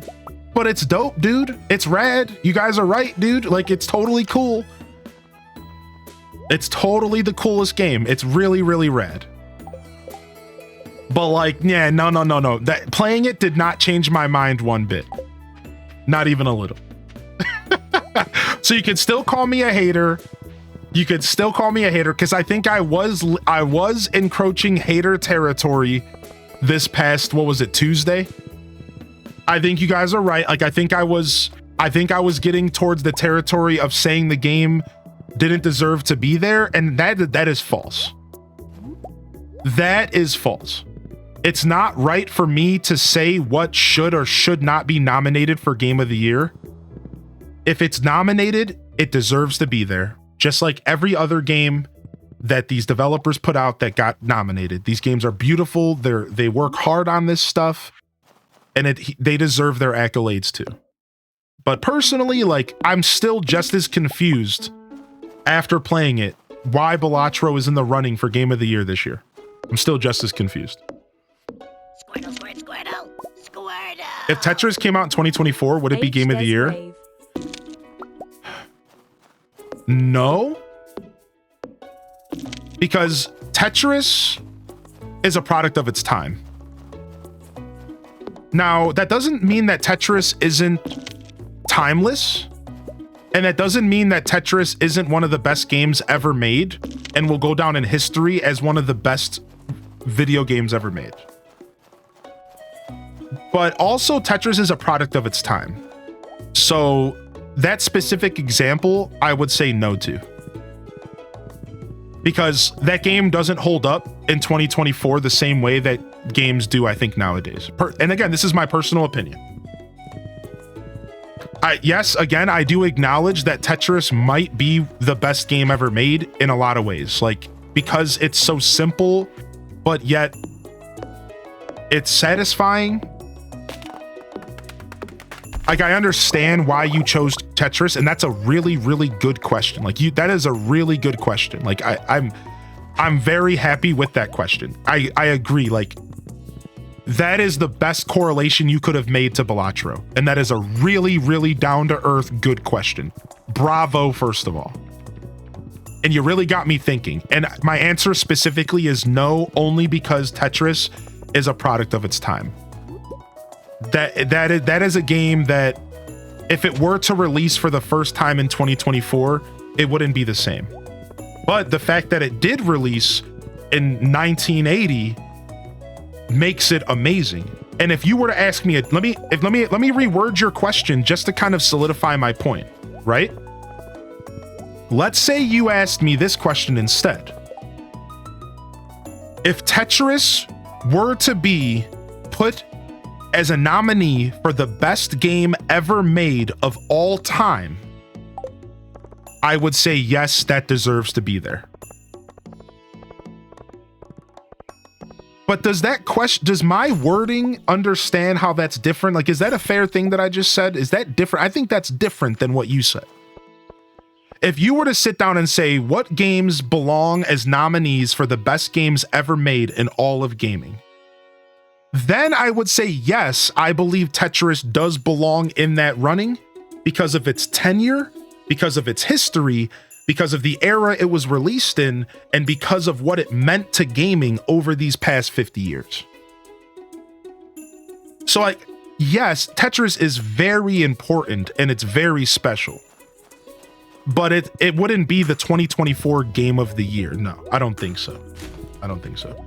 But that was a super cool question. I really freaking like that question. Yo, thank you, Ron, for the 37. How you doing today, Ronnie? How you doing today, Ronnie? Yeah, you really got me thinking. And I understand why you say that. Your comparison of Tetris to Balatro, the whole conversation from Tuesday made me realize how biased I am. Right? The whole conversation from Tuesday actually affected me more than just the stream. It made me sit down and think to myself that I'm a very biased gamer. And what I consider a gaming experience isn't what everybody considers a gaming experience. And that it's really not fair of me, again, to say what belongs and what doesn't belong in Game of the Year. So I think, to be honest, I learned a lot from that conversation about myself and how I look at video games. So great question. Like I realize in retrospect that I was in the wrong on Tuesday. Like, I was in the wrong because I can see how people can pull so much out of this game, even just playing it for 5 hours. I see it. I see it as clear as day. I'm going to be spending the next 2 weeks until Path of Exile 2 comes out playing Balatro. I'm already hooked. I couldn't stop last night. I had to go to bed and I'm sitting there playing Balatro. Like, this game is insanely good. It is really, really, really, really good. Like, it is a good game, like, through and through. So, like, yeah, like, I get it. Like, I really do understand. And, like, that's why I apologized at the start of the conversation today. Because I think I was offbeat. I think I was wrong on Tuesday. It deserves to be up there with every other game. But that doesn't mean that I'm not thrown off by it. And is that fair? Like, I acknowledge now that it totally does deserve to be in the Game of the Year. Because the Game of the Year awards should be shaped by the gamers and the gamers' experiences, not by the industry.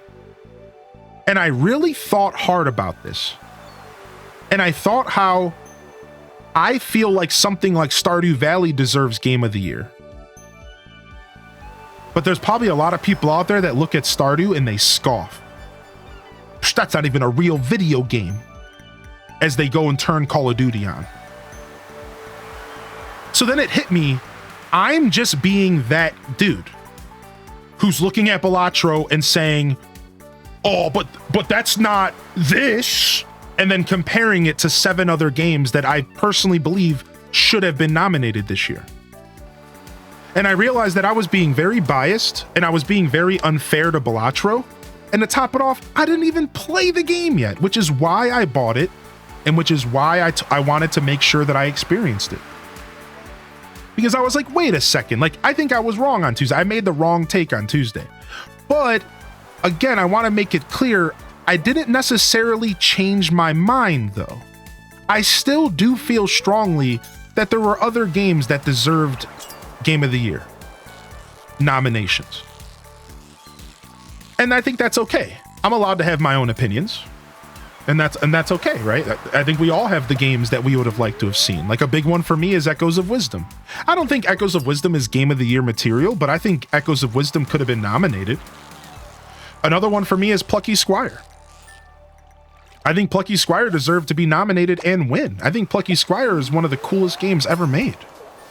It's so cool, and it's just as small of a studio as Balatro, 1 to a couple people making it. So, like, yeah, I think it really came down to me being a little too heavy biased about what I feel. And, you know, an off day called me out on that on Tuesday. He did. He was like, your idea of what a grand adventure is different than mine. And in retrospect, he was right. He was 100% right. If you're out there an off day, yeah, he was right. Like, my perspective of what a video game that deserves the Game Awards win is skewed. Like, when I look at games that deserve Game of the Year, I look at games that are big. Like 3D or 2D, but they're like big. Like Stardew, Tears of the Kingdom, Mario Odyssey, Helldivers 2. Like, I look at like games that are like bigger, and however you want to interpret that. It could be budget, it could be studio, it could be the graphics, like just bigger. It's hard to articulate it any other way. And I realize, like, in hindsight, like, there's so many games that exist that are super light and simple, but they're some of the best games ever made. And that is really what made me step back and say I'm wrong. Because, like, I like a lot of those games. You guys should look at my Steam library. You know how many games in my Steam library are some of my favorite games? And they're nothing but little dinky games. I call them dinky. Like, Faster Than Light's kind of a dinky game, but it's one of the best games ever made. It's so good. And I started realizing, like, yeah, I'm wrong. And I really should give Balatro a try. And I did, and I love it. And here we are catching up about it. So that's pretty much my thoughts. I think summed up. I think we'll shut down our thoughts there. I've ranted enough about this. But yeah, there we go. That's how I feel about Balatro and the Game of the Year talk. And yeah.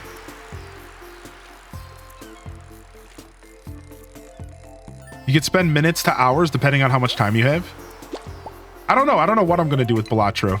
I'm just gonna play it for now. Right now, my goal is to do the challenges. So I need to win 5 times with 5 different decks. I haven't gotten a win yet, but I got really, really, really close. I got to ante 7 out of 8. I keep getting defeated by this thing called the wall. I've lost to the wall 2 or 3 times now. And it's just like, I have to make like 44,000 and like, I just got really unlucky. Like I had a deck that could do it. Like I had a deck that could do it, that could easily get 20. I got like 20,000 in one hand. I even got an achievement for it. But then when I actually got to the wall, I got super unlucky. And it was just like, well, that's wraps. So I'm doing pretty good.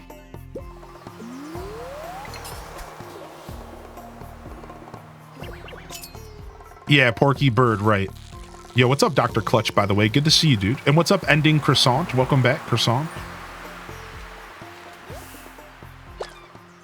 And I did read your message, Ryan Perp, about playing the game like years and years later. Yeah. I did read that as well. Speaking of games, y'all played any new good games? Maybe I'll treat myself this semester to a new game. So there's a bunch of sales right now on games, by the way, pretty much everywhere for Black Friday. To answer your question, Balatro's the newest thing that I'm playing right now. And I'm going to be playing Path of Exile 2, which is a free-to-play game in December. That's about it for gaming off stream for me. Have you noticed the different card images you can apply? I have not looked into that yet, no. But I know there's a Stardew Valley crossover that would be super cute. I would love to have that and play with that.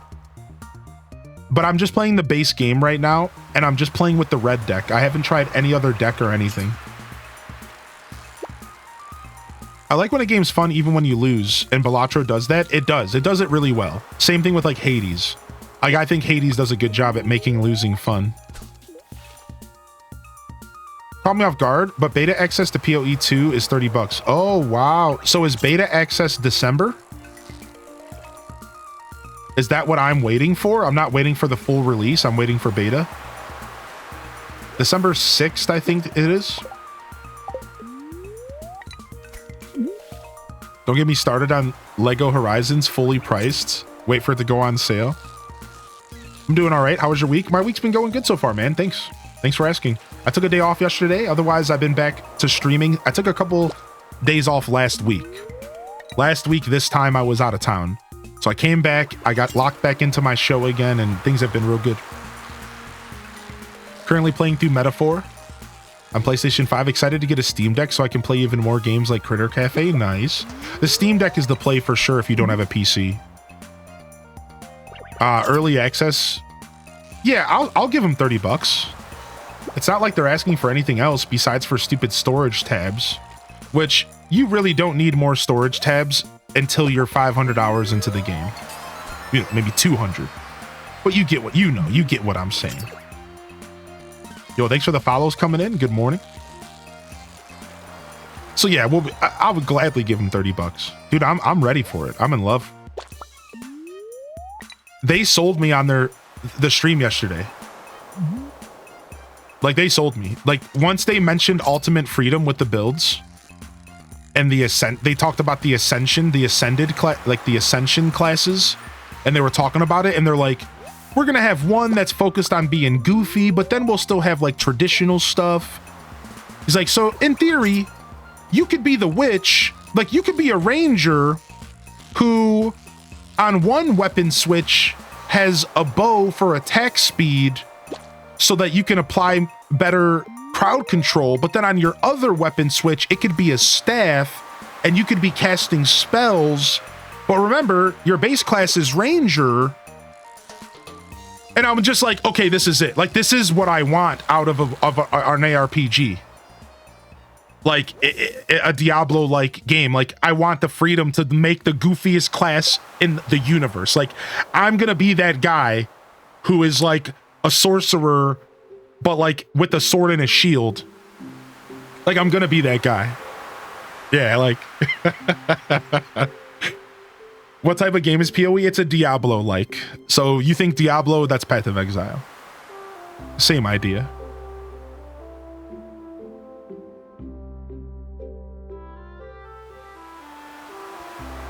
Yeah, Path of Exile 1 is free to play. If you would like to dip your toes and you want to see if the game is for you, it's free to play.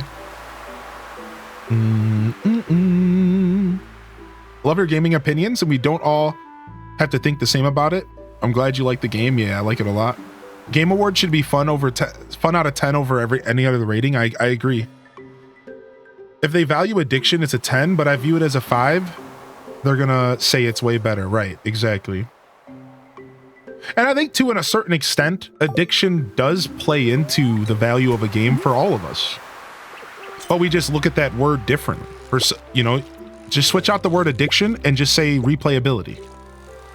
Or take the word addiction out and say value of hours versus money. So like that, you know, that does play a big part in how we personally grade games. Like, if sometimes you'll buy a game and it'll be a 5-hour game and it's one of the best things you've ever played. Sometimes you play that same 5-hour game. You know, you buy a game for $50 and you get 10 hours out of it and it stinks. And it's like, dude, this was not enough. You know, like, so like, I think the time we put into something does matter a lot when it comes to gaming. And a lot of us will judge a game based off of our personal experience with like how well it filled our time up, how hooked we got to it, right? I think that's a big factor, actually. It's really a factor you can't avoid, because that's how we all decide. I think we all naturally develop gaming opinions based off of the amount of time we put into it. I think naturally that's what most of us do. Like, that's just a very normal part of gaming. It's like, how did this game affect me personally? Well, I put 1,000 hours into it. Oh, then you must have really liked it. Right? Like, that's how we think. That is a very normal line of thinking in the gaming space. Oh, you put 50 hours into it? Oh, it must be great then. When in all reality, that's not always how that works, is it? You know what I mean? Like, you could very well put 1,000 hours into a game and end up hating it. League of Legends, anybody? World of Warcraft, anybody? Yeah. Like, jokes aside, we can't be making money off that ancient Dow. Oops.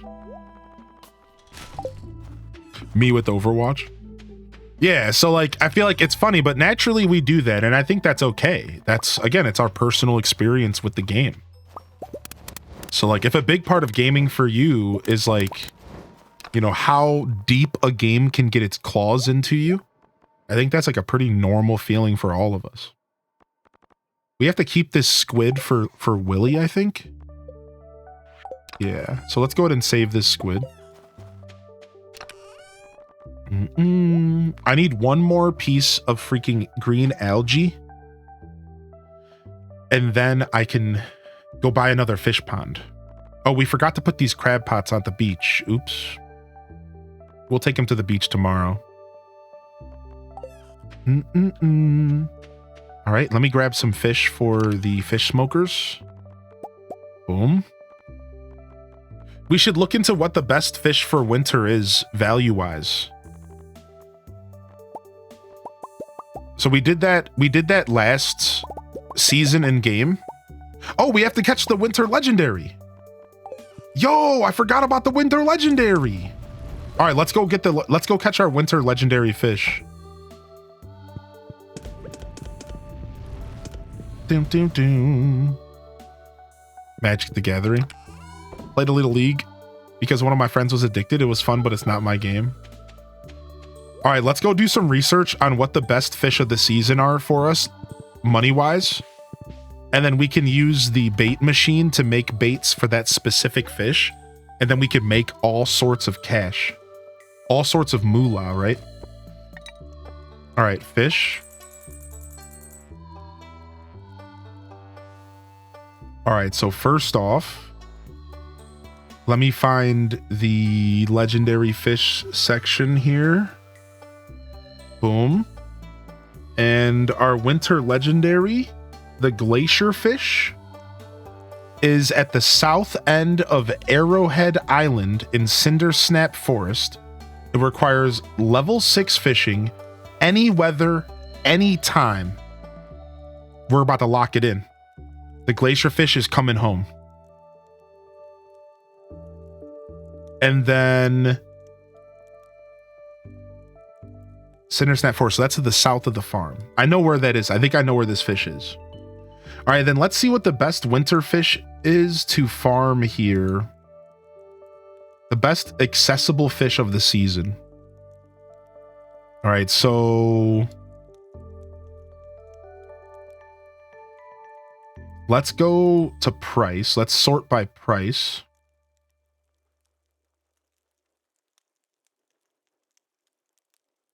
Super cucumber is available summer and fall, so that's out.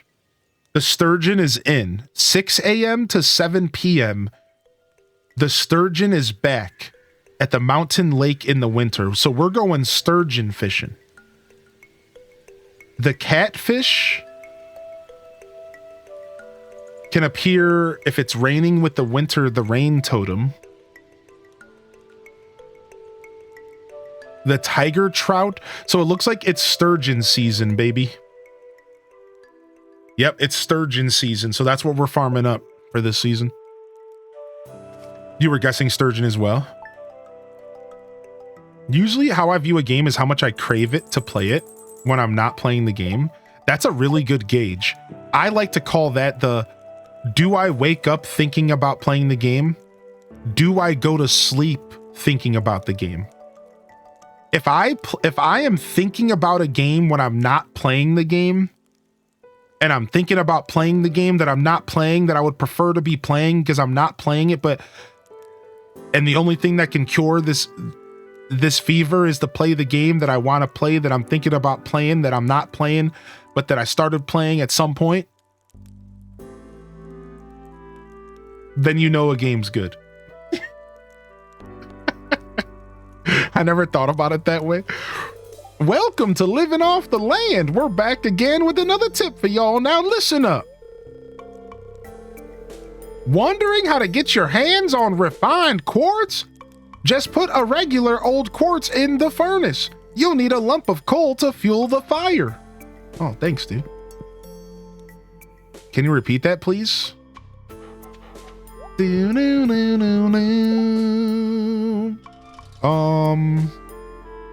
So we can go get the glacier fish right now. Let's go. Why don't we go ahead and treat ourselves to a cork bobber, though? We're going to treat ourselves to a quick cork bobber. It just takes a little bit of hardwood. We didn't go and purchase our... We didn't go and purchase...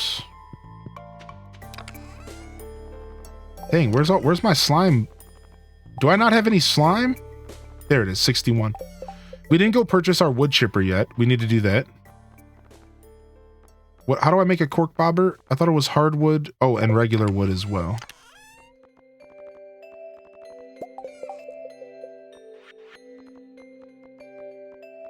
Boom. All right, nice little treat. So we got to go buy this wood chipper soon. I was going to wait till I got this last piece of algae so that I could also craft the new fish pond while I was there, but that doesn't seem to be working too well. No, Jen, no.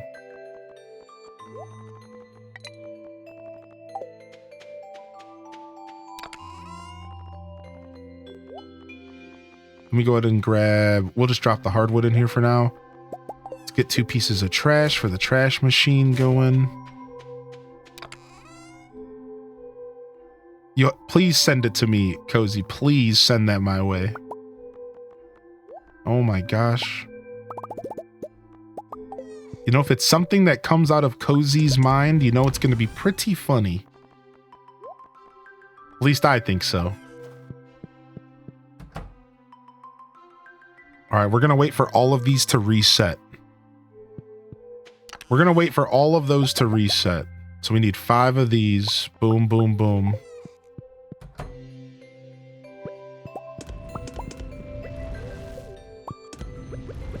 Because we're not at the point to where we're hurting for money, so we can get a little bit more organized. Satisfaction guaranteed. Shut up. Now you're just getting full of yourself. Calm down, dude. Calm down. All right, drop this off here. And then we can get all this trash and stuff. All right, time to get our next legendary fish, and hopefully at one single piece of green algae. And we still need the freaking snow yam as well. Let's go do a quick trip through the trash cans in town, because you can get green algae pretty easily. Oh, it's time. Oh, the little ghost, or the little critter. The magnifying glass. That's little Budum. True. True. It's a little Budum. Yo, how you doing today, Sarah Marie? Yo, good to see you back in here, Sarah. What's up? Yo, Calico, have a good day at work. If you're still listening in, Calico. Sorry I missed you there.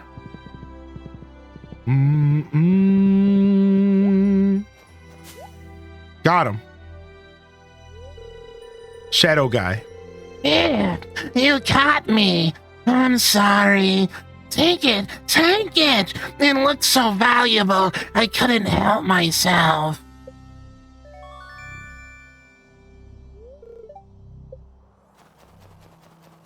He dipped out. I'm gone. He said, I'm gone. Can we get the freaking owl statue from back here now?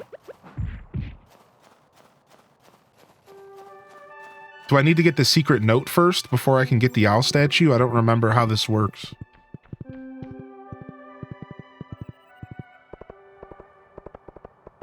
Yo, get out of the way. Move. Lady, I'm busy over here. Oh, the Junimo statue. Excuse me. Oh my gosh. I'm just trying to click on this. Please. Ooh, some walleye for a taco. Yeah, the Junimo statue back there. So there's the Junimo plush, but then there's actually a statue, Brittany. There's like a statue of a Junimo holding a star that's hidden behind the community center. But you need to have the secret notes. You need to have the magnifying glass and the secret notes. So I might have to wait till tomorrow.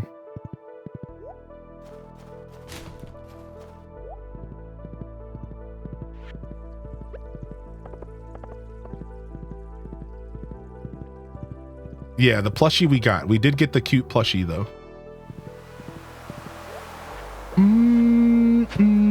Yes, a snow yam.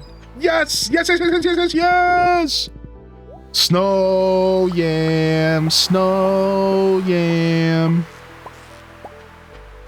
Time to repair the quarry.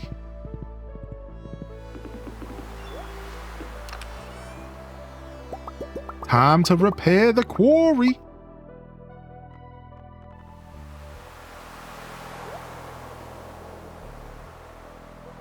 All right, let me drop off all this trash and so we can take everything home.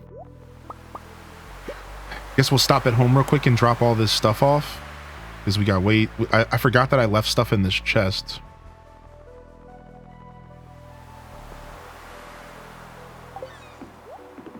All right, let's go. We're yamming and we're jamming.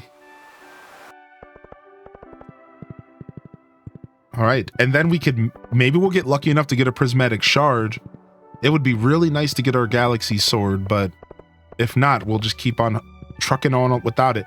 We have enough money that we could just invest in a sword from the Adventurers Guild, even though it feels like such a waste to do that, because you eventually get the Galaxy Sword and it's just so much better.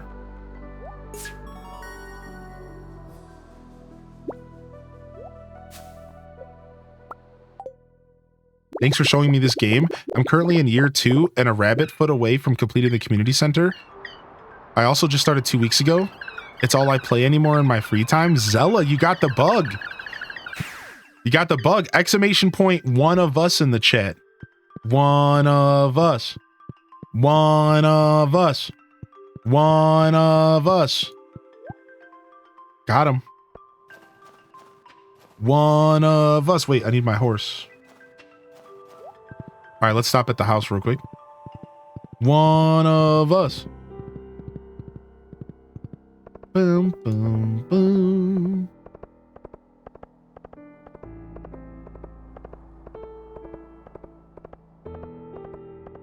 Stardew Valley isn't just a video game. Stardew Valley is a lifestyle. And here at twitch.tv/highlyindecent, we embrace that. Whether you're a farmer or a fisherman or a spelunker, or maybe you just like to spend your days out on Ginger Island, soaking in the sun. However you like to engage with Pelican Town in the Valley, we here at the official Stardew Valley Addicts Association, the SVAA, we just want you to know that we're here for you.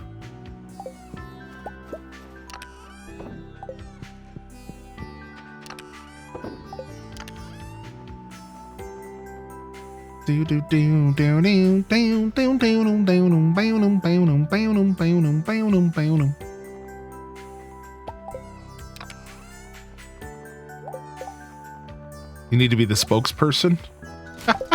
You think so?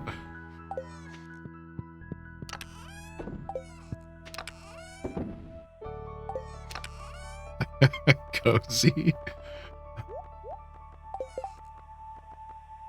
Alright, grab this. We got a field snack. Alright, let's go drop off our extra Joja Cola.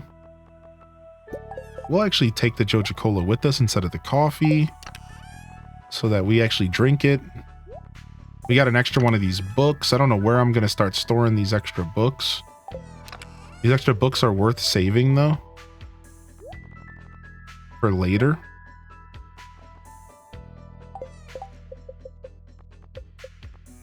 Because I'm not really in a rush to level up these skills right yet. So we might need those books later. All right, let's cruise. So we fixed the quarry. The bridge is on the way. We did not get a piece of algae, did we? We didn't. So let's hope that we get one from fishing for the legendary fish. Let's go. Oh, I have some food I could eat to help this. Hold on a second. Ooh, we got some escargot. We're about to eat these snails, and we're about to catch this legendary fish. I eat snails for breakfast without milk.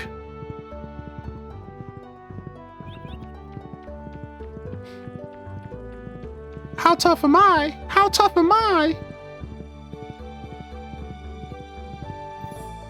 Super Weedy Hut Jr.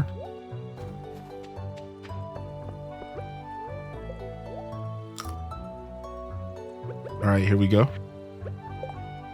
And let's mix up the jams a little bit. We listen to Stardew music all day. Let's go ahead and put on the full OST for now. Keep things fresh.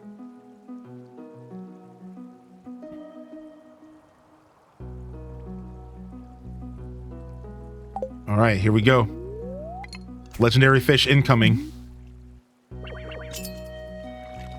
Wow, first fish. First fish. He's insane. He's insane.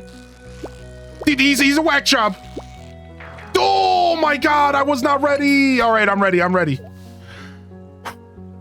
Holy heck, is he crazy? What is happening? Got him. Got him. Oh, what is this dude doing? All right. Round three. Round three. Oh, this guy's crazy, man.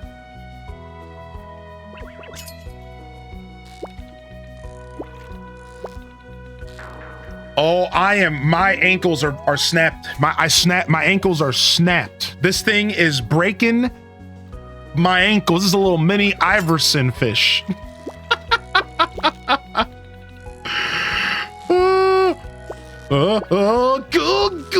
Good. Oh my God. Oh my God.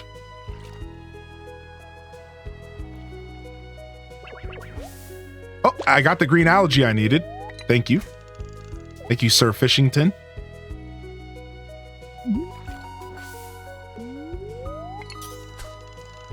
The cork bobber. Listen, I'm a little out of touch. I'm not as practiced in fishing right this second.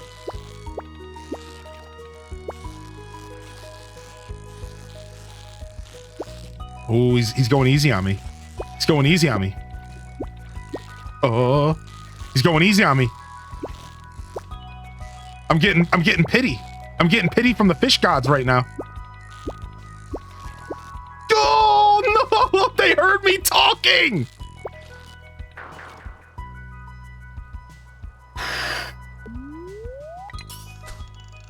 All right. Oh, we got the boot. All right, the boot will get him. The boot will get him with the boot. All right.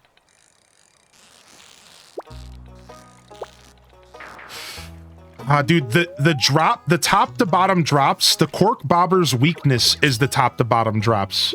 There's a better bobber for catching this fish, and it's the lead ball. The lead ball would just be so much better because the top to bottom dips are so insufferable, dude. You need to be able to get to the bottom and drop down without any bounce. It's rarely tough. I was expecting it to go down, but it baited me. Stop baiting me. Stop baiting me. Yeah, you're trying to bait me here. Stop. See, there's the bait. There's the bait again. Stop. Oh my God.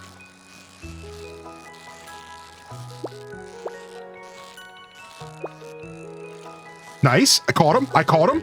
I caught him in the bait.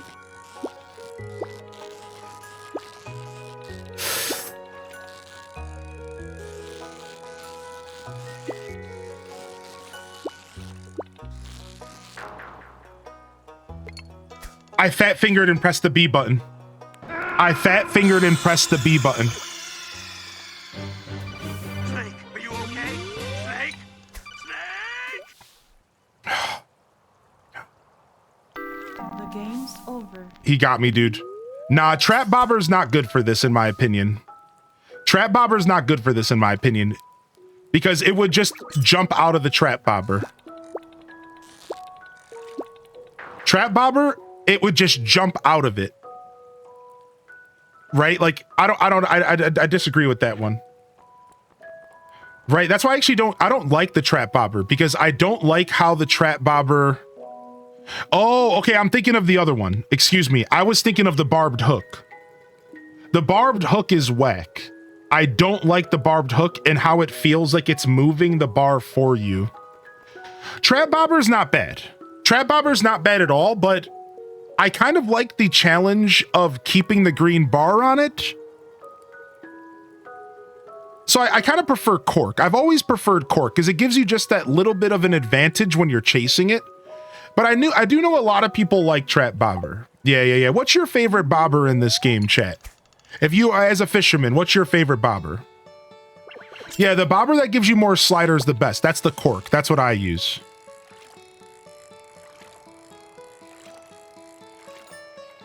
Yeah, I use the cork. That's my favorite. I like to be corked up, and then now that we have deluxe bait, the cork plus the deluxe bait feels really good.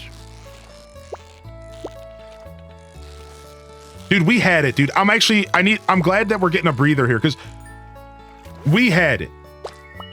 We freaking had it. And I accidentally pressed the B button. We freaking had it, dude. I'm so sad about that. 40 months. Like, it was mine, dude. Like, it was totally mine. This is the first legendary fish that's actually giving us any trouble. We caught the other two legendary fish, like, instantly. This is the one that's actually giving us some trouble here.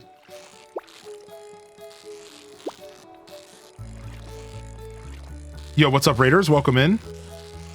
Also, Matt City, thank you for 40 months. Holy heck, man. Even with +2 fishing food, I was not ready for this fish. I don't remember this glacier fish giving me this much trouble, dude. I really do not remember this fish giving me this much trouble. I know we destroyed this fish in our 100% playthrough. And I think I had all the same equipment. Level 2 fish, plus level 2 fish, level 10 fishing, plus level 2. Cork bobber. I think I had all the same equipment and everything. I was not ready. Okay, my leg's itching. Stop.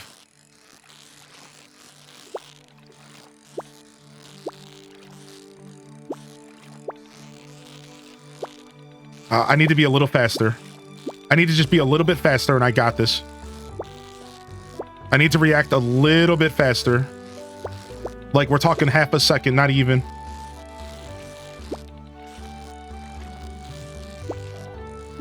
Nice. I called its bluff. See, sometimes it'll dip down and come back up, and you can call the bluff. If you can call the bluff, like, that's how you can kind of win this fast. If you call the bluff right. GG's. How do you tell it's a legendary? There's like a little symbol on it. Like the fish symbol. Like, here, let me show you. The fish symbol, when you're fishing, there'll be like a little red dot above the fish's head. So you see this picture right here of this fish? There's like a little red dot above its eye. It's like a red like circle, and that's how you know it's a legendary. Plus it goes nuts, as somebody in the chat said. Whew. Man, that was insane, dude. Holy heck, dude. There's a book in Golden Trash Can behind the tracks. I do have that book, yeah. Did you hear you could put the fish? Yeah, that's what we're doing. I don't know. It could be a hat. I don't know what it is. Honestly, I was surprised to hear you say hat. Like, maybe it is a hat. I'm not sure. I'm not sure. Yeah. Welcome in here, Matt City. We're doing a fishing only playthrough, and we're taking advantage of all the new stuff. Yeah, we're taking advantage of all the new stuff here. And one of the things we're taking advantage of is the legendary fish ponds. So I'm going to get my next fish pond crafted up.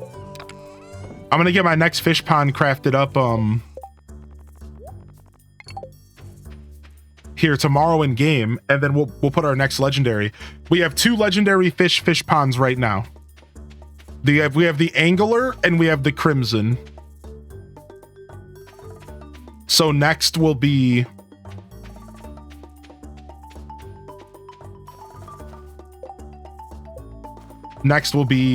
our glacier fish.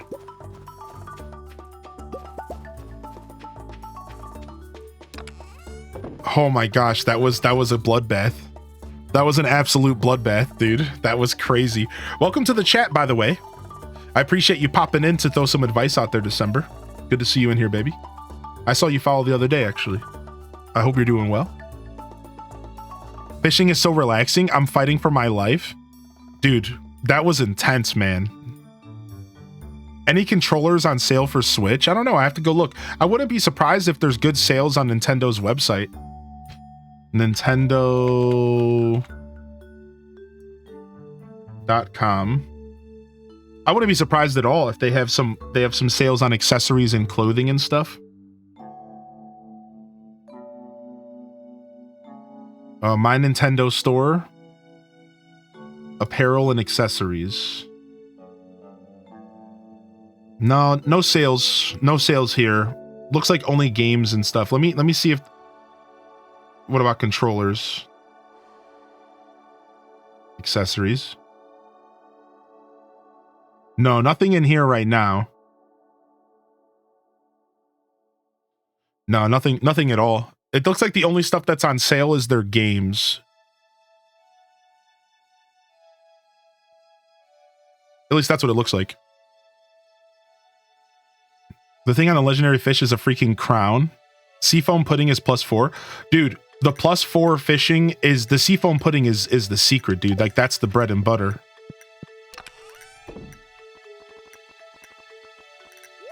Yeah, I had +2 fishing, and I thought it would make a difference. I think the first time I caught the legendary fish, I did use seafoam pudding, and that's probably why it felt so much harder. Holy heck.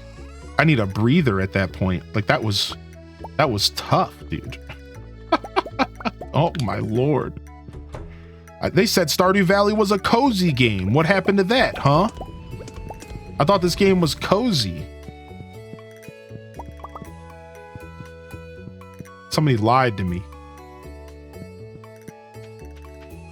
Bum bum bum bum bum bum bum bum bum bum. Do do do do do do do do do. We can go wrap up the day just doing more fishing. Why don't we fish here at home? We don't do a ton of fishing here. Actually, we should go up to the mountain lake. Try to catch a couple sturgeons.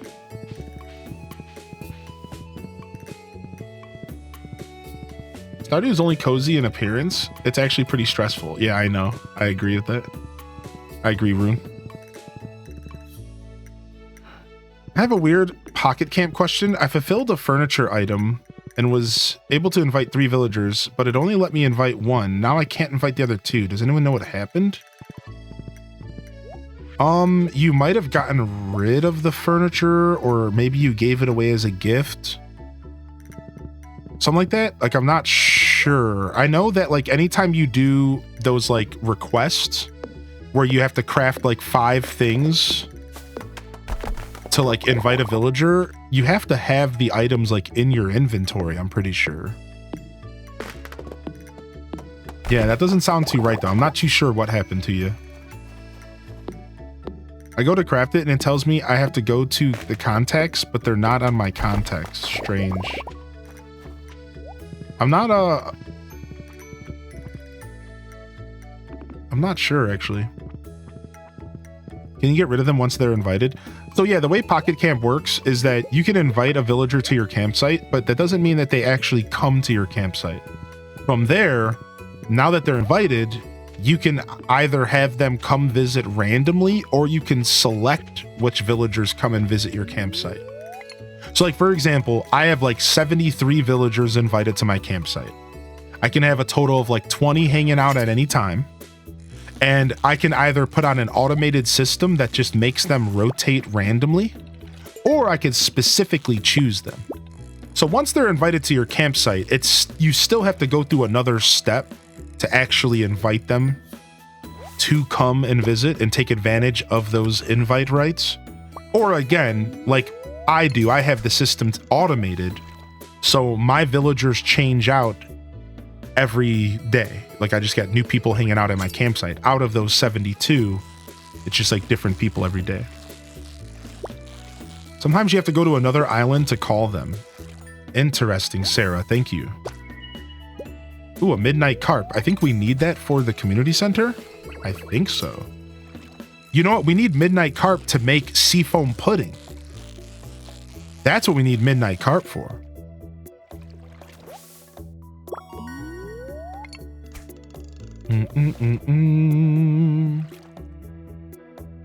I got squid, sturgeon, catfish ponds right now. I need an eel one.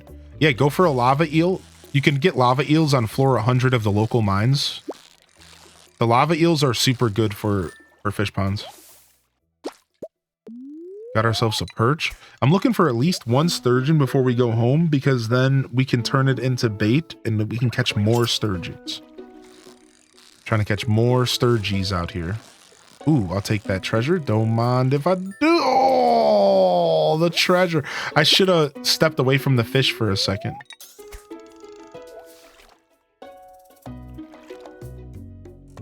Boom, boom, boom. Boom, boom, boom. Give this man a break and a glizzy. Dude, that was some intense fishing. Yo, what's up, Amusing Ashley? How are you and JT doing? I hope JT's well. Stardew's going well. The Valley's going very good. It's been a beautiful show today. A streamer couldn't ask for a better welcoming back stream after a day off. It's a good energy, great conversation. I only fell into one rant today. It's been a very ranty week, and I fell into only one little mini rant today that was actually just me following up on a previous rant. It was rantception. So we're doing real good today. I'd say we're above average. We're batting above average today. The day isn't over. Hey. If I don't drop a good rant on you by 1:30 p.m., you ain't getting one. You should know that. If you don't get a good one by 1:30 p.m., you ain't getting one. At this point, I'm awake. At this point, I'm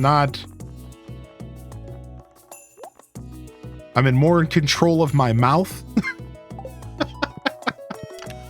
It's those mornings, those first 4 hours of the day that will get you. All right, that's when I get got.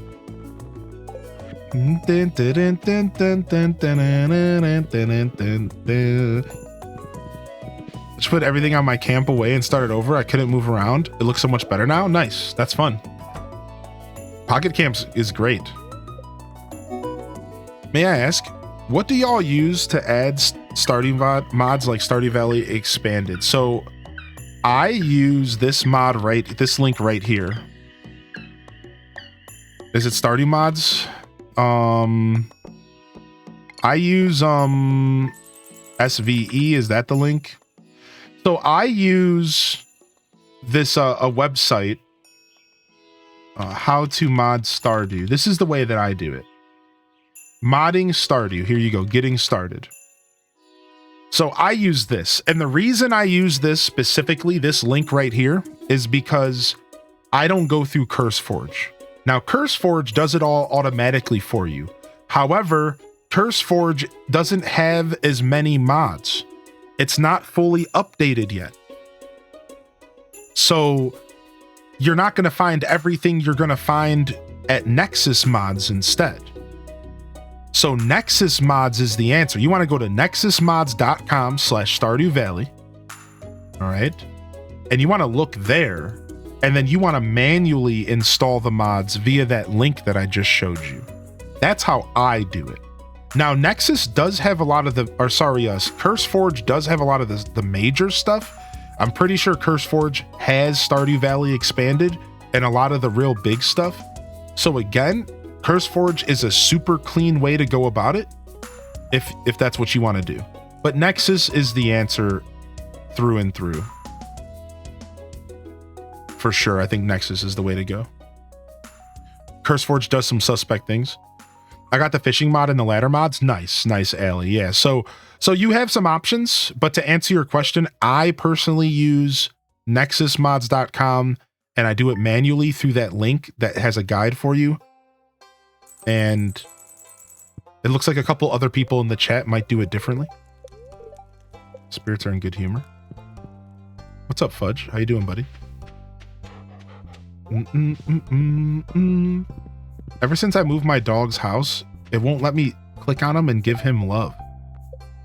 It's like my dog's pissed at me. Yeah, it won't. Oh, it counts. The heart's just not appearing. Okay. It says that he's been petted, though. Well, that's all that matters, I guess. Just normally there's like a heart that appears. Do do do do do do do do do do.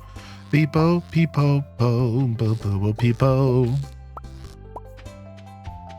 Yeah, maybe after a certain friendship it doesn't appear, or maybe he's just tired. Because it was a symbol did appear above his head, but it was just some Z's. Like homie's just trying to take a nap and wants me out of his face. Which, I mean, I'd want me out of his face, out of my face too. So, I get it, homie. They said you already know we're homies. You don't need validation. But I do, dog. But I do. You don't know my heart.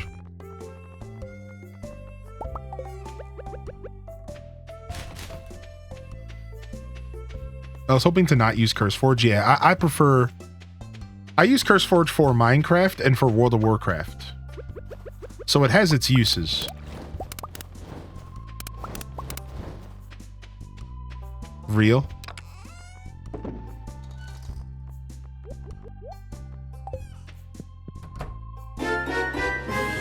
Alright.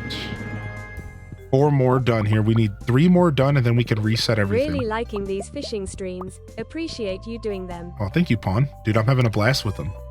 I'm glad that y'all can enjoy it as well, because I'm having a lot of fun myself.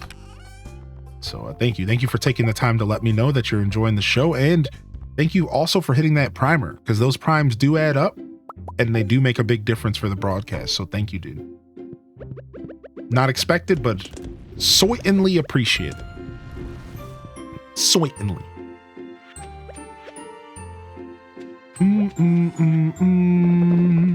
All right, off to visit Robin. And you know what? We're gonna need to move this crystallarium, because I keep forgetting it's there. Yo, Raina be with the 5-pack. Yo, whoa, whoa, whoa, whoa, whoa. This is epic.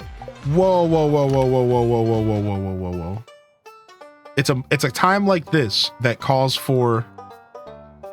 It's times like these that call for Toad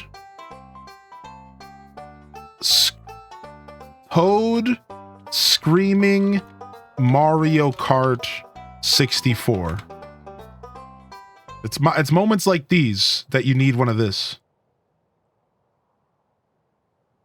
That you need a little bit of this in your life.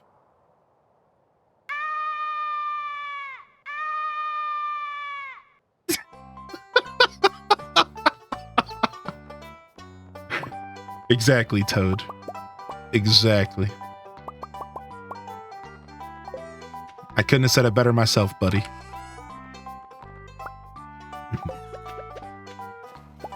Okay, but that's actually me. Ah! Thank you. Thank you for the support, partner.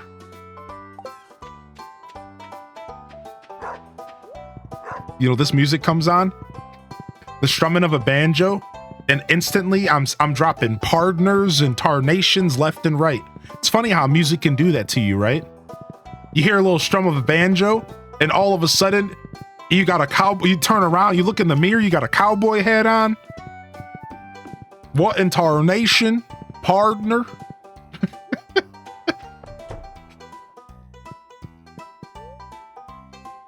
Giving gifts to a villager that loves on their birthday. Can't get past these last 2 hearts. Did they change how to get hearts, or am I just losing it? Back to gifting everyone 2 times a week. So you can't get past these hearts unless you romance them. So 8 is the cap on any romanceable character, first off. And you could be making that mistake. We're farming, baby. And chaps? All right, let's buy 5 wood chippers. They're pretty cheap. We'll go ahead and we'll pick up a workbench as well. And the telephone wouldn't hurt. And we'll grab a mini fridge as well.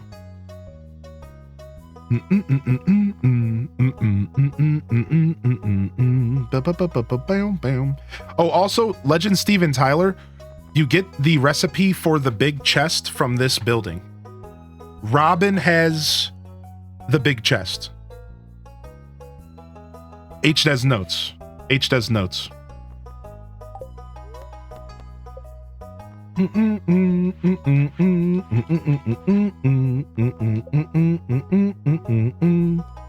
The biggest? Actually, yeah, that is the biggest chest up. The biggest chest upgrade in the valley is indeed Robin's chest.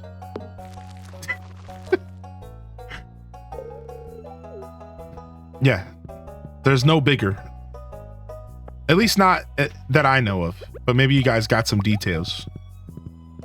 You go, girl. I gave Vincent a cake, his loved pink cake on his birthday with no hearts. That's strange. That sounds like a bug.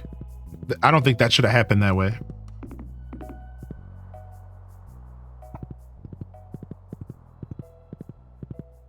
Does that mean Willie has the biggest rod? Maybe? I don't know if size really matters when it comes to the fishing rod, though. I think it's real more on how you use it, right? My. It's more on how you use it. I don't really think it matters. At least that's what I tell myself.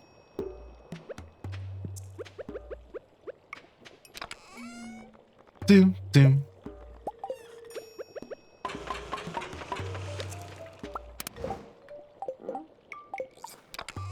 Copium.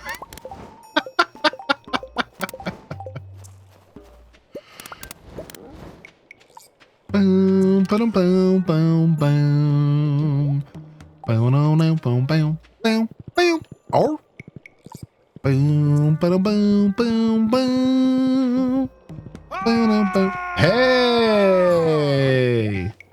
that was the equivalent to getting bonked, because chat deserves a couple bonks today.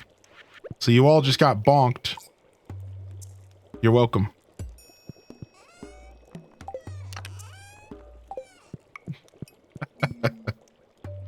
Yo, thank you for 4 years. Budge coming in with the 4-year resub. Legend. All right, we got our fish pond. We got our wood chippers. Let's go farm up some wood and let's go to the quarry. We haven't gone to the quarry since it unlocked. Let's go do that right now. Come on, you can't set us up like that.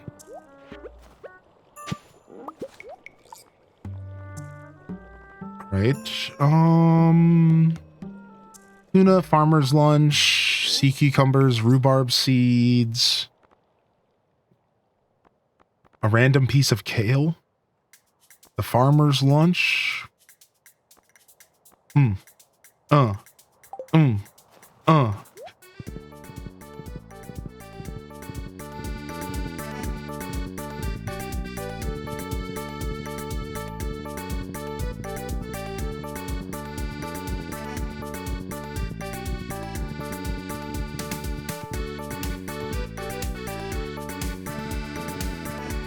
Bum bum ba-dum ba-dum bum. Ba-dum ba-dum ba-dum bum bum bum.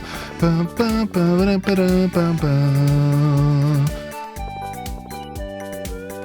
Curious how many commands you have? A lot. Let's see here.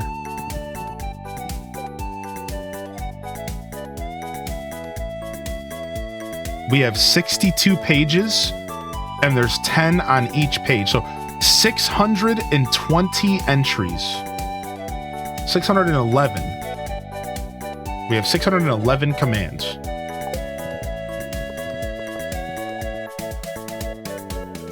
Yeah, we have a lot of commands. That's just a normal Twitch channel after 5 years, though, you know? Yeah, here, I'll give you all a couple secret ones. We have Plink D. That's a secret one. What else do we have? We have Hey Whoa. And it pulls up a clip. What else we got? We got just straight up typing an F in the chat.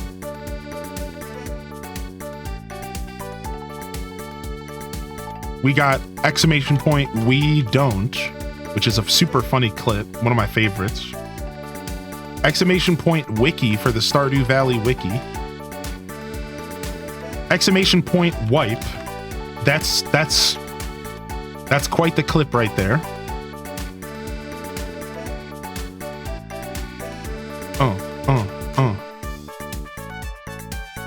We got like exclamation point April tips Fedora. Exclamation point Annie Kin, which was an Etsy shop from our community. I wonder if their Etsy shop link still works. Exclamation point Angie. Ooh, that's from Subnautica. That's a good clip. Ooh, what? Ooh, exclamation. Ooh, what's this one? Explanation point banana boats. Yeah, that's a good one. Bee Wiggle, Big Dumb Baby, Bits. Oh wow, this is a super old command when my stream would shut down every day at exactly like 11:30 a.m. every day. And we had a command. Hang on in there. It's lag o'clock, everybody. The stream will be back, because it would happen every day at the exact same time. Still to this day, I'm convinced somebody was doxing me, but I think it was also just a bunch of squirrels. That's a good one. Boops number 2.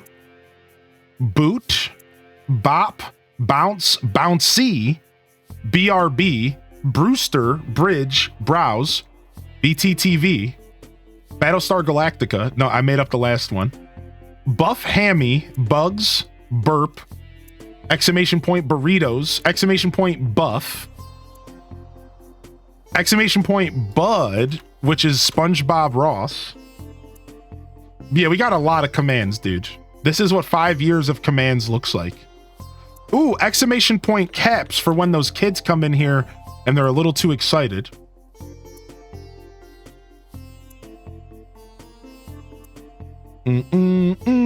What is exclamation point Cake? Oh, it's literally a picture of me making a cake. Nice. I thought it was going to be super lewd. I thought it was for sure about to be lewd, and it was actual cake. Very interesting. Okay. Yeah, it was just an actual cake. Okay. Oddly wholesome. Yeah, actually, and for all of you that want to dig deeper, if you just type exclamation point command in the chat, it's commands with an S. You'll actually pull up a list of all 611 commands for you to go through and play with. Now, if you're sitting here spamming commands in my chat for the next hour, I'm gonna time you out. But you're welcome to have fun and play with them. But don't sit here and just like go through every one live today. Like, space it out, please. I've had people do that. It's not funny. They just sit here using every command in chat, and I'm just like, please, dude, like, stop. Like,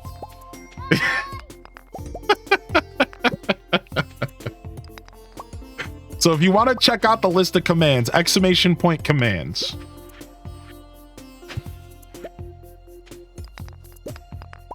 Let's not forget the verbal ones, Buff Daddy. I am neither buff nor daddy. Yo, Jessica with the 10-day VIP. Cracks Knuckles. Shut up. Jessica, congratulations on your 10-day VIP. I gave everyone who had 10-day an extension because I took off those 4 days. So anybody who had 10-day, you got an extension for this week because I took off a couple days. So yeah, there's one other person with 10-day right now, and you can keep it for the rest of the week.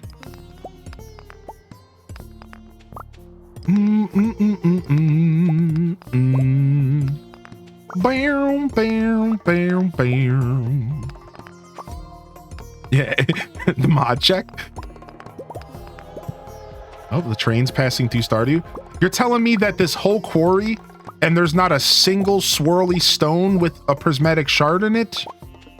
I thought you were guaranteed to get at least one in your quarry. Dang, talk about bad luck.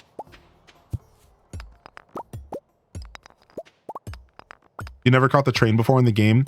I have a couple times. There's a couple little cheeky Easter egg things that can happen, but for the most part, it's usually just like kind of junk.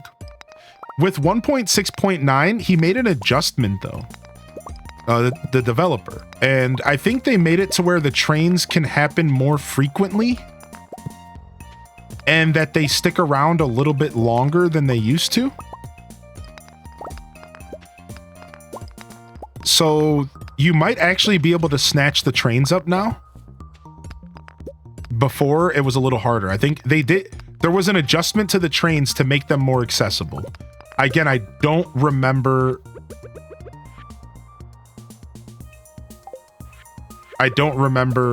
exactly what the update was though. Look, but don't touch. No, you guys can have fun. The whole point of those commands and stuff is for y'all to have fun. Yeah, like I said, I've seen this tree before, and the last time that I told people there was a command that will list out all the commands, I had like a little snot nose in my chat just using every one back to back. I'm just like, all right, dude, come on. Chill, man. Empanadas.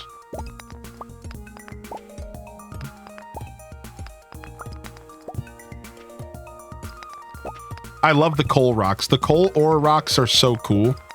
So those can only appear in the quarry, right? Isn't that one of the things that makes the quarry like feel special now? That you can only get those coal rocks here. So it's worth it to clear your quarry out if you need coal. We could go get our golden scythe if we wanted, now that we've unlocked this cave. Dude, there wasn't a single swirly stone here. I'm actually so sad. No chances at prismatic shards at all. So we gotta clean this place up as fast as possible so that we can get some new stuff to spawn here. And maybe in the next group of rocks that spawn, we'll get a swirly stone. I almost kind of felt like you were guaranteed to get a swirly stone or two in your first clearing of the quarry. Like, I kind of thought it was a guarantee, but I guess it's been RNG all along. Yeah, sorry, no empanadas command. There probably should be one, though. So, some channels on Twitch are getting a new feature where if the chat starts to move faster than it normally does, a button's going to appear at the bottom of the chat that's going to prompt you to clip. It's pretty cool, actually. And I don't know if my channel's going to have access to it, but feel free to let me know if you see it. Yeah, it's a new thing that Twitch is rolling out to a couple channels where, like, based on your channel's normal activity, right? If your chat starts to move extra fast, like maybe you successfully farm some Keck W's because you make a joke, or maybe you do something that's clip-worthy and the chat blows up and is like, yo, then a button will appear at the bottom of the chat, like right above the chat where you would enter a message that will say, do you want to clip this? Do you want to clip this moment to the viewers? It's pretty cool. I actually think it's a W by Twitch. And it could actually be super useful to help people just kind of get more comfortable with using the clip feature of Twitch. I think that our community's pretty good about clipping, but every once in a while, something won't get clipped that I kind of would normally expect to. And I'm wondering if maybe this feature will really help people just like take that extra step to hit the clip button. Again, when you're here hanging out, chat room, you're not expected to do anything. And if you're just relaxing, you're just relaxing, period. However, clips really do go a long way for me as a creator, especially if I were to actually use my clips and put them on TikTok and stuff, which I'm kind of starting to do again. It actually does kind of help. Now, usually what I do is I just go back at the end of the show and I'll clip stuff that maybe gets missed. But I think it's cool that this is one of those products that Twitch is testing out that I actually really like. Twitch's products can be hit or miss at times, and sometimes they can feel like they're not really necessary, but this one feels good. This one feels genuinely like a good idea. I like it a lot, actually. Like, this could genuinely be useful to creators and to the community to just have a little bit of an easier time, like, identifying clippable moments. Because I imagine if you're an overthinker like me, you might not always see value in every situation, where maybe this will like kind of help people nudge them a little bit, like, hey, this is probably a moment that you should consider a clip. Like, would you like to do that? And then the only problem with this, right, is now we're going to get even more double clips. Because could you imagine if we have a couple hundred people watching us and then all of a sudden it's like, maybe you should clip right now, and like 20 people click the button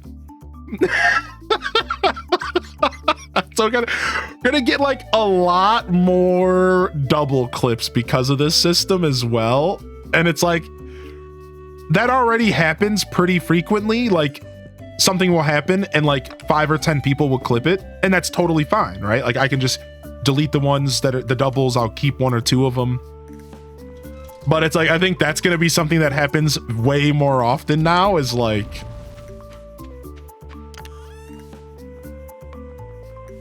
lots of double clips. Lots of El Double clips. I love making butts of Hylie and doing Silly's butts. Dope. Me too. Me too, Buttspot. Buttspot.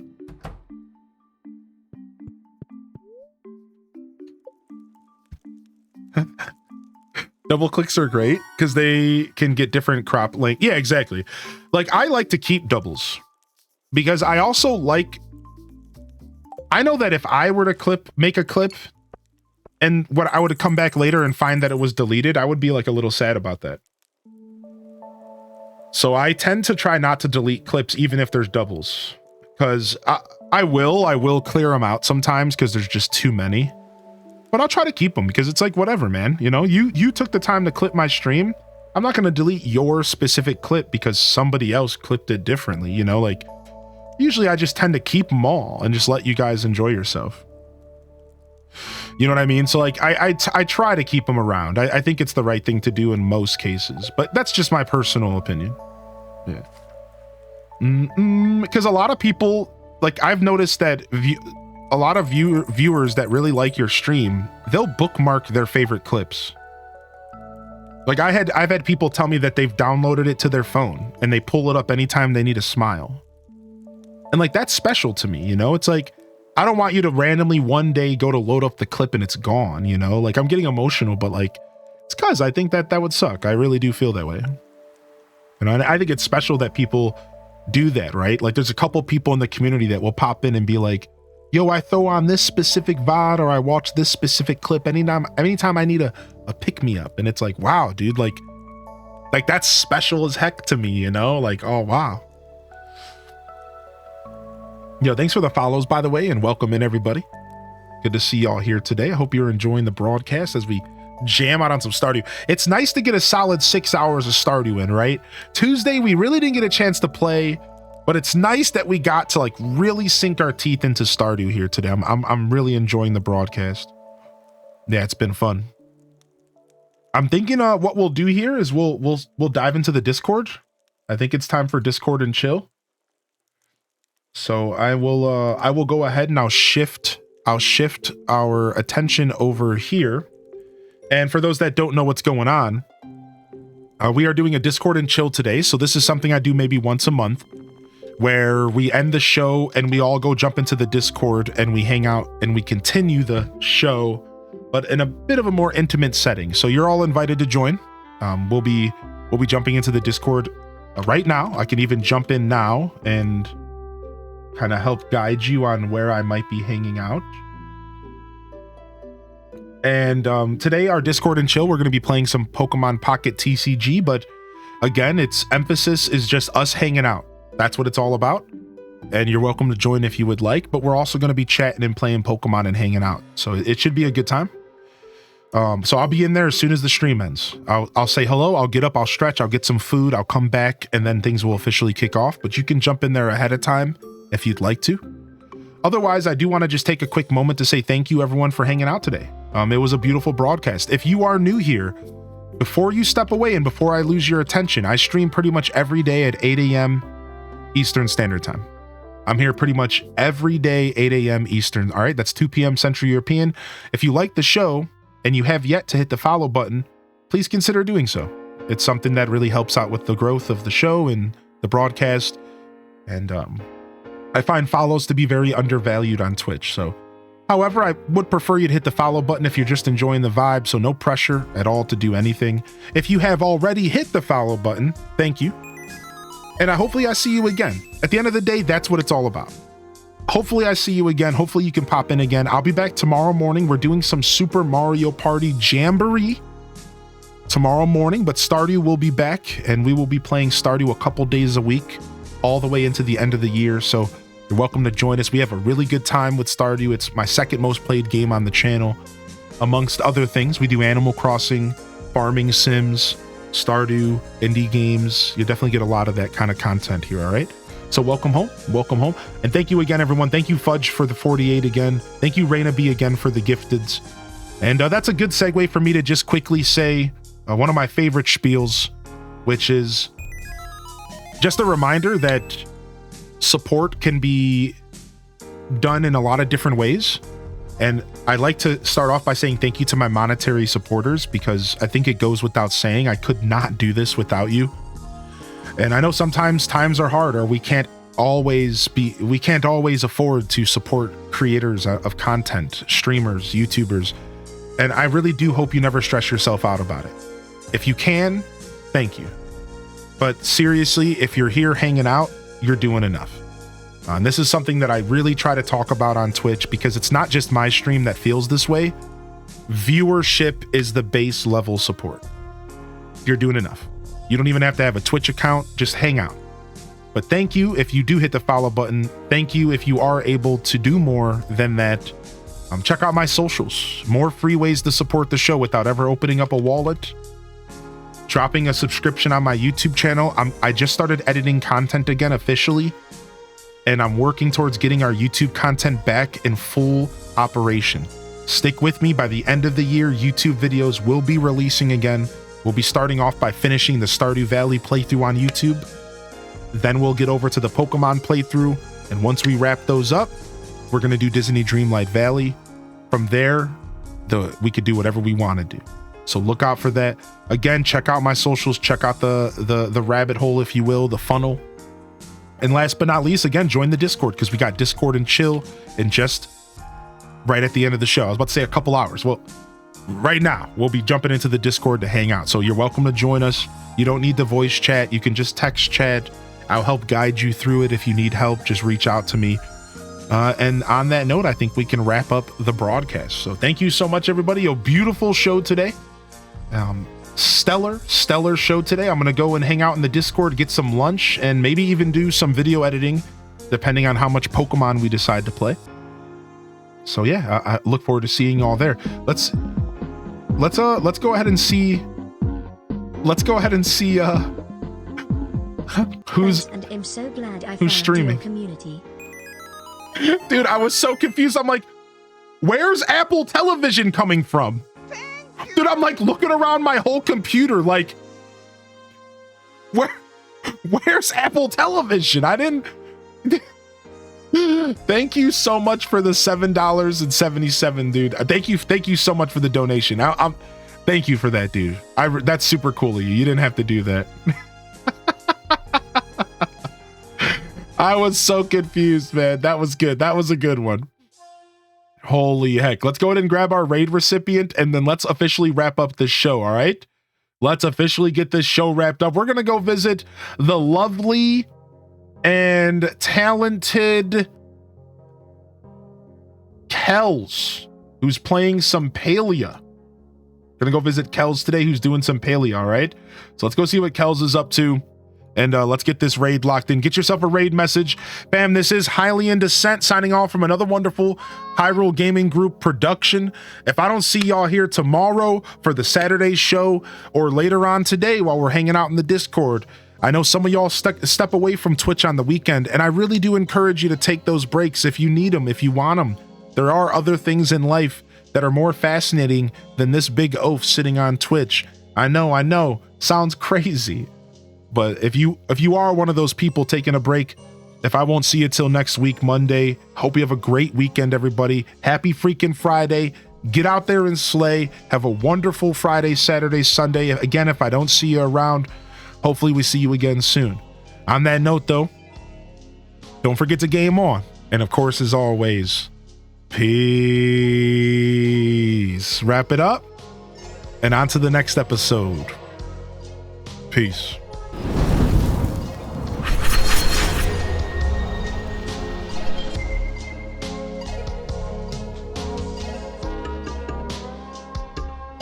All right. we're wrapped up. The raid's pretty much locked in, so I gotta be quick here. Love y'all, appreciate y'all. Honored to be a part of your daily routines. Happy Friday again, one last time. And I'm certainly honored to have you as a part of mine. I'll see y'all here in the Discord. Otherwise, until next time, signing off. Peace.